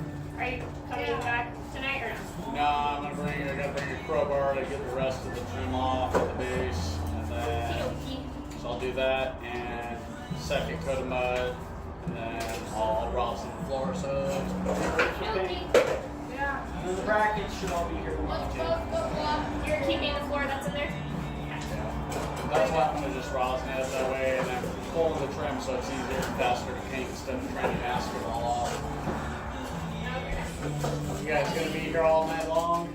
Well, we'll be here long enough to hopefully assemble this shelf and clean it up in here more. Yeah, I like that music beating LED lights. I think they're kind of cool. And he's putting those ones up in the back right now. And then this is what we're going to be putting our cards on. Did you see the LED panels I ordered? Actually, I can show you. They're They're gonna go right in a line. I'm only using 3. Hey, I'm only using 3, and I'll have 3 more left. So if you guys like these, I love them because they look more commercial and it'll look like you actually have skylights in here. So Oh yeah. Oh, they're going to go on the ceiling? That'd be great because we're trying to figure out what we're doing. Come on. Is it because of the paint or? It's because that one spot. Hold on, let's go walk over to NW. House light is like 2,300 lumens, a little bit lower sometimes. So these are the ones I got. And just Oh, those are beautiful. but they're 5,200 lumens, so it's brighter. It's almost twice the brightness of a household bulb. Yeah, that looks wonderful. Do you think we could put one there and there? Yeah, they're perfect because the wires can go suck right up in there, and then they're just anchor bolts from And the it'll video. cover the fact that that's split It will into two. cover that entire thing. That's why I'm not going to put them up in there until I've painted, and then I'll disconnect it and run the wires. Because the wires are already there, it's like You wanna help us perfect. throw 2 in here? That works We for probably me. won't need one in the back. I don't even know if I we was have about to wiring ask for you, one do in you the back. think? Okay, so we have 2 different options where to put this desk for right now. We are gonna have this for our, single cards for people to flip through. It's organized by type right now. Can't really tell. That's the idea. And then down here we'll have some binders with some better cards in them for people to pull up and look through. We can either keep it there, which my concern with that is that people are going to be trying to flip through while people are playing on the TV, but that also might be a deterrent for people spending like a ton of time here. If we're worried about people just kind of lurking here all day, if people are trying to come through and flip through here, it might deter people from like spending extended periods of time here. And then our other option is right here. Yes. A solution for hopefully not making people want to stay too long playing games. What's your solution? Instead of saying play me, say try me. Try me. That's a good idea, but try me usually implies you're selling it. Well, can I put the Bulma and stuff out on the shelves for now until we put them in the machines, just so I can pretend we have inventory? No, I just got everything organized. It's for vending. It's under vending. Okay. also now that everything. I want to try. Well, I hope I don't get tetanus.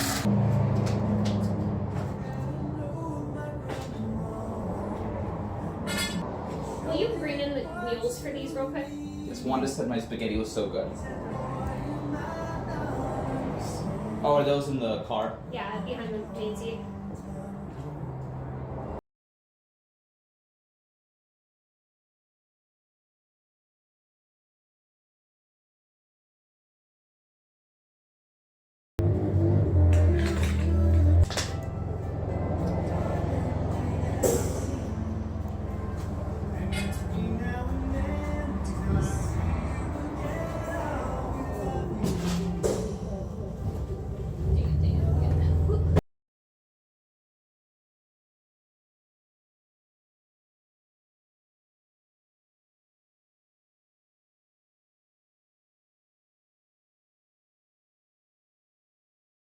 Well, your parents are still at A&W, you know? Right? Yeah, I think I am gonna go get something first. I'm You starving. should strips and fries. I Yeah. passed your parents on the way here. Did you? My parents are getting a little shop right next door. Nice. They're opening a thrift store. That's sweet. So it's gonna be great. Bring your life back into the family, into the family, into the town. Your ankles are making a cameo. Oh yeah. Toes.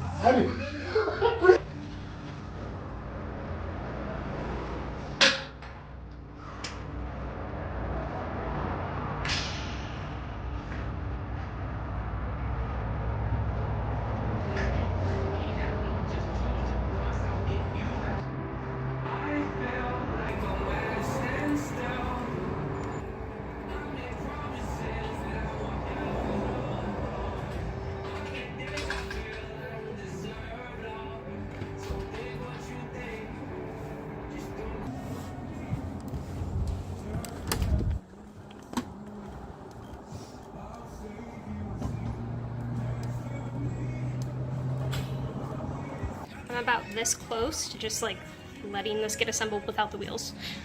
I have 3 of them on, right? This guy down here isn't going on, and my hands are like done with this. One YouTube video later and everything is installed finally, so I'm gonna stand this up.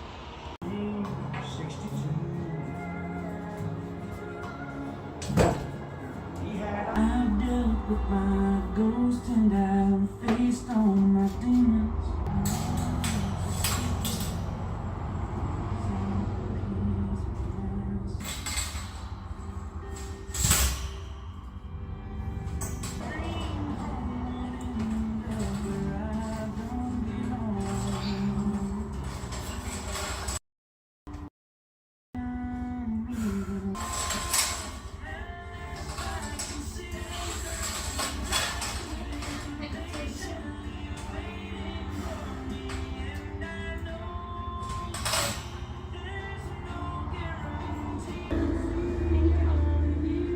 Oh, nice.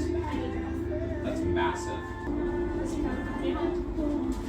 I think he's just looking at his parking space here. Can we take a break? Go sit on the bench and have food. I need help before this falls apart. Oh.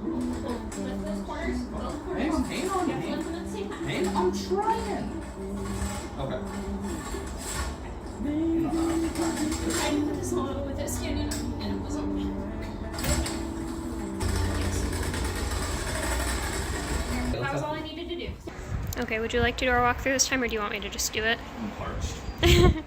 So, the things that we did today involved getting all of the Pokemon cards sorted and organized, and what Callie did was she got a little school desk that she was able to put like contact paper on, which kind of gives it more of a theme to just look like a normal desk. It still looks like a kid's desk, but it's temporary. We don't know what we're gonna do with it yet. All of those are organized by type. All the lights was a previous video, but what you'll notice now is they run behind the counter. And you also might notice there's behind a counter now. We've got our little desk area. We're gonna have a snack concession stand here. That little fridge is gonna get plugged in for drinks that we're gonna be selling. We have another shelf. And then, the one that we still had, all of this is going to be reorganized and put where it goes. It needs a theme. It needs a theme, but we're not quite there yet. This is like the stuff we're still using to work on things. And then we also went ahead and routed our surge protector for our arcade wall and covered it up with an anti-trip kind of little Velcro thing so that people can't trip on it. And we'll see how that works. I'm not sure if that'll be a forever solution, but it'll at least get things up and running. And then we have, what's here of our arcade wall. These 2 t-shirt racks are going to be going back to the person that lent them to us. That vinyl fell off, so I'm not sure what we're doing about that yet. I think I installed it wrong and that's the problem, but that vinyl fell off and we have to figure out what we're doing. We have the vinyl there though to fix it, and I'm going to figure out a way to go around the border of this little desk that I put contact paper on and make it look a little bit nicer, because honestly it looks a little bit shoddy right now. We have our TV set up and ready to go, but it's not fully put together yet. And then I worked on this a little bit more today, and we're gonna have our register right here and our 3D printer right here, and if we have space we'll throw an honor box there in the middle just to optimize on the space that we have. And yeah, so that's where we're at. Okay, today we went and cleaned the store a little bit more. Well, me and my brother worked on this. So we got all of our common Pokemon cards available to flip through. I will have it. It will be mine.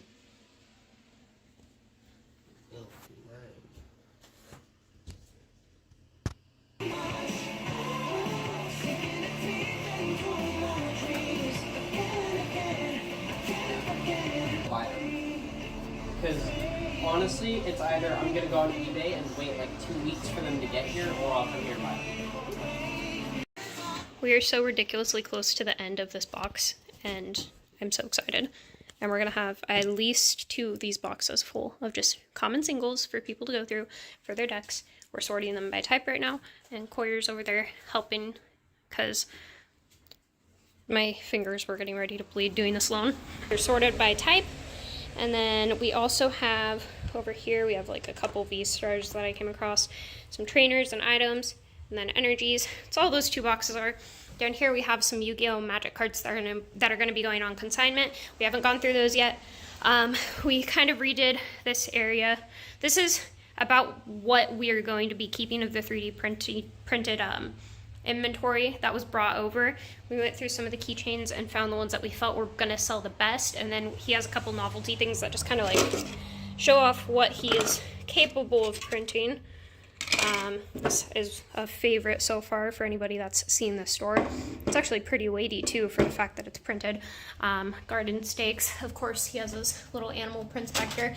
All of these flat prints are going to be getting hung up on the wall, so those aren't going to stay sitting like that, and all of this is going to get reorganized nicer.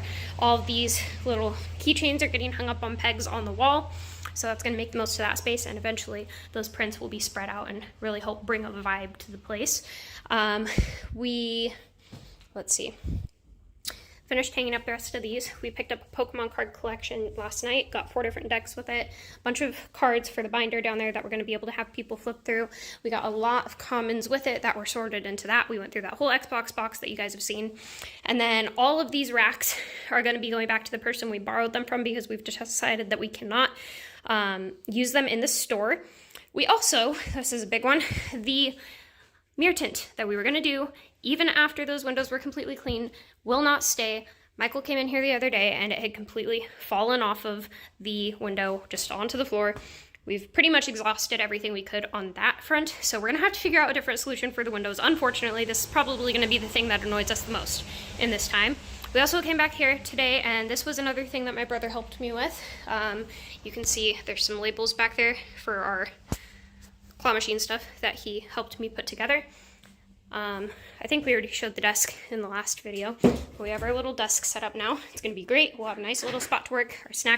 Our snack rack is going to go right here on the desk. And then we'll have a little private spot behind there to do our own stuff. This is the back stock for all of our Pokemon card related items. We have our holos that I haven't quite figured out how I'm going to display out there for people to go through. We have code cards. This is all just stuff from packs we've opened, and I think we're going to be giving these away with any Pokemon related purchases. Penny sleeves. We need to get some more of the hard ones for better cards, but we do have the regular soft sleeves. Dividers for the card thing. We have way more than I thought we were going to need. I don't even think we actually needed those, quite frankly, but here we are. We have dice and coins and some of the older Pokemon cards that I haven't quite figured out how to price yet. More backup energies, more backup trainers and items, and then, I mean, we plugged this into the TV. It was all knockoff stuff. I don't know about Kung Fu Mario or Pac-Man in 17 different colors it shouldn't be, but I mean, it was fun. Extra empty tins and boxes. We have extra of those card sorting boxes down there, cleaning supplies and tools and things like that. We have our vending toolbox that you guys are familiar with. A couple things to hang things up, just things I knew I was going to need accessible here in a short period of time, like these things to hang things up, and our black paint to go touch up all the black paint I messed up.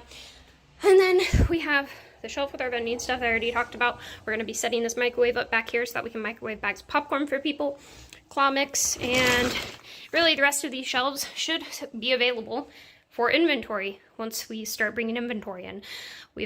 Michael has been spending a lot of time finding collections, and we're going to be picking 3 up on Saturday. He just picked up Thursday. He just picked up a friend's Pokemon card collection last night.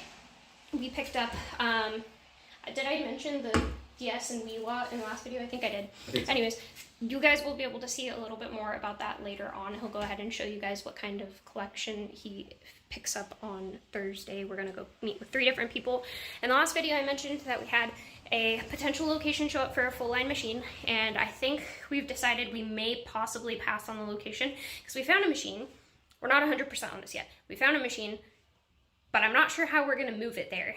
And at this point in time, it's starting to feel like it's going to be a lot more time and effort and money than it's worth to get a machine in one spot when it's our only full-line machine. So we may revisit that at a later point, but at this point in time, we're going to put that on the back burner because we have other things to worry about. This isn't going to stay here, but we have put together a card wall of shame for the fake cards that we found in a collection that we picked up. And also we have a crimped card that got caught in a machine while they were printing, and a miscut card.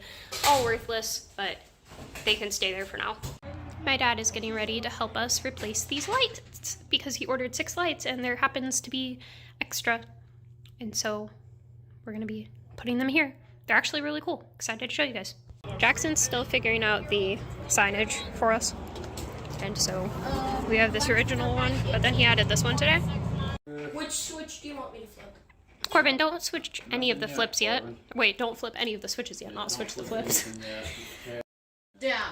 Let's go. The dirt bike goes like 18.5 miles an hour and it's electric. I'm gonna tell you right now, I went 5 miles an hour on a bike once and I felt like it was too fast. It's an electric dirt bike. It was an electric bike. I can go like 15 miles an hour. We're coming over here to see how to kill the power to those lights. Read the one that says lights. Wait, lights and plugs. Let's try that one. Wait, was that all of them? Yeah, that was Yay! Except for we have these ones up here, but they're not wired into the same spot. Yay! Okay, we got it. Kelly. Laser. Oh, this one don't have power? It doesn't because I just turned off the breaker. Corbin, will you go flip that breaker again so we can test that light? Switch. I know which switch was the light. Well, is it gonna light up the light? Yeah. Then we got power. Yeah. I need. There you go. The lights and the plugs are connected. Wait, which ones? Why are those LEDs on then? Oh, because that's a different section. Okay, how far away is that? That is a good question. Where's the closest plug? This back area right here. Right there? Okay, that works. I just found a spider over there stuck to the wall, and I was gonna bring it over to you, but I didn't. I saw a video the other day of a dog that throws spiders. These are the light panels that are up here. Just look how ridiculously bright those are. Absolutely ridiculously bright. The other day I showed you guys what my parents looked like before they did any work. Well, my dad has since painted this place and installed some very, very bright lighting fixtures. He got these in a pack of 6 for $119 on Amazon and used 3 in here. And we're going to be using 2 of them over in our unit. Working for you. What do you mean by letting me work for you? That's $400 on He Amazon. doesn't. He just wants one. I'm glad you know how to do this, because I can't. I'm trying to figure it out. I would have fallen off the ladder at this point. You've made it this far. I'm gonna aim it. It's probably gonna go right towards your face, Gal. Oh, okay. Let me just move out of the way real quick. All 3. 3 for 3. Your mom. That's what happens when you have 4 children, all with the letter K in their name. Or the J. Oh my gosh, yeah, they all have K's. The J just. And Y's. Really? And 2 middle names. We all have 2 middle names too. Really? Yeah. What's your middle name? Michael's calling. He's brought out the precision. Yeah, see, my oldest brother starts with a D. Is that in line? DNC. Straight call or not? It is slightly this way on this end. Time to go get a panel. Yeah. How are you doing? How are you doing? Hey, Callie. Alright, that looks squared enough. Can I now. take a mini? Indeed. That looks squared? Yes, that's fine. Can I take mini friends? Pick whatever you want. Except for the Pokemon pack. Except for the Pokemon packs, because those are expensive. I can't take one Pokemon pack? No. You can take the small Pokemon packs. Where are the small ones? The purple ones. 3 cards. There's aprons on the inside. Right here. Yep. Take your keys. Right there. You love the beat. Yay! Good job. I'm setting your keys on the Stay counter. right Turn on this it. way. Yep. Just stay on the right of it. Stay on the right of it. Right of it? Yep. Okay. Shaky hands. Callie, is this too much? Is there a flicker in the actual power? That would be a good question. Is this too much, Callie? That would be a cool thing to know if it was. Does it look better? And then say, now install the second one. Yeah. Oh wait, we're gonna make Michael do it? Proud of you. You'd be like, what? Didn't your dad ever say he was proud of you? You'd be like, what's a dad? I'm proud of you because you're being the best Nelson you can be. Hey, Callie! It's all 4 of them in one. Just make sure the smaller side goes in and get it done. Yay! Cute. Right? Your mom. Okay, we have our original light here, and then we have actual light over there. It's crazy. Corbin's doing a great job of demonstrating. Well, anyways, it feels a lot brighter in here, and I mean, you can actually see the bright colors of everything, and also there's something cool these lights do. I don't know if you're going to be able to tell, but... Wait. Oh yeah, the tone of the light, like right now it's warm. Now it's cold. So if you flip the switch really quick, it'll change the tone of the light, which is just really cool. Anyways, much nicer. Much nicer. And obviously we will be installing it over there too. So it's not gonna stay like this. We're gonna have a second one. But, I mean, I like it. I don't really like the warm light, so we'll change it back to cold. Okay, so we're all very familiar with, in the vending industry, the idea of getting things at a cheaper price and marking them up. Well, I hung these up here because they were for our claw machines. I got them at Dollar Tree, and there was some kids that came in today just to see how the store was going, and this was one of the first things they went for, and it made me realize I could totally just pick them up and charge $3 and be good to go, because it seems to be very popular. But that being said, they're for the claw machine, so let me know how you think that sounds from a business standpoint. What do you think from a kid's standpoint? I think it's a good idea. He thinks it's a good idea. Let me know, guys. He then said it's maybe just a hair overpriced and to mark it down 25 cents. So technically, we could put it at $2.75. Is that what you're saying? Yeah. $2.75. What do you think? Either $2.75 or $2.50. He keeps changing the price. Okay, look at the difference in the paint in there with the cool tones versus in there with the warm tones. Same paint, because we use the same paint, but different lighting. But it's all the same lighting too, you just use the switch to change it. Alright, you guys are not going to believe the deal that Michael got on some games today. He's got 3 boxes full of them back there. Games, consoles, all sorts of stuff. So he's going to go through and show you guys what he picked up today once we get to the store. My parents have been working incredibly hard on their little store. It's seriously coming together. Like, okay, well, first of all, one thing that he did recently was add his own AC in there, and he had to install a plug down here. He's going to do this in our unit too so that we can keep it cold, because right now it's just way too hot. They installed all of these shelves. They got some U-line shelves up in the middle for people to go through. They got hangers for clothes. They got baby hangers over here, and this is the newest addition that they put in. This is their register counter. Very nice, very nice. Just a little preview before we get into actually showing you guys what's in each of these boxes. These are the 3 boxes we're working with. They don't look so good from being in a box, do they? No, they don't look so good from being in a box, quite frankly. Also, there's this bag full of cables and stuff for the consoles in there. But Michael will go ahead and break down what's in these actual boxes, because there is an incredible amount. So a lot of this needs to be cleaned. He assured me that a lot of this works console-wise, and we bought this with the impression that they don't. So we're just going off of the price of what we expect the games and the cards and other stuff that we got would go for. We have 2 PlayStation 1s, an original Xbox, many controllers for both of those consoles, 3 Game Boy Colors, a Nintendo DSi XL 25th Anniversary Mario Edition. We have some old Game Boy Color games that are vintage.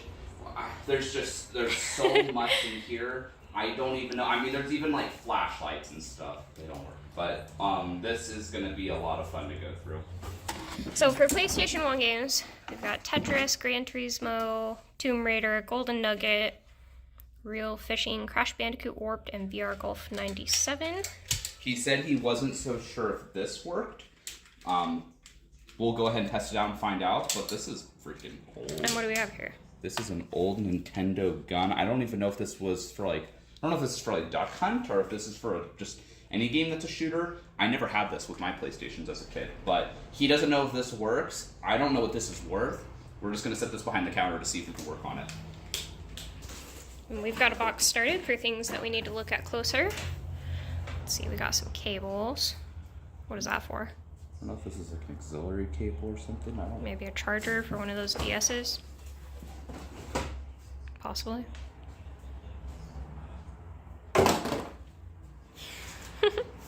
I literally have no idea.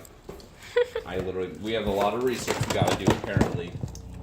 So we've got an RFU adapter for use with the PlayStation. I'm gonna be straight with you, I don't really know what that means, but we're gonna set it in here temporarily until we figure it out. This stuff is before my time. That's a loud spider. Get out of there. Okay. Got a PlayStation controller that's incredibly dusty. Dusty, dirty, kind of sticky, needs to be cleaned. All of this needs to be cleaned. But did you share how much you got this set for? Got this for $100 and it already doesn't seem like it's much, but I promise it's a lot. This is gonna be a big video. So we ripped out the gloves because these cables are very dusty and gross. And we've got the 2 PlayStations in there. He thought there was just 1 PlayStation in there. I didn't realize there was 2. That makes sense. Okay. Cables. Actually, I think that's just gonna probably be the cable box for right now. Cables, controllers, stuff like that. Yeah. Until we can go through them. Okay, so these are the PlayStations. Michael can give you a better preview of those because I have no idea anything about these consoles whatsoever. One is in arguably better condition, at least in terms of color. That's sticky, that can be cleaned. The eye looks okay. The thing that actually reads the discs. This one's just really sticky, so we might have to go through and clean certain ones. Truthfully, I didn't buy anything because of the consoles, because you can't tell right off the bat if a console works or not, and especially if they don't look good. I bought these because of the games. I do remember How's the inside of that one? Dusty. These probably need to be cleaned. They probably need to be worked on. I'll set them over maybe right here for right now. Just for a little How do you close those? They're supposed to close. They're sticking. So. Oh. Okay. The DS games and I think the Game Boy games that are in there are going to be what really pulls all this together. Yeah, not to mention Even we if bought some cards. A lot of the cards being in pretty good shape, actually, even for how old they are. This one is from 2006, and the actual case is all scratched up, but the card's in really good shape. So this was the first thing that I saw. I'm going to put these guys over in our Pokemon card area until we get those sorted. Okay, so what do we have here? This, and I think this is new, the stickers are still in there. So this is Band Hero for the DS. What's cool about this one is that you actually use the Game Boy slot, so you couldn't use a DSi, you had to use like a DS Lite or the original DS. You plugged it into that, so you can hold the DS sideways and you can tap on the buttons while being able to still click. That's awesome. It. And is there a game in there for it, or is that just a standalone piece? Yep. Wow, that's and great. It looks like, I never had this, but it looks like these might be extra buttons too. I think these might be for drums, so you put this around the DS bottom, and then these are like drum pads, depending on what one you play. So that's definitely a good thing to have pulled out of here. This thing and that looks like it's in much better condition than the PlayStations were. Stickers, inserts. This is basically like new, if not new. So it's not new because we opened it, but it's like new. So this was the example of something that's good. Not everything's going to be perfect here, but we also have a lot of interesting stuff. This needs to be cleaned pretty good, but this is the 25th anniversary DS Lite. Definitely needs to be cleaned, but buttons are still clicky. Hinge is working. Hinge is working good. It's not going to be alive. I would be very surprised if it was live. I do have an extra stylus for this. We got it in our other case. Do we have a charging cable for that? We needed a charging cable for both of them, but I think we have some extras, so we will check in a little bit. Okay. 2 DSIs now. Woohoo!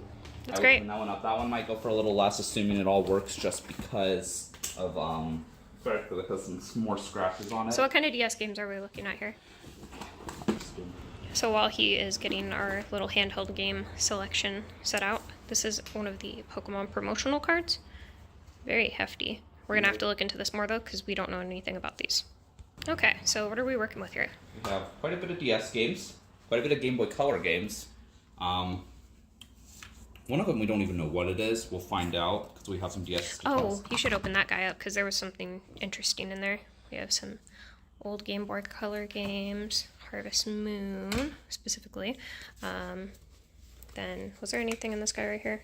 No. Well, there was, but it's not games. It's this. Okay, so in that little case right there, we have King Kong, Madagascar 2, whatever that is, Animal Crossing, and Golden Sun for the DS. We also have another Game Boy game, some Game Boy Colors. These guys are going to need cleaned and tested because we have no idea if these work or not. But there's also all of these games right here. So, quite a few little handheld games in that lot. So, we figured out what this game is. The game with no label. It's Star Wars. I don't remember which Star Wars because I'm not a big fan of them. Force Unleashed. That being said, I doubt this game is worth anything to start, but we're gonna maybe see if we can get a new label on it and throw it out there for people to get. So went ahead and looked up some of these games. I haven't looked up all of them, but I did look up Harvest Moon because I know that's a pretty popular one. This one is listed on eBay right now for $65, so if this is working, that's great. That's a really awesome thing to have in the store. I know right now a couple things are working. Except for no, we can't. You told me it's AAA. We also looked up Animal Crossing for the DS. This one's listed at $25 and Golden Sun is listed at $30. So we do have a little selection starting here. Michael's making a deal with somebody else right now. They're going to be stopping into drop off an Xbox 360. Also, that is another one of the things in this box that he's going through. An Xbox One. Or an original Xbox. He has an original Xbox down in here that he's getting ready to get to. A lot of these games are going behind the counter. Bottom's condition. Okay, these games right here are in awful condition. The DS games and the Game Boy games are more than likely going to be making up for what we spent on this lot. So if things can't work or can't be restored, then that's not going to be a really big deal.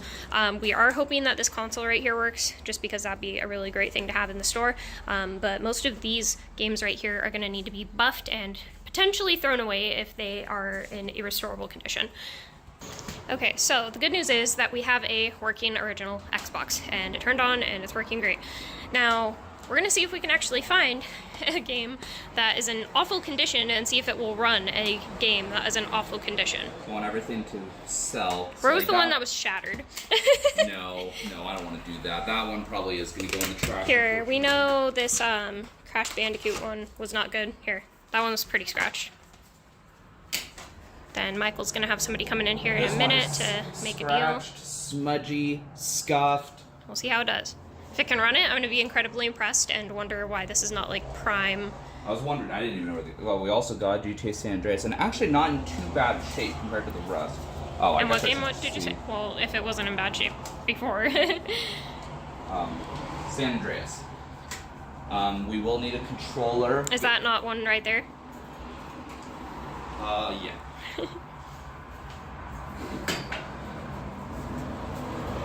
Let's see if I can. Rumble packs and stuff. I'm not super sure. Why would they look odd? Original Xbox controller. Oh, they might need a adapter thing to plug into, which is weird. I forgot that's one thing with these is you need like a really specific thing to plug into. Well, we've got a Game Boy Color case that I'm going to be using to put that Harvest Moon in case it is working. All right, Michael has found an adapter. Let's see if things are working. Do I have to hold the button down or something? There might be more to this. This is an old thing.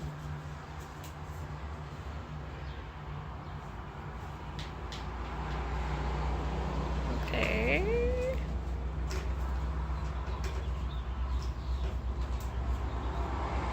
Is there more I need to plug in? I think it should just be working. Let's try another Hypothetically. controller. Is there another controller in there? There's 3. Oh, okay. News is he found a working Xbox controller. Xbox cannot recognize the disc, which means that disc either needs to be buffed or is entirely out of commission. This is the pile of games that we are going to need to go through and refurbish. There's quite a few of them, obviously, and some of them the cases are nasty. That is slightly better, but still pretty grooved up, because this could probably get clean. And I'm going to assume if that was the last game in there, that it can read that game, hopefully.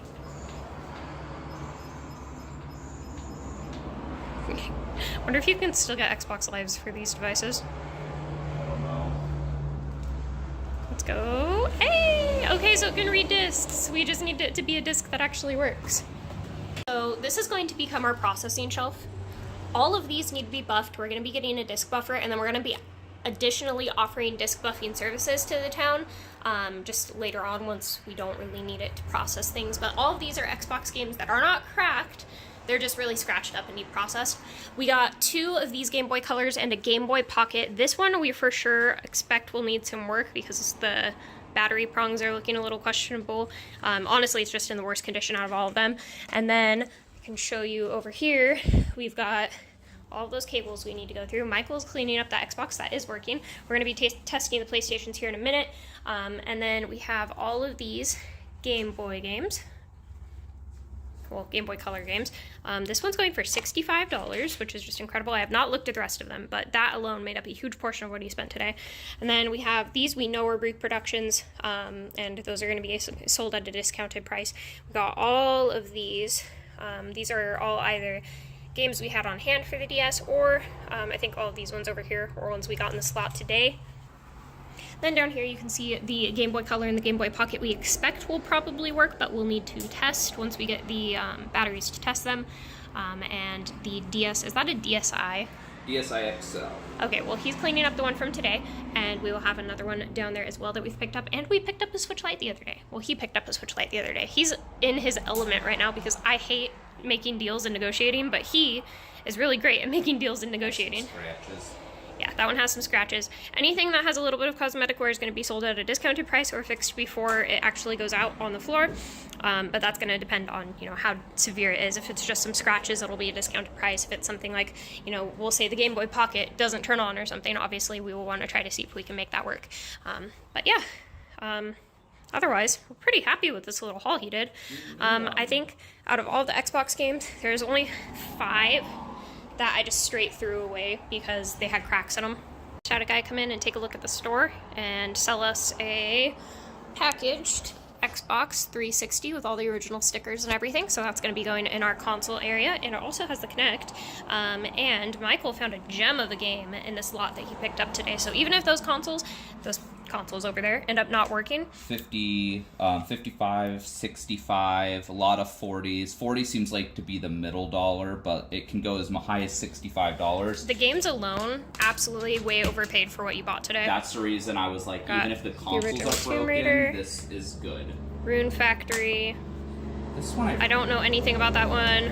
Some Harvest Moon. We all love Harvest I used Moon. to own this game. This unlocked Another a little Harvest memory Moon. that I... Actually, I had this game at one point, and I've bought this game twice, and now we were buying it for the store. And another Harvest Moon. Alright, ladies and gentlemen, out of that entire lot, well, we're still testing the other ones, we have at least one working Game Boy Color. Hang on, let's try it again. I guess volume up is down, which is odd. Oh, so we might have a speaker issue. But it turns on, and that's a good start. I guess. Speakers are easy to replace. Oh, cool. This says there's a number for Nintendo's official authorized repair center. Okay, so Michael just demonstrated the fact that there is in fact sound in here, but it's really quiet, so it needs a new speaker. Next, we're going to be testing this Game Boy Pocket. Mess with the contrast of whatever lighting situation you're in. Now I want to see if volume works on this one.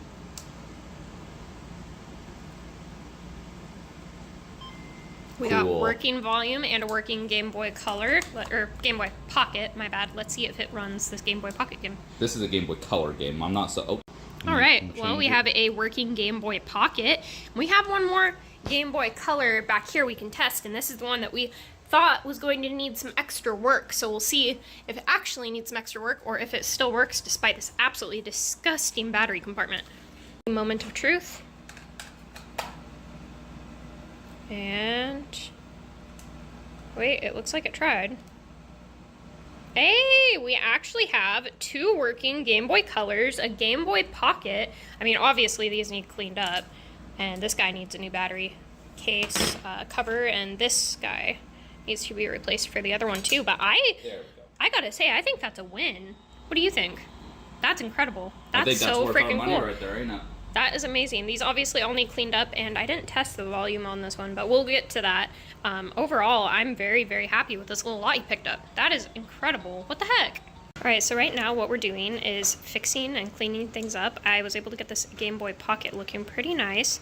Got rid of a lot of the gross stuff on it, and it works fine, so this is going to be our little test subject for some of our other games. Michael's over here fixing the hinge on this PlayStation 1 because you guys saw that they weren't closing after he opened it. And how he did that, there's a little spring in here that, actually, yeah, he can go ahead and show you. That little spring in there is too long, and so it wasn't pulling it back to where it needed to be, so he propped it up a little further up, and now it opens and closes properly, which is great. And then the other thing that we're working on, other than cleaning up and fixing the consoles if they need it, is cleaning up, taking all of the old price labels and stuff off of these guys, and testing everything. So basically anything on this shelf over here is not going to stay here, but this is where we're putting games and things as we test them and get them all cleaned up and make them look nicer than they do, because we want to make sure that the stuff we're putting out in the store once we open is in the best quality that it can possibly be. I think my favorite game out of this entire lot he picked up today is this Harvest Moon. Not because I played it, but just because I know how popular Harvest Moon is, and this is one of the more expensive games out of today's lot. That alone covered 2/3 of what he spent on these games. And it looks like, well, we'll be testing the PlayStation 1 here in a second. This Xbox right here works. We picked up this packaged Xbox 360. We have the people that used to be working out of this unit in here. They stopped by to let us know they have a lot full of games and Xbox and DS related materials. They have an Xbox One, so we're gonna see if maybe we can pick that up off of them today. And that should close up our Xbox offerings here in the store, and then maybe they'll have a DS that we don't have. We're gonna have to look and see what they have. But the point is, people are coming to us now, knowing that we're buying things like that, which is great because we're getting things at a great deal. And I mean, I think every time Michael makes a deal, I'm like blown away by how good of a deal it is. And today, I think was his best deal yet. Are you proud of yourself? I suppose I really need scissors. I'm very proud of him. He's doing fantastic. I was never really interested in the buying collections and reselling and stuff, but he ends up, I guess he's got a knack for it because he's made some amazing deals. Alright, so we got the PlayStation 1 going, and right now we got it as cleaned up as it probably can be, and it will not take and snag anymore. Now we just need to make sure it can run some of our games, and a lot of our games were scratched, so we have to go through some of them. Do we try turning it on? The PlayStation works. I have not turned it on yet. I just want to grab the game. I want to grab a game that I care about, which... And the light came on. That's a good sign, right? Yes. I know nothing about PlayStations, but I'd like... my Tetris game? Hey! That is my freaking childhood. It is sitting up here in this pile up here where I can't reach it. I think it's on the bottom. Well, that's great. That means we have a working PlayStation and a working Xbox original in that lot. And yeah, I mean, that's pretty great. I think you did great with this. So let's see if it reads discs, because that'll be the real truth teller. This one's in awful, awful, awful condition. Is there a way to clean it up? Yep. Okay. Until we get a buffer. Michael's poor shoes. Brother, ew.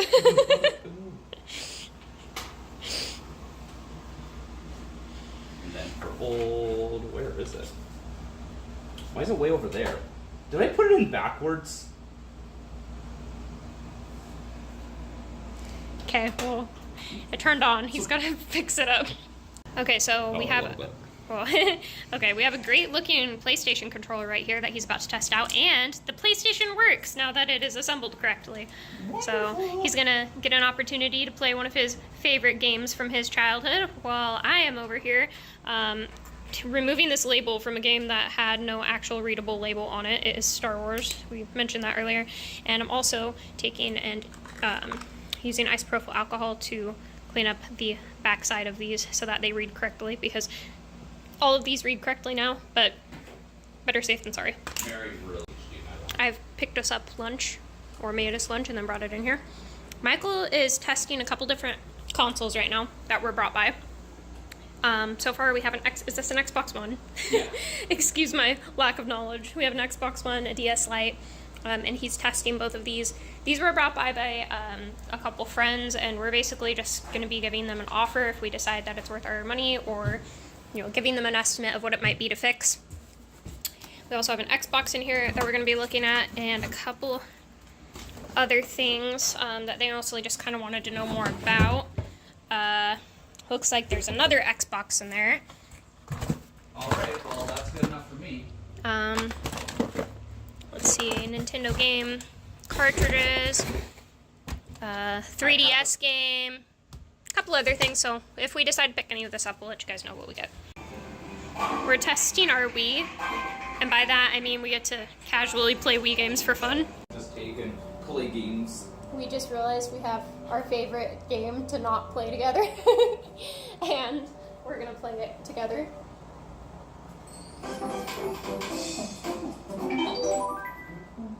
People are gonna show up there and be like, is this a store? Like, not right now, get out of here. We don't like playing it. Well, Michael loves playing this game. I don't like playing this game with him though, because he likes to purposely kill me.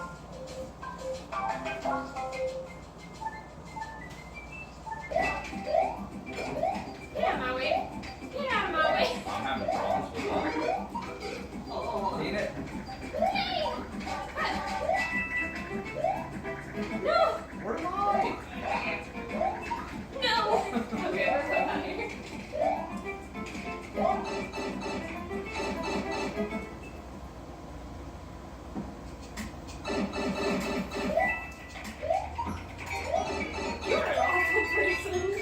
We're gonna give you guys a little rundown. Michael, what was our total that was spent today? We went to a yard sale for $100, and we got a large majority of the stuff we're going to be showing you. And I guess technically we have a couple other things we're going to be picking up, which is going to be another $120. So it comes out to $220. But let's start with the things we got for. So we got ourselves basically a once used Xbox 360, almost new in box. It's more of like an open box. We have everything that Callie cleaned up over here. Pop figures we did not get. We did get this Game Boy Pocket though, which is going for a really good amount on eBay. It works perfectly. It's in great shape. And then we have a lot of old Game Boy Color or Game Boy Classic games. I think all of these are the colors. These are some of the normal classics. A lot of those Game Boy games. We got about half of those DS games you see pictured there, and all of these ones right here. There's some really great ones. PlayStation 1, absolutely great shape. Got all the cables put together. Xbox original, great shape. All the cables put together. We got. What else did we get? Didn't we get some? Did we get some PlayStation games the other day, or was that today? I think that was the other day. We've got an Xbox One right here. We've got an Xbox original, and this one's actually in better condition than the other one. We picked up a DSi, and there's a DS Lite in this box that we also picked up alongside this, and 2 Xbox 360s in there that need a little bit of work, but we have to get the cables so we can start testing those things. I forgot, yeah, we get the things that's in there too. We tons of controllers in there. We negotiated for the 120, the things that are on this table. This is what we wanted to keep, and they basically said to just keep everything, which we had a feeling could happen. We weren't really worried about it because this is legitimately all that we wanted, but they said we could keep the rest. So, like Callie said, yeah, there's another DS in there. We also did get technically all those games. Oh yeah, all of these. And Game Boy Colors are really the awesome thing here on the shelf that we got, and then we also got that Game Boy Pocket that we showed you guys, and if we can get these into fully working order, because it seems like there may be a small issue with one of the speakers on one of them, and I think in all, they probably just need cleaned up, and then... That one you cleaned, and that one's working great. It's just the speakers. So speakers might just be bad on them, but we're going to get new speakers just to be safe. And then there's also this PlayStation 1 over here, and this one, he's in the process of taking apart, cleaning up. He's going to fix the hinge on this one like he did for the other one. Overall, I mean, I think he did some amazing deals today. He just pretty much beefed out our console section. And we got everything up here. This might not be what we end up having because we did find a couple games that were either too heavily scratched or actually had like cracks in them, but we kind of got everything with the impression that a lot of things wouldn't work, and so far all of the consoles have worked. And I was anticipating that the cards and the DS games would make up for the total price. So the fact that anything has worked so far, we're already in the plus. If any of those work, we're in the plus even more. So. And he has talked about, I think he mentioned at some point in this video, the idea of getting a buffer for the store, specifically so we can restore these discs up here, but also just to have as a tool in the store later on, and also because once the store is open, we can provide buffing services to the town. Just because this is a retirement community, a lot of people still use discs, and maybe it's not something that will be used frequently, but if we can use it as a tool on our back end and provide it as a service, we might as well.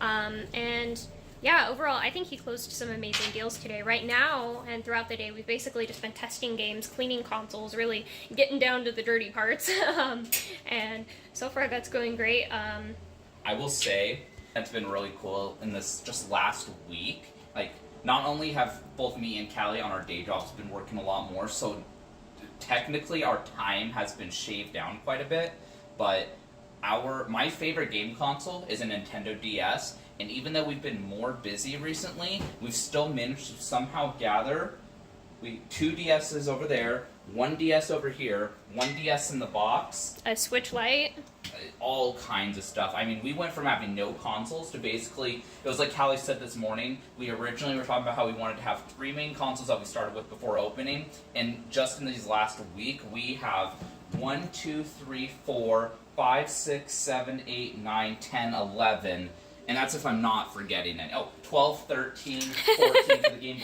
Today we're fixing this display case. My dad helped me go pick up some wood and cut some wood because I couldn't fit it in our little car, but he could fit it in his big old truck out there.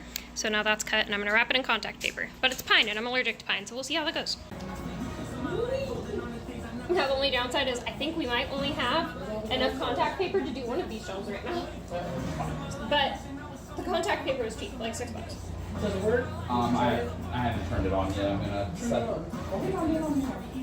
Do it. Oh, did you even check to see if you have the red ring? No. I tried plugging it in at all. 3, 2, 1. Ooh, green. That's good. He sold to us for 3. He sold us actually 3 because he said that they didn't work. Oh, yes, it's doing the thing. Okay, guys, there's another working Xbox. And how much did you spend on this one, Michael? Nothing. We got 3 for free. Nothing. Absolutely nothing. we have some contact paper this is going to be getting wrapped with. Now the downside is I don't think we have enough to do the whole thing because that's all I have left, but we'll see. And if not, I'll just paint the other one. The side of the glass is kind of messy still, but I have one shelf added up there for small cartridges and stuff like that, and obviously those are going to be organized better. But these brackets, you have to like beat into place because they won't stay otherwise, and so we've had our fair share of yelling today. That over there is not enough contact paper to do this entire board, so we're painting the second one. A little bit of a progress update. I had to take this shelf out and remove it, and well, I mean, take it out and remove it are the same thing. But anyways, I had to take this shelf out and move it down a couple notches so that we could actually fit our hand in here, because even my hand was having a hard time fitting in there properly. So that's done. I had to take out the center bracket for the second shelf so I can put this one in here, and then, I mean, it's coming together. I went ahead and, well, we went ahead and redid this baseboard area. We pulled the old baseboards off. Jackson helped us scrape off the residue that was on there, and then we painted it. You can kind of see the spots in there that I painted that should, hypothetically, when it's dry all the way, blend in because it's all matte. And then you can see there's a couple spots on this side too. Jackson brought by some of the signage that he printed for the store. None of this is going up just yet, but it is printed and ready to go. And yeah, it's basically been what today's been all about. I'm gonna take off here in a minute. Okie dokie. I'm leaving the bathroom open. Okay, is the lock in there? Yeah, it's on the table. Okie dokie, I'm gonna throw this next shelf in and hopefully it'll work. Because yesterday it wasn't, or earlier it wasn't. I'm just tired. I've been here since 9. Okie dokie. Well, I can't do it anymore today. I don't plan to be going home anytime soon, but we'll see. Alright, Steve.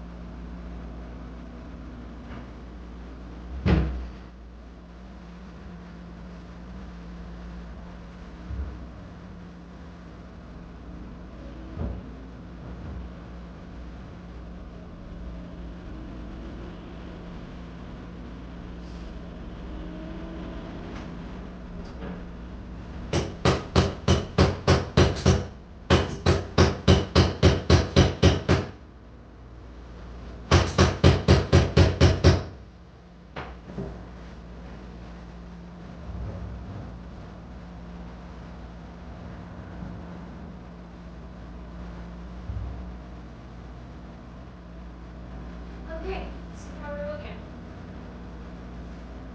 Very nice. Okay. That's something. Look at that, guys. We have 2 shelves in there. I mean, I would like to hope once everything is dry, you won't really be able to tell that this one's painted and this one has contact paper, but you know, we'll figure it out. It's all black. For the most part, I think we did a pretty good job restoring this. I'm gonna go ahead and clean off the top of it, give it one good wipe down again, throw some items in there to stage for you guys so you can see what the general idea is once everything's all put together, and yeah, we'll go from there. All right, this was definitely one of the bigger projects, but we're getting good at doing big projects quickly. So, as I said, we already painted all that, and here is some staged items. We plan to have game cartridges available up here, loose game cartridges. Normal games that actually have their box will be going on the shelf, except for smaller games like these DS ones. Those will be going behind the counter. We also will have some more high-value cards in here. We're going to be working with another game shop to bring in some graded cards through their grading service. Really interesting. We'll be covering it on the channel at some point, just because it's a little unusual. But we also have some signed cards in here I know nothing about, and they do not have a certificate of authenticity, so we're trying to figure out if we want to get one for that. We also will have our handheld consoles in here, things that are really easy to just have walk away. And this bottom shelf, we're not really 100% on what we're going to do, because we want to put big consoles in here, but we have so many different kinds of big consoles, it just doesn't make sense to try to fit all of them in there, because as you can see, we can only fit a few relatively small ones in there, and we still have a ton on this shelf over here. So we have 2 different things that we're considering doing. Well, actually, we have one main thing we're considering doing, so I guess I'll just tell you that. We want to hang some shelves right above our arcade area, and that's probably going to be where we end up putting our consoles, is right above here. Now, that's going to depend on whether or not we can get shelves that will adhere to the weight limit of all of those consoles on them, because obviously some of those old consoles are really heavy. And then we also decided for plush, because we just got done ordering our first toy order, and we have a ton of plush on the way, more than I think this shelf can accommodate. We're going to be hanging some not tension rods, just, I guess you'd say really thin, like curtain rods on this wall right here. And from those curtain rods, because they'll be hung right off the ceiling, we're going to be hanging plush. And then we're also going to be, I think, maybe exploring the idea of hanging t-shirts from there to fill up some of this dead space on the walls. Over here on this wall above these shelves is where Jackson's print portraits are going to be going, because he has a ton of those and we want to give those a good spot to display, so we do have that going. And that's kind of where the store is at for today. I'm going to clean up, get some good pictures for my grandma, and I will be sending those her way. So I guess that's all I really have going for us today. I'm really excited to have this done. I need to get the doors back on there and get it put together, but overall, really thrilled with how this turned out, and really glad to have a spot to start displaying some of those things that we've cleaned up nicely and are ready to go. So, all right, yesterday we got our first toy order. We have another one coming today, but I wanted to show you what we have on the shelves so far. I think we got a pretty good selection, and we're really excited to be able to open. So last night we kind of decided we were impatient, and part of it was stemmed from the fact that we keep hearing that there's other people here in town that are looking at starting something very similar, and we looked at everything we had done already, and we were like, if we don't open before somebody else, I'm gonna cry, because that would just make all of this feel like a moot point. So we decided we were just gonna power through. We placed all of our last orders last night, and we're hoping we can be open halfway through July. So we'll see what happens, but we kind of just decided we were tired of waiting last night and placed the rest of our orders. So this is what we're working with so far. I feel like we have a really good selection. The plush is obviously not going to be staying on the shelf. We have a different solution. We're going to be hanging it kind of about right here, and we're going to be hanging them on curtain rods with little curtain clips so that we can kind of adjust for, you know, the size if we ever decide to get bigger ones.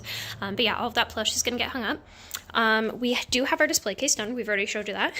But let's take a look at the actual like toys that we got. So just a quick overview of the plush that we got in this first order. We have another order coming in from another supplier here, basically whenever my dad brings it, because he has it loaded into his truck for me right now because it was too much to fit in the car. These little Bob's Burger plushes are just so cute. Like, is that not adorable? Very cute. And then we have Bob back here too. Lots of Squishmallows. We also have some Harry Potter Squishmallows. You got Ron and Hermione hanging out back there. SpongeBob plush. More SpongeBob plush. Gudetama, Pusheen, some Sanrio guys, a little remote control Gudetama egg car. Isn't that cute? A little bit more of a selection of remote control stuff. These aren't remote control. These are just because we got a lot of people asking us to put model cars in here, so we got a couple just to see how they do. I don't really know if they're going to be all that popular, but we're giving it a try. These are a personal favorite of mine. I really love these little lights that we found. They're freaking adorable, and I think people are going to love them. We have a little bit more plush. These guys were smaller than I thought they were going to be, but we have Sonic back there and his friends, and Mario. We have these little Minecraft guys that we showed you in a recent video. A couple more pop figures. We just placed another order for like 20 more pop figures today. Obviously, we don't have a lot of places to put it, but that's fine. It's on the way. Then down here we have our craft section. All of this is going to be put in the back while we're putting it in the register, but I think we got quite a cute selection. I figure we're going to have a manga section. There's probably going to be kids, if they're interested in it, that will like absolutely kill for something like this, so thought that was a really cute thing to add. And then these were another favorite of mine for the girls, you know. Felt like we had a lot of remote control stuff and we needed to get something in there for the girls. Some more Gudetama, he's pretty popular. Harry Potter stuff, not a lot of that, unfortunately. I feel like that's a pretty popular thing here in town. Some Play-Doh just for, you know, the younger kids. Hello Kitty building blocks. This guy, oh my gosh, these two things right here were so cute. So this is a little SpongeBob vending machine, which is super cute. That's cool just in and of itself, because we love vending, and I thought, you know, maybe a little kid would love something like that. But this one is my favorite, because you can put like M&Ms or something in there, you know, whatever you want. I thought it was cute. I think that's going to be really popular, but I'm also probably a little bit biased because we do vending, and so I thought it was cute. Next, we're going to be putting these on clip strips. Oops. Well, there's a few of them. Little mini games.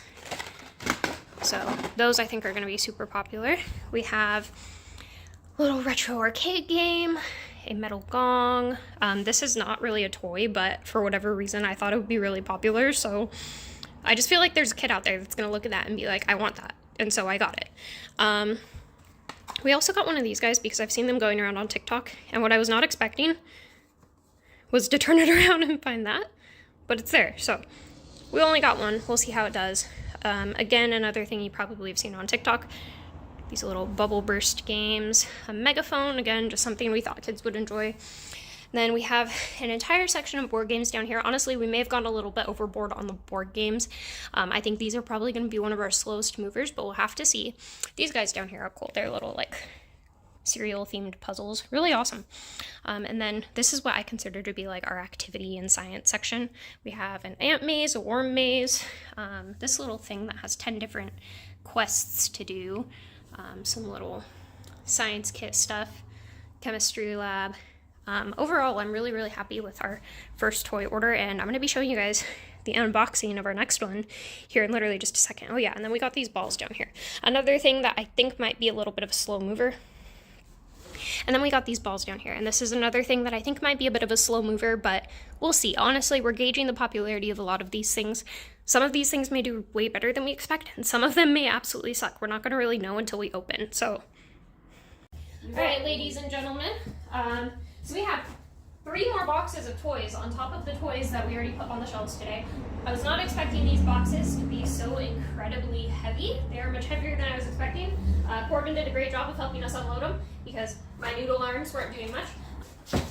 I know we ordered some big things, but I didn't think they'd have any actual heft to them. Quite frankly, for the price we got them at, I expected they wouldn't be that great. But let's see what we're working with here. Yay. Yay. Woo. I can do it. So, first up, oh my gosh. Okay, so I really feel bad for the parents in town because we got quite a few things that I think are going to be incredibly annoying to them. But we have an entire case of flutes. I don't know why, but this just struck me as something I would have wanted as a child, and so we got them. I cannot believe. Okay, so we busted the display on this one just a little bit, but we have fidget spinners, a display case full of them. I know these aren't, the most popular thing anymore, but I find them really interesting, and I know that there's, a small selection of children out there who might also find them interesting. Ultimately, opening the store has just been shopping for things that we would have liked as a child, or things that we know the children these days like and have explicitly asked for. So, once it's all set up, that's going to be our little display of fidget spinners. I thought these would come with a display, but they didn't, which is okay because I have a different way we can display them. Like I said, I think we got a few things that are really just going to incredibly annoy the parents in town, but you can't tell me that's not cool. There's a train that runs through our town every day, like 3 times a day, and I think these are going to be a hit with the little boys. Okay, next up we got 2 display cases. I didn't know we were getting 2, but apparently we got 2 of light up hacky sacks. Well, they're called light up kick sacks, but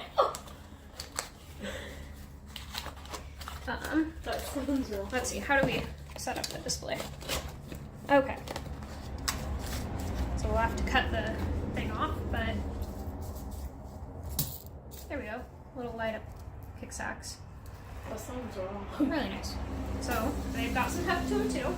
I never actually played with hacky sacks as a child. Oh, and they're barcoded too. So I'm curious how we'll be putting those in the POS when it gets here. We ordered our Square register, and we're going to be moving our website from Shopify to Square. And what is Square? These, I think we just wanted filler for our strip racks. We got a case full of these LED finger light things. We've got some Subway Surfer skateboards. They're 21-inch skateboards, if I remember correctly, so these are definitely like little kid size, but they've got some heft to them. They feel like they're good quality. And isn't Subway Surfers like a... Isn't it like a game that people like? I don't know. That people sometimes use in videos. Skateboards, we got 4 of these. Fidget spinners. Hello. Thanks. Another box of fidget spinners. Look at that. We got entire boxes full of fidget spinners. What are you doing in here? I was just making sure that was locked because if she turns on her AC, oh my gosh. Okay, now I gotta order a bunch of little skateboards because the one that I have for the store isn't doing it. They're gonna put me out of business. It's okay. It's kind of cold in here anyways. Okay, we got Game set. Oh, Yeah. damaged game set. Damage. Yeah. Ah! It's okay, we'll put it on this way. Put it on that way. Nobody will know. Nobody will know. Unfortunately, one side looks better than the other, so these definitely got some weight on them, but at least there's one good side to display it on. Next up, we have a display case for cars. This will get folded down so you can actually, like, And then we'll fold this with the Business Hacks 101, reuse your bubble and wrap when you place inventory orders. If you sell online, which we're in the process of getting ready to, so that'll be incredibly helpful down the road. Corbin, would you like to break down these boxes right here? Yeah. Oh wait, actually, can I borrow that first so I can open this next box? I was gonna open it. I'm the opener. Okay, one thing right off the bat, this supplier, I'm going to assume, ran out of the things they had listed because we ordered something that did not look like this but was basically the same idea, and they sent us this instead. These are just giant Bluetooth speakers. What are we gonna use them for? This is not what I ordered, but it will do. I think it will do.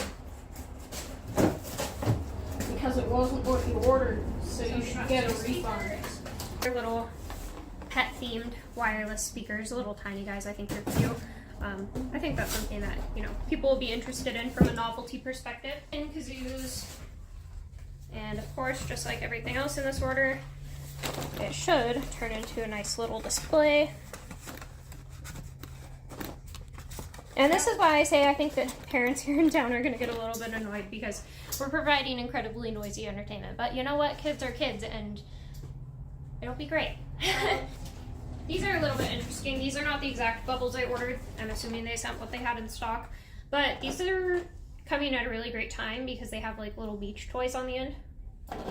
So you have like sand sifters and let's see, there's some shovels in here, rakes, you know, stuff that people can take to the beach and enjoy. So kind of interesting, not exactly what I ordered, but it will do overall. I mean, like,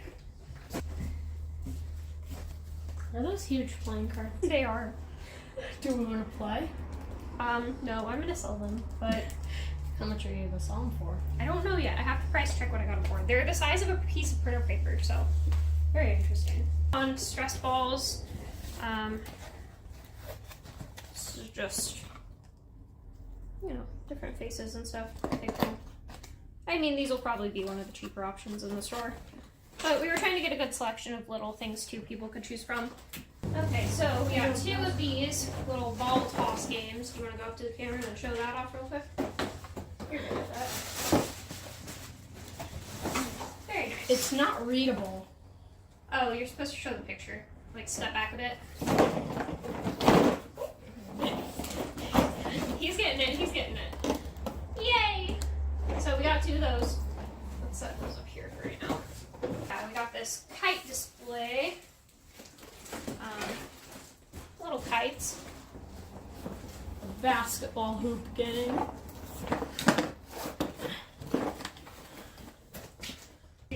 If you're good enough.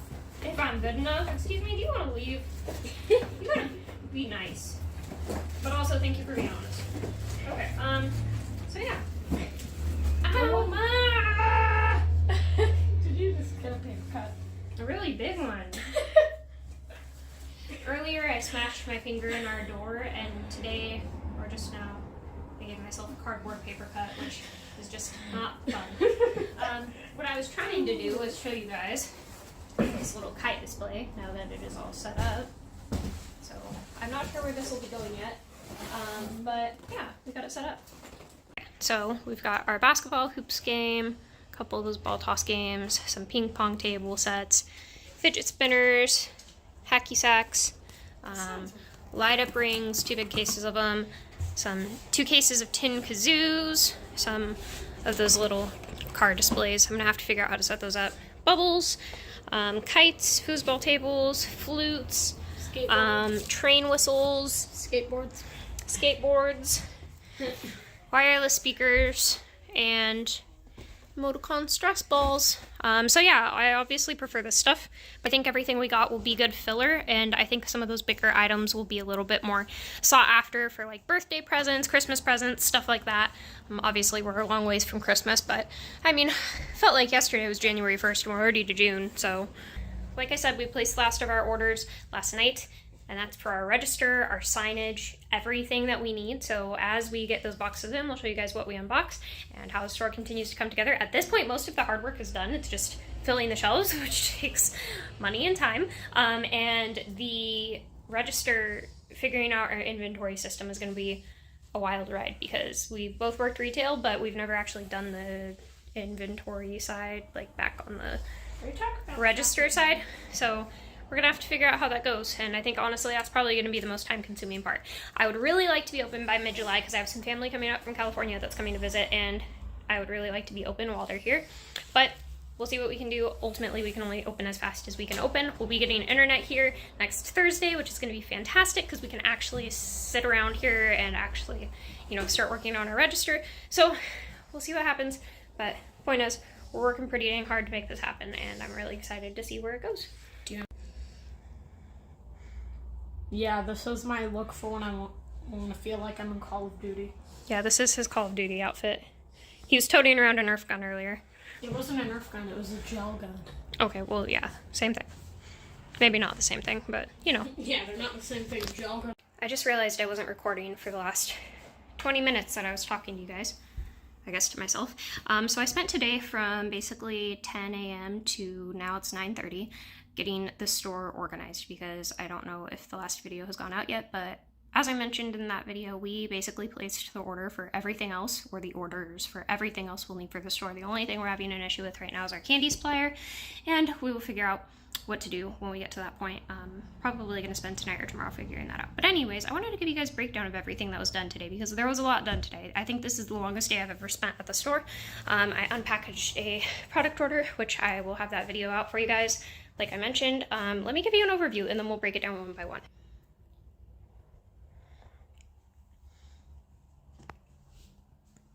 So there's a lot going on today.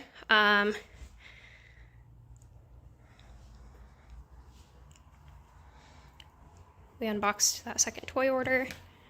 It really filled up our shelves. As you can see, I had to pull the plush down because there was just way too much to fit on those shelves. And then we'll start in the back area because this stuff is probably the most boring stuff for you guys out of everything here in this store, but it, logistically speaking, is going to make our job easier. All of this up here is our packaging stuff for selling things online, currently listed items, and we're going to be extending that to this shelf as well. We have this shelf up here, which is full of games and consoles that Michael needs to repair. We have a disc buffer on the way, so all of those games will hopefully get to a point where they can be put out on the shelves. And then, of course, we're going to clean the cases up really nicely as well, or put them in new cases depending on what the circumstances are. We have this shelf right here for backup inventory. Some of this has been sorted, some of it hasn't. I would say the stuff on this side is pretty much ready to go, like tested and everything. Stuff on this side is like things like extra Pokemon cards I wasn't sure how to categorize, Pokemon binders, a Warhammer thing that we were sent. It's like a sample, and then some coins Michael was curious about selling. But all that stuff I'm not really sure on. This is going to be our concession shelf. We are going to have our microwave to microwave popcorn, and we're also going to have a spot for backup concessions because we will have a concession stand right here where people can see it, but we're also going to want a spot to store extra. This shelf right here is going to be an extension of our inventory shelf, so we have two shelves to work with for backup inventory before it goes out on the floor. This shelf is undecided, haven't really figured out what we're going to do with that. We have our vending shelf down here, and then on the very bottom we have our cleaning supplies, a couple things for vending, and some bigger equipment like our dolly and crate. And this stool right here should be down there, but I was using it because I'm short and I needed it. This shelf right here is going to be directly next to our desk, and so for that reason, it made sense to put office supplies and things we're going to need on a regular basis right there. Tools that we frequently pull out. These cases are probably going to be given away because we have no reason for them anyway, so if somebody buys a DS game, they're probably getting a free case, at least until we run out. We also have some of the extra paint for touch-ups and stuff down here, a little file folder box thing in case we need it, extra cling film, a painter's tarp. I left that out because I know we're going to be needing it soon. And yeah, that's basically our back area. This part right here is cleared off. This sign is going to our Fudge Shop location owner because he needs an open sign. He's been open for like 3 years and doesn't have one yet. And so we are going to give that to him. I'm dead exhausted. 1 second. So yeah, this is all cleaned up. Let's get into the actual game area. As you guys have probably seen in another video at this point, we restored this little thing. If you guys want to leave us a good review on Google, that would really help kick things off. But we'll have a QR code there. That's only temporarily mounted. I have a different way I'm going to mount it, but that's just how that is.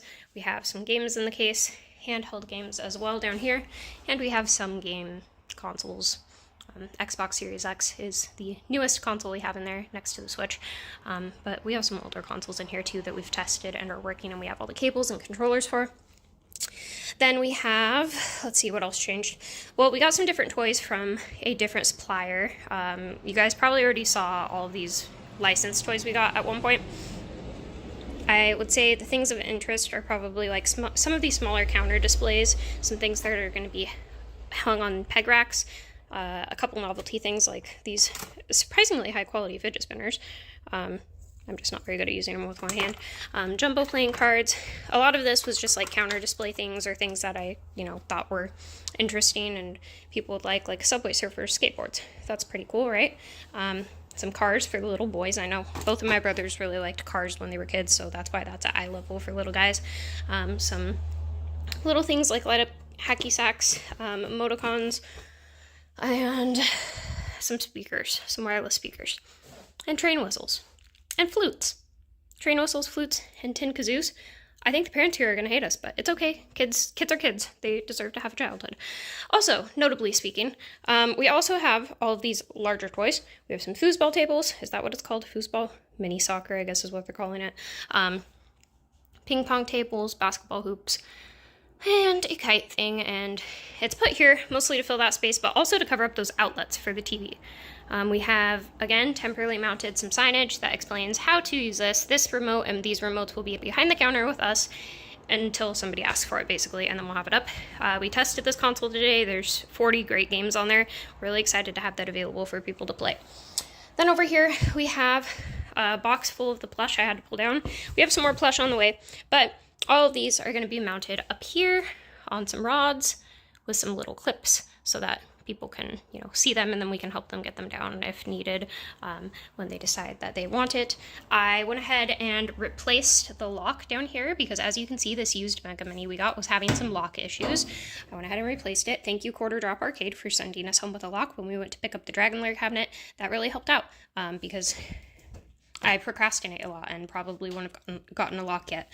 There's also $1 in there for whatever reason. I don't know where it came from, but it's there. This machine has not been on, so I'm not really sure. We also started to fill it, didn't fill it all the way because we'll have to put the key in there.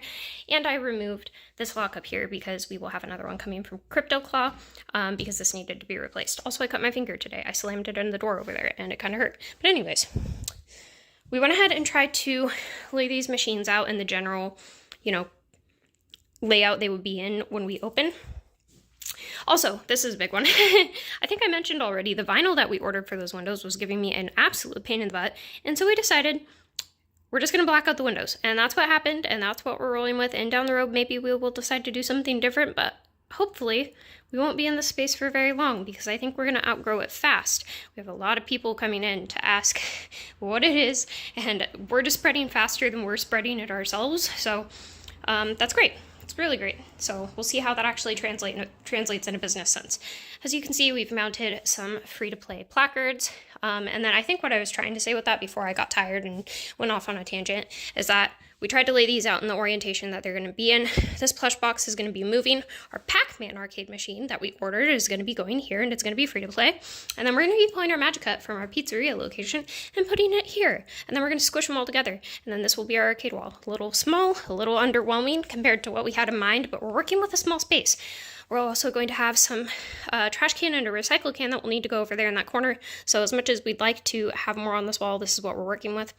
We also need to figure out some kind of solution for this desk because Michael hates this desk. Honestly, I don't really like this desk. It's kind of janky. I did my best, but let's be honest, that looks really trashy. So we're trying to figure out a different thing to put here to do trading cards for people to look through.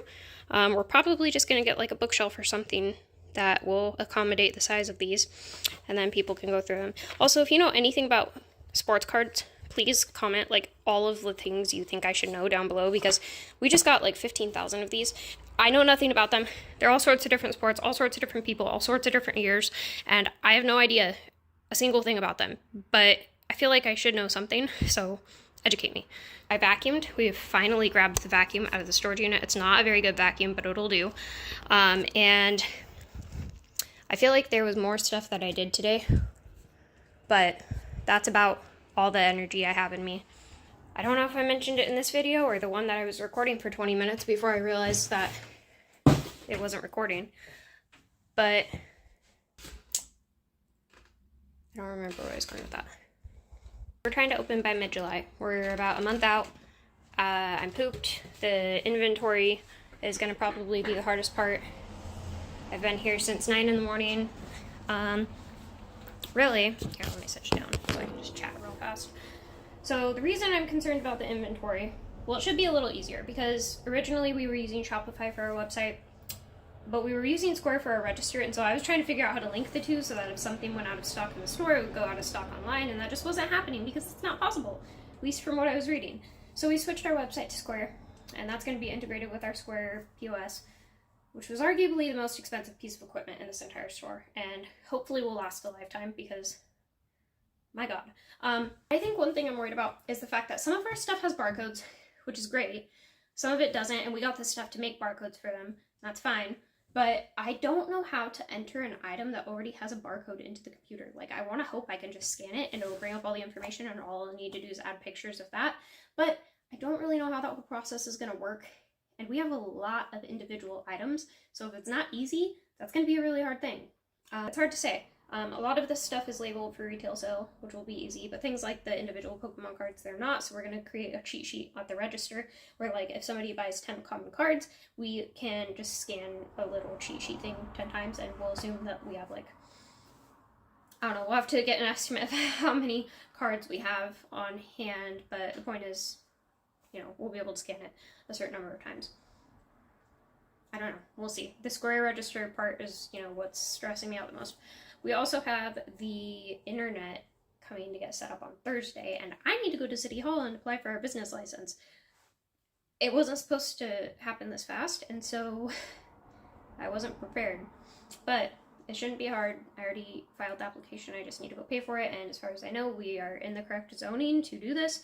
Well, you know what would suck? Is if I went down there and I finished the application and they were like, you know, you can't run something like that there. And then I'd be like, why didn't you tell me when I asked 6 months ago? Anywho, we've been working on this since March. We thought we were going to be open by October. And now we're thinking we can be open in a month. But I feel like we're going to run into more problems trying to open sooner than if we had waited, which is fine. Like, they're going to be silly things. Like, my dad needs to come and help me install those outlets. Because I can't do that by myself. But we need outlets on that arcade wall. Or I have no idea how we're going to run those machines. Oh, but we only have 4 on that wall now. So we won't even need to put a power surge protector thing. Yeah, basically, it's just it's been a long day. Well, anywho. Hopefully that broke that down for you guys. Probably more than you needed to hear, honestly.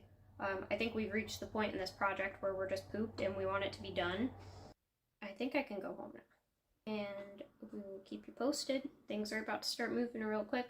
Probably going to be a lot of unboxings of inventory, and I'm going to probably spend some time shopping around for a different candy supplier, or at least something to put on those shelves over there. At this point, I don't even care if it's a novelty candy, it just needs to be something to start. And then we'll figure the rest out after that point, but we'll see what happens. These lights are going off every time I talk, and it's actually disorienting. Anyways, if you guys want to see more progress regarding this store, subscribe, stay tuned, give your best suggestions down below. At this point, we're past the point of suggestions, because we're already too far in to turn back. I hate what we do with those windows. I really was hoping that mirror tint would work out, but even if we could get it to stick, it just looked really ugly. It didn't look crystal clear at all. It was just gross, and it was not the vibe we were going for, and I'd rather just have them blacked out until we can figure out something better. if we decide to figure out something better. Oh yeah, I got our concession menu set up. And I ordered that. And we ordered our signage. Wow, how did I forget all of this? We ordered our signage. And I'm very excited about that. We are going to be doing the flag signs that we were going to originally, because I wasn't going to because I didn't want to block my parents' signage. They're getting ready to open like this weekend, by the way. They really powered through. And maybe that's why we were so encouraged to just get open. But good job, Mom and Dad. I'm very proud of you. There's so much to do. Got to the point of like so tired I want to cry. Hi guys, it's been a long time since we've made a video, but the store's coming together and we haven't done really any unboxing of our inventory for you guys, so I thought it would be fun to unbox some of the candy we just had show up. This is the last of our candy section as far as I know that we were waiting on, so it's going to be exciting to show you what we got. We ordered these from Boston America Corp through a supplier, and I think there's probably like 6 boxes in here. So let's take a look at what we got. While I'm opening this box, check out our arcade wall. It's coming together. It's not on right now, but all of our machines are stocked and ready to go. And at this point, we are just waiting on our business license to be able to actually open the doors. So that should be here soon. Ooh! So I was pretty close. We got 7 boxes going on here. So let me go ahead and show you guys what we got. We've got some Dungeons and Dragons cherry potion candy in tins. So cool. While we're doing this, I'll just go ahead and show you what these tins look like, because I think these are going to be a selling point on our candy wall. As you can see, we already have a pretty good variety going on already, but all right. We've already got a pretty good variety on our candy wall, but I think these are going to really tie everything That is together. so neat. They have little cherry potion candies inside of them. Actual branded tins. These are amazing. We've been looking at these back when we thought this store was only going to be a toy store or a candy store. Which was a way long time ago, because after that it was only going to be a toy store. So yeah, that I'm really glad we didn't go with that, because candy actually ended up being one of the hardest things to source out of anything that we have had in here so far. Just because there's so many stipulations on suppliers working with you on it. So And this one's going to be really cool. Give you guys a look at this beforehand. I just think this is going to really tie everything together. We've got our Pac-Man arcade cabinet, and we've got our Pac-Man So arcade cool. cabinet candies. And I just love that these are actual tins. Like, they're really good, like, good Solid. quality. Yeah. Really love it. Super cute. We got a really good variety, too. Now, we've had a lot of kids here in town asking us to stock Five Nights at Freddy's related merchandise, and that's been a little bit harder to find, but I was really happy to see that they had a Five Nights at Freddy's tin. Michael's got a little cousin here in town that comes in and asks when we're going to stock Five Nights at Freddy's stuff, and this is about as close as we've gotten so far, but it's on our list of things to find. So if you guys know of any Five Nights at Freddy's related merchandise and things you'd like to suggest, feel free to share in the comments. But we do have Five Nights at Freddy's pizza tins, and the candies inside of these ones are little orange pizza slices. So cute. Isn't it? I love it. I just love this selection. I just love these little like display boxes that they've got. Like, that's just gonna ignore the fact that you can see this, but that's just really gonna tie it all together. Oh yeah. Love it. Next up, these are not tins, so we'll go ahead and open these next. We've got some Senzu beans from Dragon Ball Z. I love this. I have never seen Dragon Ball Z because there's too much to watch, and so I just never got into it. But we've got little tiny bags. Senzu beans. Are those not cool? I don't know what to expect from these because I don't know what they're supposed to look Senzu like. beans but- are so cool. But I really think little things like this, I mean, like I said, we have a great selection on our candy wall right now. We were able to get a pretty decent variety for the space, but I think these branded items are going to really tie everything together and just like really make it stand out. Nobody here in town offers these things. Nobody here in town offers such a wide selection of entertainment related merchandise. So I think this is really going to stand out here in our little town. Next up, we've got some Zelda tins, and all of these are just so cool. I was really surprised to see people selling these on Amazon, because one of the stipulations to buying these from the supplier is that you cannot sell it online. It has to be in a storefront. These smell like mint, really strong. Anyways, I gotta clean up that display. And I thought that was really cool. Again, something I've never played, but, you know, it's cute. These guys, I think, are gonna steal the show, just because everybody knows what Mario is, and And they're not mints, they're sour candies. yeah. All of these, some of these are mints, but most of them are like just a flavored hard candy. We've got cherry and sour apple. So 2 different flavors too in this one. But just wait until you actually see the tins because they're just adorable. And stuff like this, I mean, these would make great stocking stuffers once Christmas rolls around. And last year, we were hearing from a lot of people in town that they were going to our claw machines in town to get stocking stuffers because they just couldn't find that kind of product anywhere else. So stuff like this, we're gonna make sure we're really stocked up on come Christmas because this is gonna be great stocking stuffers. But also, just in general, look how cute. It is so cute. I just love it. Oh, well, you can't see the eyes, but We can fix that. you know, you get it. We'll have to fix up the display a little bit. They got knocked around in shipping. But last one we got is the Pusheen candy tins. And is this the last of our candy? This, I think, is the last of our candy. So at this point, we literally are just waiting for our business license to show up in the mail. And that should hopefully be here within the week. If it gets here before July 18th, we're just going to go ahead and throw up the signs and do a little bit of a soft opening. On July 4th, we're going to be doing a big booth. And we're going to try to get some video footage of that, kind of showing how that process works. We were invited to our town's 4th of July fest, and they have a really good turnout every month. Or not every month. Every year, and they said they wanted to waive the booth fee for us so that we could show up, basically just sell and advertise. So we'll get to go show up to that, and we will try to get some video of that so you guys can see how it goes. Knocked But around. That's a cute little guy. our last tins are these Aw, super handsome. adorable little Pusheen, and they have strawberry candy inside. Ah. Isn't that adorable? So there's variety. It's not all the same flavored candy, so you can get multiple and still walk away with different candy. And I was so worried about that when I was looking at these, because the first couple times I was like, well, if they're all mints, I mean, there's just not going to really be any reason to sell all that. Yeah. But they all have a different flavored candy, and I just think that once these are in the computer and on the shelves, it's really going to tie our candy section together. So once we get these in our computer and put on the shelves, we're going to give you a little preview of what it looks like. Guys, so I forgot to get a video of our candy section until just now. This is the next day. Obviously, all of the things that we, went ahead and showed you guys in yesterday's video during the unboxing, we've put on the shelves at this point, but I wanted to go ahead and break down for you what we actually put on the shelf right here. Now, this is our first actual candy order, so this is just kind of what we were able to get on hand while we were exploring suppliers, trying a few different suppliers. I didn't know how popular Mexican candy was going to be, but we had a group of teenagers come in today. They seemed to be very excited about the fact that there was some Mexican candy available, so that being said, I was really excited about that because I like Mexican candy. I'm excited to see that there's some interest here at least, and we'll go ahead and see how popular that is going forward. But otherwise, let me go ahead and break down for you what we put on this shelf. So up here, this isn't necessarily candy, so I'm not going to go through that too closely, but this is just food-related toys, and then up above our candy shelf, we have food-related plush, just because I felt like it fit the theme really well. We'll go through our clip strips first. First, we do have some more plush, again, over here. Sanrio was highly requested. We have some E-Fruity pizza movie bags. I thought those were really cute, just a bigger thing to display. We have cotton candy. We have a couple different kinds of cotton candy. We have the Starburst and the Skittle cotton candy on the clip strip, but then we also have some Dr. Pepper cotton candy right here, and that has been going fast. We had 12 bags of that at one point, and it has really basically just disappeared as people have come in to explore the place and, try out a few things in the meantime. We do have another gummy pack here. It's a Taco Tuesday themed one. I just thought that the 2 gummy packs were a great thing to throw on the shelves as filler. These I have not tried yet. Actually, most of this stuff I haven't tried. I got it because there was a little bit more novelty value than what you typically see at a store.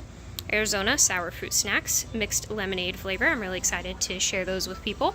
We've got some Zelda Mints, some Honey Bear Pops that I thought would come in a display and actually didn't, so I had to create a display for that. We have Five Nights at Freddy's pizza tins, as you guys saw, and down here we have a little bit more nostalgic candy. Laffy Taffy is a classic, obviously. We have some Bazooka Gum, rock candy on a stick. We got a nice variety pack here, different colors, different flavors.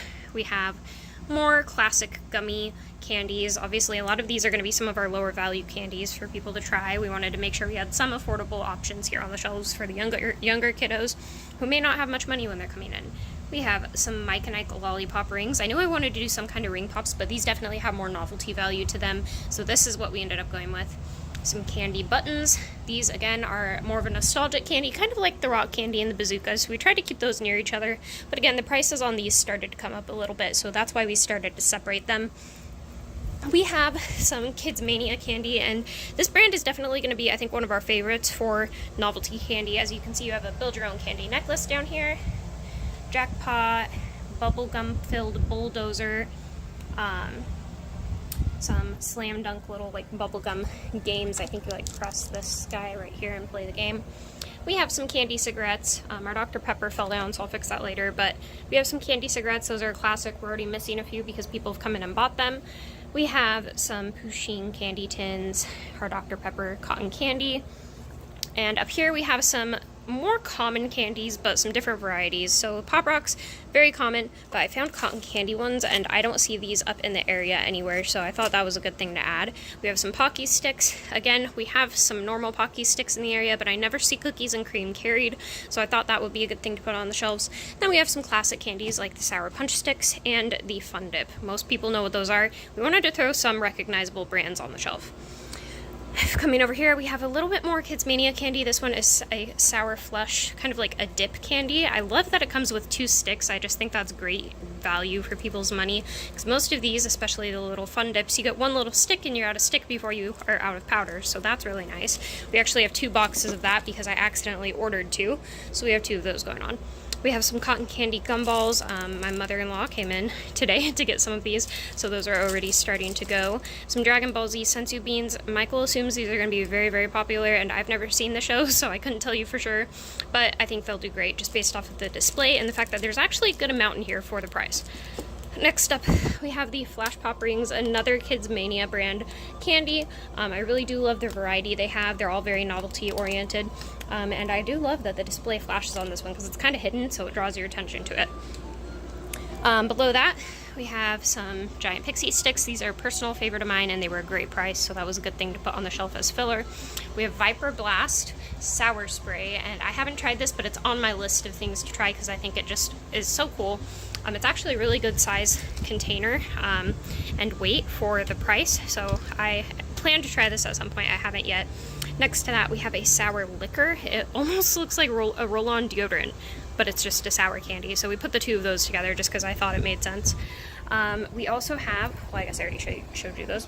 We have a couple different Mexican candies. These are just the ones that I commonly see.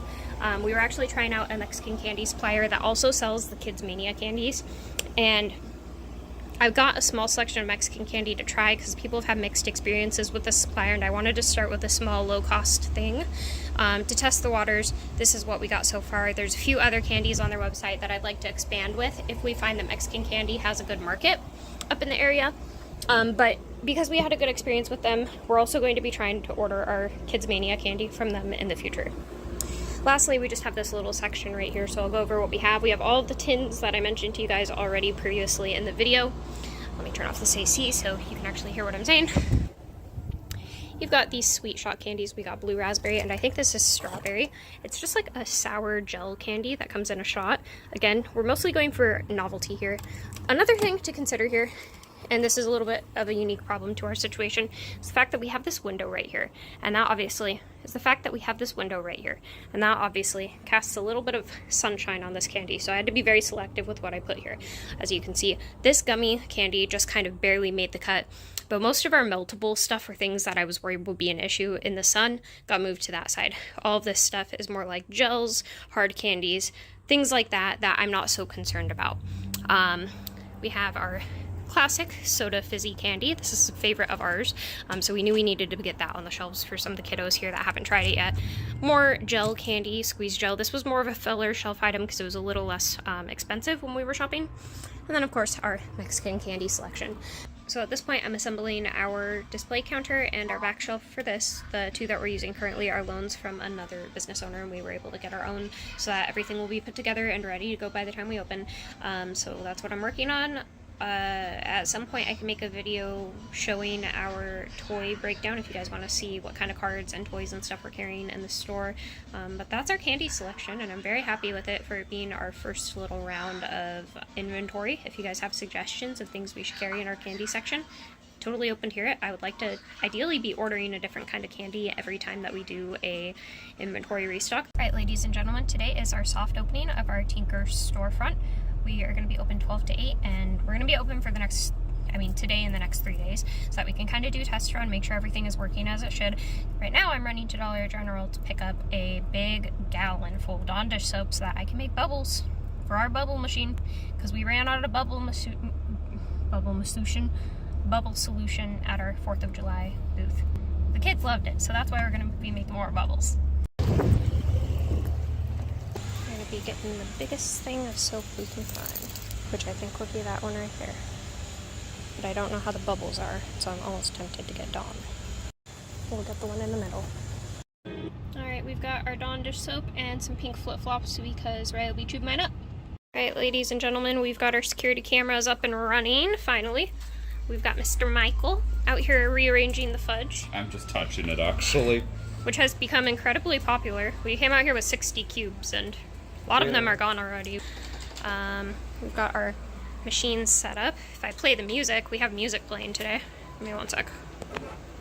We've got chill Pokemon music playing. We have our cartoons playing up in the corner.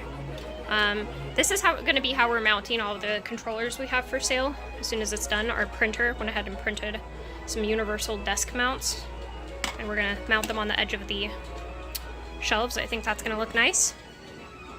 We also, out here, have our little Tinker's tent sign, as well as our flag signs going. We have one over there, one over there, and then we have bubbles going, and music. We also decided we're going to be hosting a little giveaway, and we'd like to do these pretty regularly. We have a little light figure, one of these little Pac-Man candy tins, just because I think it's so fitting with the fact that we have a free-to-play Pac-Man machine here. We also have some Pop Rocks. These ones are interesting. They're cotton candy flavored. We have some Pokemon packs, Raichu plushie, rock candy, and then these, I threw one of these in here because people seem to be really interested in these, so I wanted to put some of those in there. So this is going to be what we're running until the end of July. In-person entries only, sorry guys. We also have our business hours posted, and we'd like to expand on this soon, but this is what we're working with. And this little thing out here was full of business cards, and now it's pretty much close to empty, so I need to refill that. We also have, I don't think I've talked about this yet here on the channel, we have a little, I'm waiting for Jonathan to send me a better insert for this, but we have a little YOW donation box, so anything donated to this box goes straight to YOW at the end of the month, or I mean whenever we remember to put it there. We're not even officially, or we haven't been officially open, but he's already gotten a few donations already, so I thought that was interesting. And then we have this 3D printed bender right here, and one thing that we thought we were gonna maybe try, we have to have our printer redo it because the arm that they printed to do it isn't gonna work. But we'd like to get this arm extended so that he can reach down and look like he's grabbing into the donation box, just because that's a very bender thing to do. That was Michael's idea. I can't take credit for that. Is there something wrong with the water? Tasted nutty. I forgot to show you guys what my parents' store looks like because they're done. They've been open for a while. You can kind of see the back side of the sign I made for them. This is what their little shop ended up looking like in the end. I love their baby clothes selection because there's not a lot of places for people to get baby clothes here in town, and they're just like, they're pretty fair prices actually. Like $2 for a cute little pajama set, and let's see, they've got $2 on this little life vest thing. Cute little baby hats for 50 cents. Actually, their baby section is huge. You really get looking at it. But then they also have, here, I got it back up so you guys can see. They also have this huge wall just full of clothing for sale. Again, more baby stuff down there. This is great for the young parents here in town that are still kind of getting started. They've got a little mirror. Unfortunately, this place is too small for a dressing room, so, I mean, that's not gonna help too much, but, and then Limited edition shoes. Limited edition shoes, and they got these because they're $5. They got these because Michael picked these up thinking we were gonna sell them, and then we never did, and so then they went to them because it just made more sense for them to be over here. I think somebody already picked up the one little, oh wait, no, here we go. They also got this pair right here, and these guys are running for $5, so pretty good prices on their branded stuff. Really cheap silverware. If you're a lady, you know what brand these are.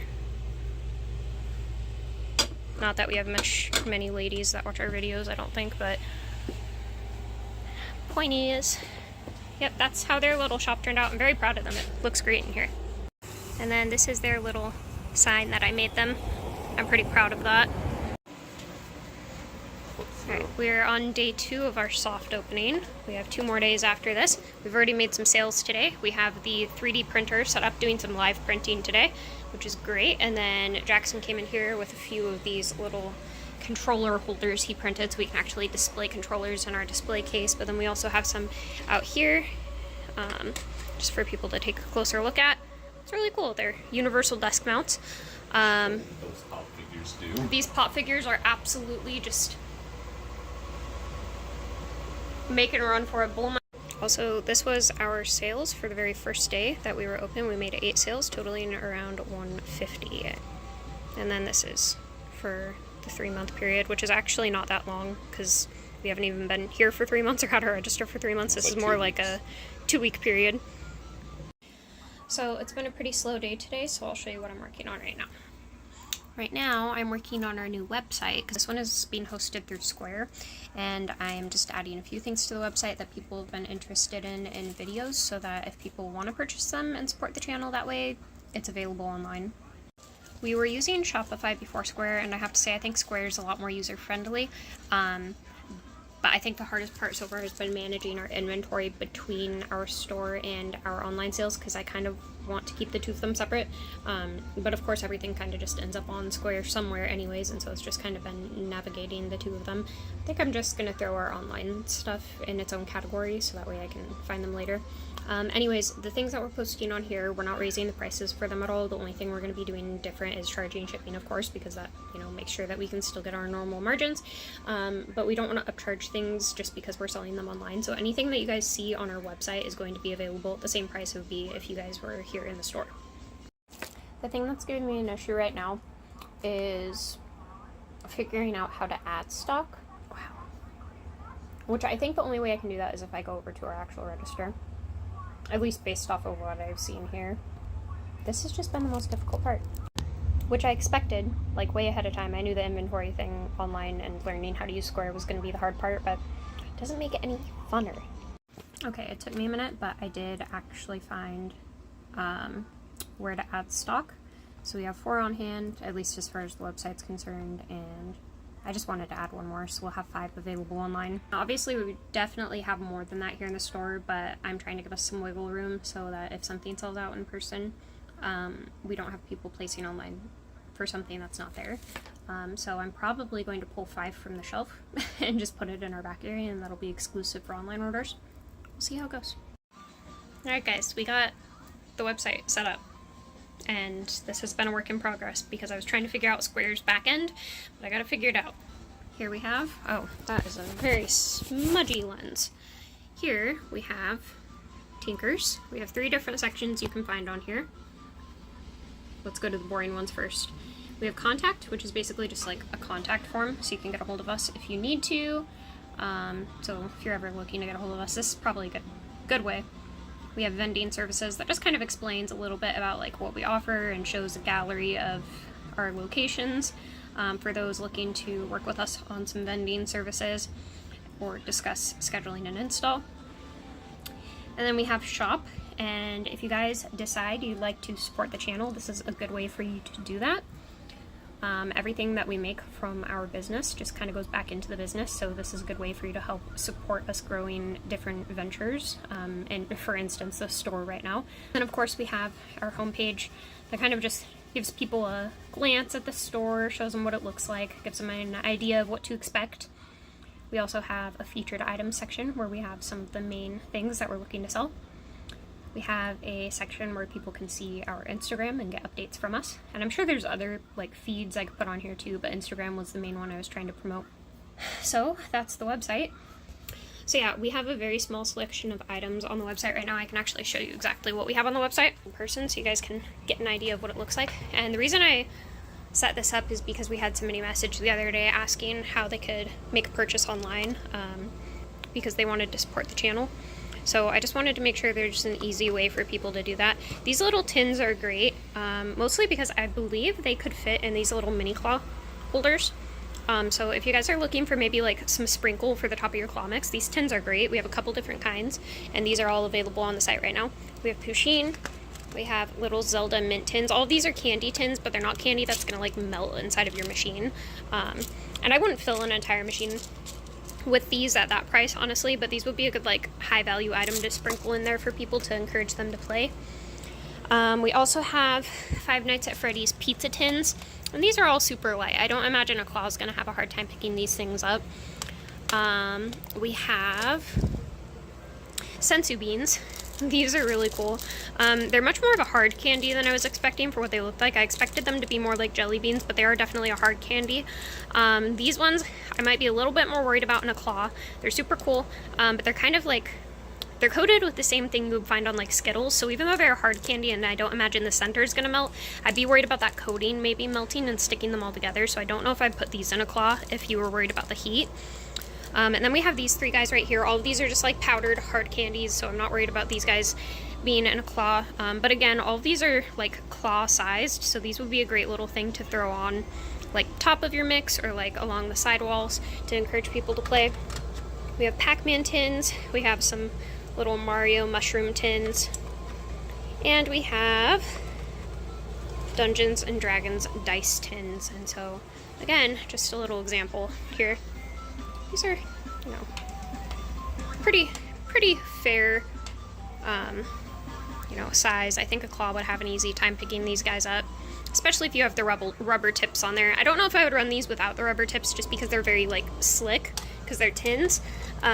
But if you have the rubber tips on your claws and you're looking for little things to sprinkle on top, that'd be a good thing to run. And we do have those available in singles on our website, so if you don't want to order in full boxes, you can get these just a couple of them at a time. I only have a few available on the website right now, so if it ends up being something that there's a high demand for, we will work on stocking more on our backside so that we can keep up with orders if people seem to be interested in running those.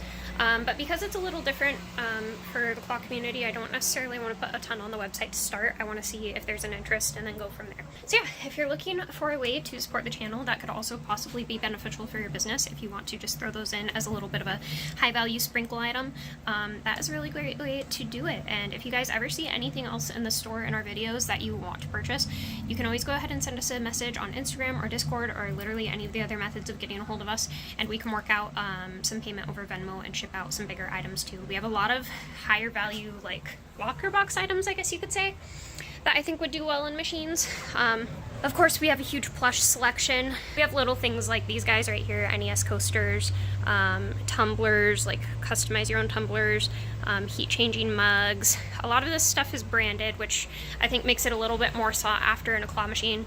We have little icon lights. Of course, we have Pokemon tins and stuff. So this is another really good way to support the channel. If you guys see some bigger items and you would like us to ship those out to you, these would all be some pretty good locker items.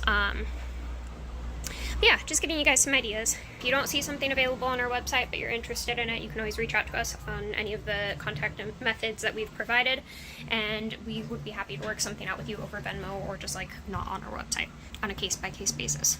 We're still open for about another hour or two, probably 2.5, depending on if I decide to stay here later. It hasn't been the most busy day. We've had a lot of people come in and check out the store. We've made a few sales. I'll go ahead and show you what we've made today, actually. So for today, we've made 4 sales totaling $85, and I can show you which items got us to that. Most of that was on carts.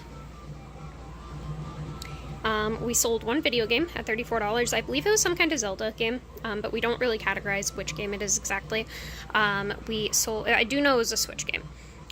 We sold a Pokemon tin, and this was actually to a local business owner. A How to Draw manga set, kind of like this one up here, but it was the chibi version. We sold 2 different Scarlet and Violet boosters, and then a couple different candies, and then it, you know, categorizes from that point. So yeah, I'm pretty happy with our sales for today. Again, this is a soft opening week.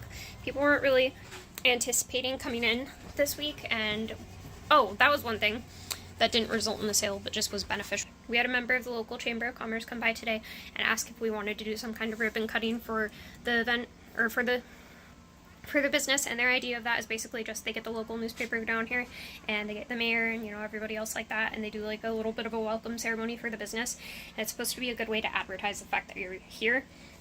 So I need to reach out to them and see if that's something we're gonna do.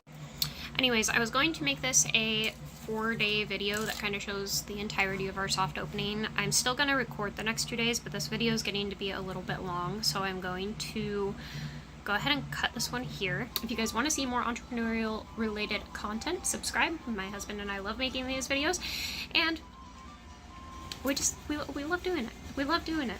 We learn a lot more doing these videos than not doing these videos. So my dad is going to be helping us straighten this sign out a bit, because as the heat has like gone on the sign, it's made it a little bit looser, and so it's like blowing in the wind and it's not as tight. And then my parents also got their sign right there. So, and over here we've got my mother preparing for the day. They spent their morning going and sourcing items for their store. And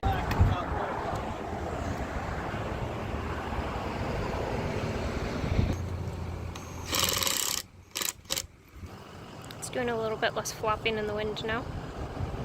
This is day 3 of our soft opening. We're having a whole soft opening week. We're basically testing the waters and making sure, one second, that lens was nasty. Just basically testing the waters and making sure that everything is running how it should be. Michael's back there enjoying a rest before he goes to work for the evening. I think I showed this in the last video, but we do have the 3D printer up and running. So it's in the process of printing a little flexible Charizard thing right now. But let's show you guys our sales so far today. We've only been open for 3 hours so far. It is just after 3 o'clock, and we're sitting at $80 in sales today. And that is across 6 different transactions.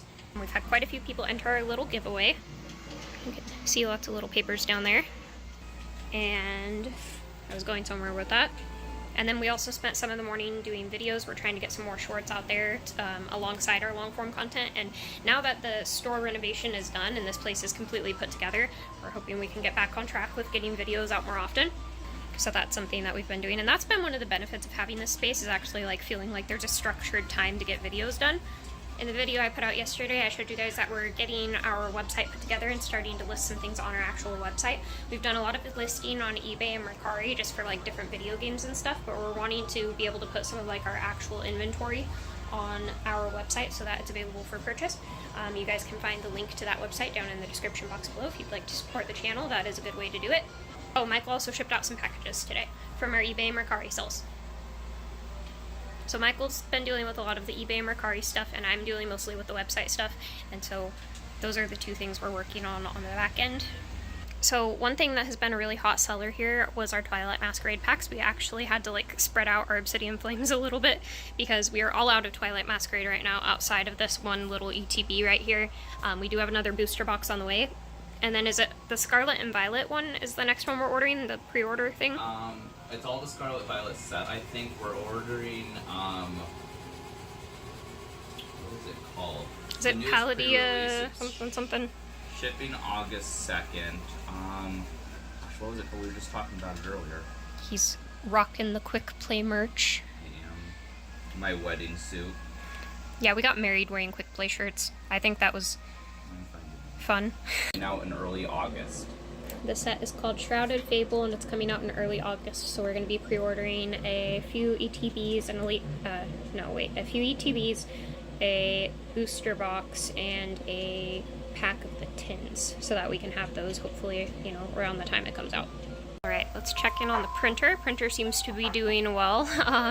We do need to sort out some kind of poop chute situation though, because that box got filled up really, really quickly. We have about an hour left today. We're going to be closing up at 8. It's 6:52 right now, so let's go ahead and show you guys what we've done for the day. Today we've done about $271 in sales. That was from 11 different transactions. A lot of that was actually video games. It says here that there was only 2 video games sold, but it was actually 7. I just combined the price for a lot of them. We sold quite a few booster packs, some Joy-Cons for $40, Vivid Voltage packs, Magic the Gathering packs, a couple other things here that weren't categorized automatically. Michael's going to open up our machines here and let you guys know what's in them. These really have not been the star of the show as much as I expected they'd be. There's a small bonus. Just a little bonus. Little quarter heavy. Nope. And this guy does not have an IX reader on it yet. I don't know if we're going to be putting one on here because I just don't know if we'll use it. Also because I covered the Nyack slot with a Yao sticker.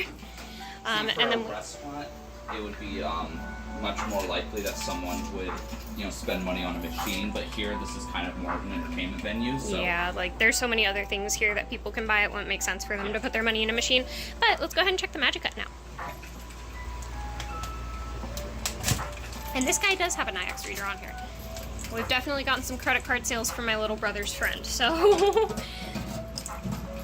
let's check out and see how our machines are doing. All right, doing pretty good there. I don't expect the stacker will have anything in there because it's 50 cents a play, but if it does, hey, look at that. We actually have a little bit of money in the stacker. And we're probably going to let this money just stack up for about a year before. Yeah, because if it's in our own location, there's no real reason to pull that. So maybe we'll do like a 6-month collection if you... Oh, okay. One last thing I do want to see though, because this has been getting used, I think, more than anything. This is kind of the thing where people come in and they don't see anything else they want, so they go to this. Right.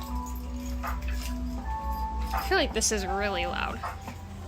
It's not. It's a good vibe. Toys have a little tiny bit of something. We pull them all around so you can... You can see some kiddos have been putting pennies in there. Cry. We call that a bonus in these parts, folks. I thought it was silver. And the real one would be on the bottom. I'm glad that this is pretty easy to empty. Hey, that's not bad.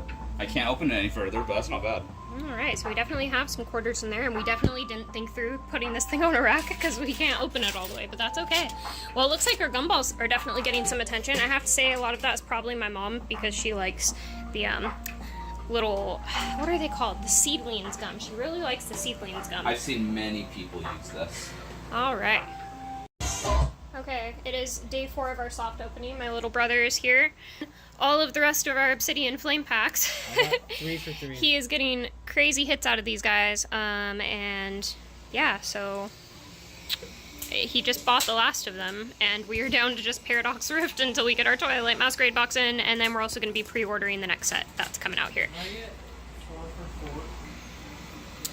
In other news, we purchased a JBL speaker for the store so that we can be playing music. I hid it up behind the Mega Mini so that it is out of sight, out of mind, but it's still really loud. We purchased that guy off of a friend because the other speaker we had for the store was not holding a charge long enough, and also just wasn't nearly as powerful, so we just weren't really happy with it. Anyways, so that's what we're up to today. We've got some Disney musicals playing. The printer has finished its little Charizard thing. This is a little stringy still. And just to be transparent, we don't do these prints. This is my uncle doing these prints, and so he will come in and finish this guy up probably, or teach us how to finish it up. And then he also has a Pokemon bookmark printing right now. We've spent part of the morning doing some shorts. I just finished one up on the pop figure and the 2 ETBs that Koya opened a second ago, because apparently he's found his spot to get his fix of Pokemon cards. Let me show you guys what we're at for the week so far, across these 4 days. Here we go. The sales for the 4 days we've been open so far. And mind you, we're right at the beginning of our day today. $704 in sales. That doesn't count any of the online sales we've made throughout the week because we're still in the process of making our online sales on our back end. Nor does that include the amount that our actual vending machine route has still made. So yeah, pretty happy with sales so far. We'll give you guys an update later today on... Hey, no bad words on my Christian Minecraft server. Wow, you were getting some hits today. That's one of the biggest cards in the set. My goodness. We've given him some candy on the house to help make up for his financial bad decisions. No way. Oh, no way. Oh my gosh. What the heck? This next one's gonna be another hit. I wasn't getting hits for a while, now I'm getting hits. My goodness. Okay, well I guess we're gonna take a little detour, guys, to watch him open some of these things because he's getting crazy cards right now. Anything? Nah. Dang. Like I said, I think recording it jinxes it. Would you like to pull your debit card out of my register at any point? I am a mess. This young man just graduated high school and is coming across the financial responsibility of having a job, but also no bills or responsibilities. Anything?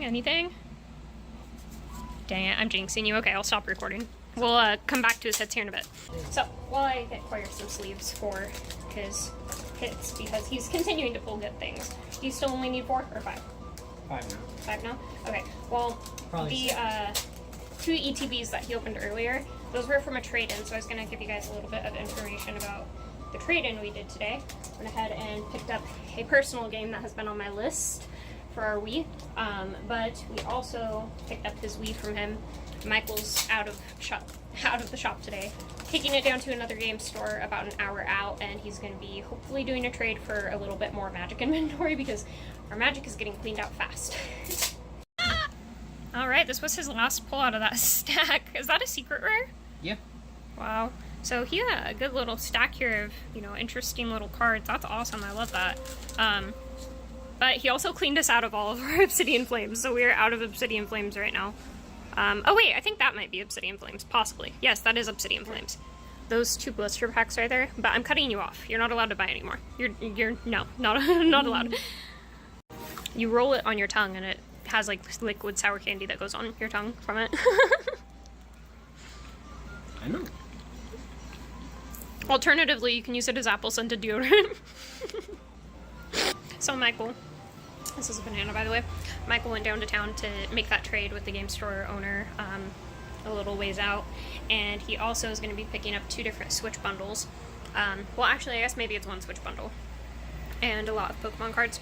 He's picking up 10 Switch games for, I think they had settled on 150, which is great because when you really look at all of our other video game selections, I feel like our Switch games are very slim, and we've already had people come in and get a couple, so we want to make sure we're keeping that well stocked.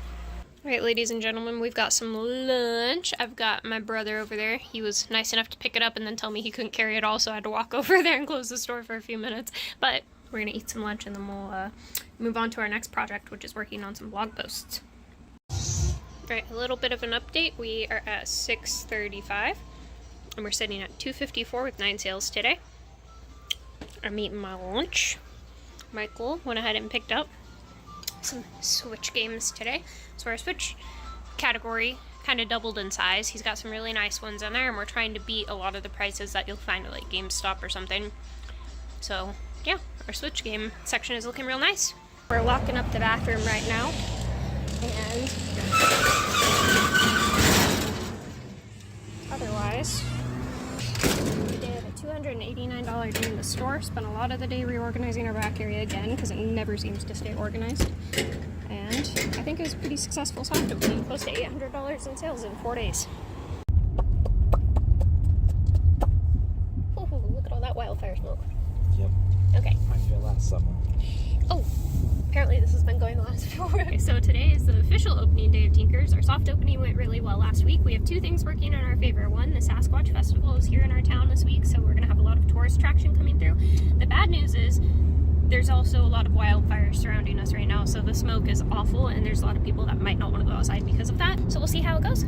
The one thing we didn't get to do before we opened was actually get the outside of the building painted.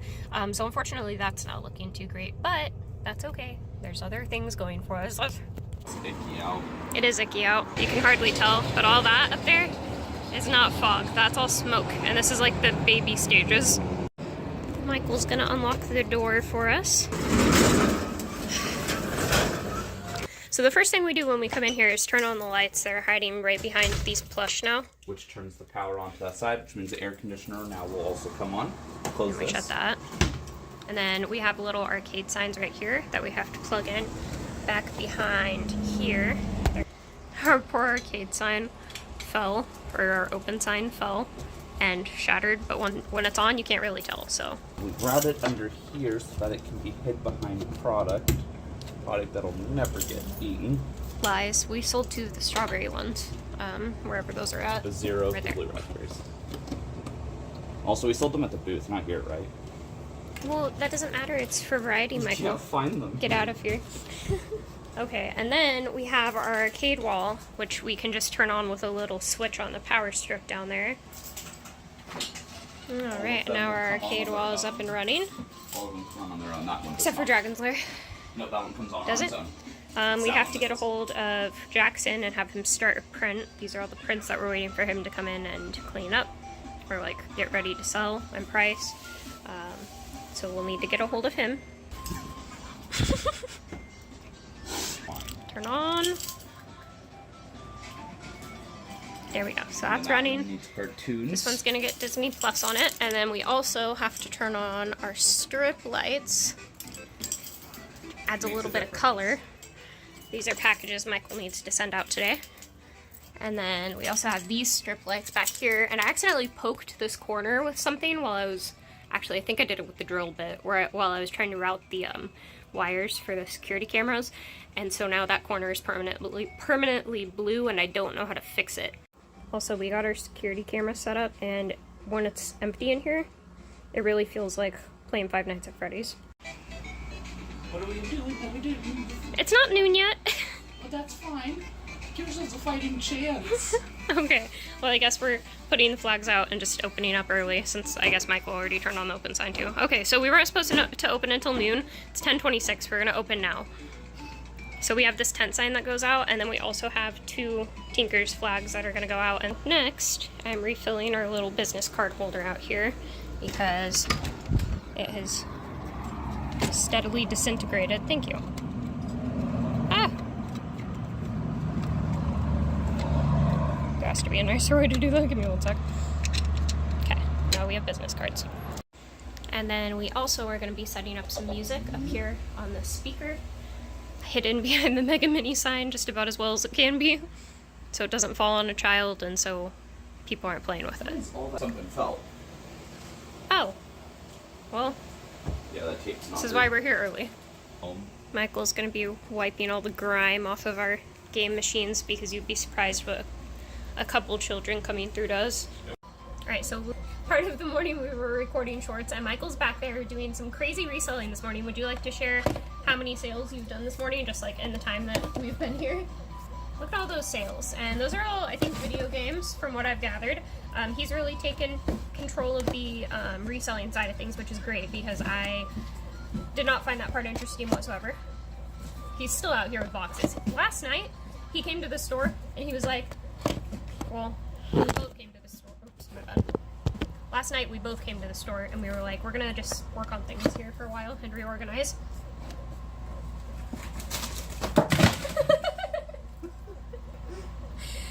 Anyways, he ended up making like a crazy amount of sales just in the time that we were here last night. There was a Michael Jordan card in there. So that being said, he made the most of the time, which we weren't expecting. We left the house at like 11 o'clock at night to come here and work on things. And we weren't expecting to make any sales while we were here, but he did great. In other news, the wildfire smoke is getting worse. We literally have like a ton of wildfires around us right now, and it's all kind of just drifting down into our little soup bowl of mountains. So yeah, not really fun to be outside right now. Alright, so we are at the end of our opening day. This has definitely been the busiest day we've had to date. We were a little worried after the soft opening that we might not see as much traction as we were expecting, but it ended up honestly going over very well. I think we did pretty good today. Yeah? It was 425 in store, and then we pushed about 600 in online sales in the last couple days. So about 600 in online sales in the last couple days. On Michael's behalf, he's done a lot of hard work on the online side of things. As he was saying, for about $430 in sales here in the store today, which is way more than I was expecting today. And especially with all that wildfire smoke out there, we weren't really expecting to get much business at all.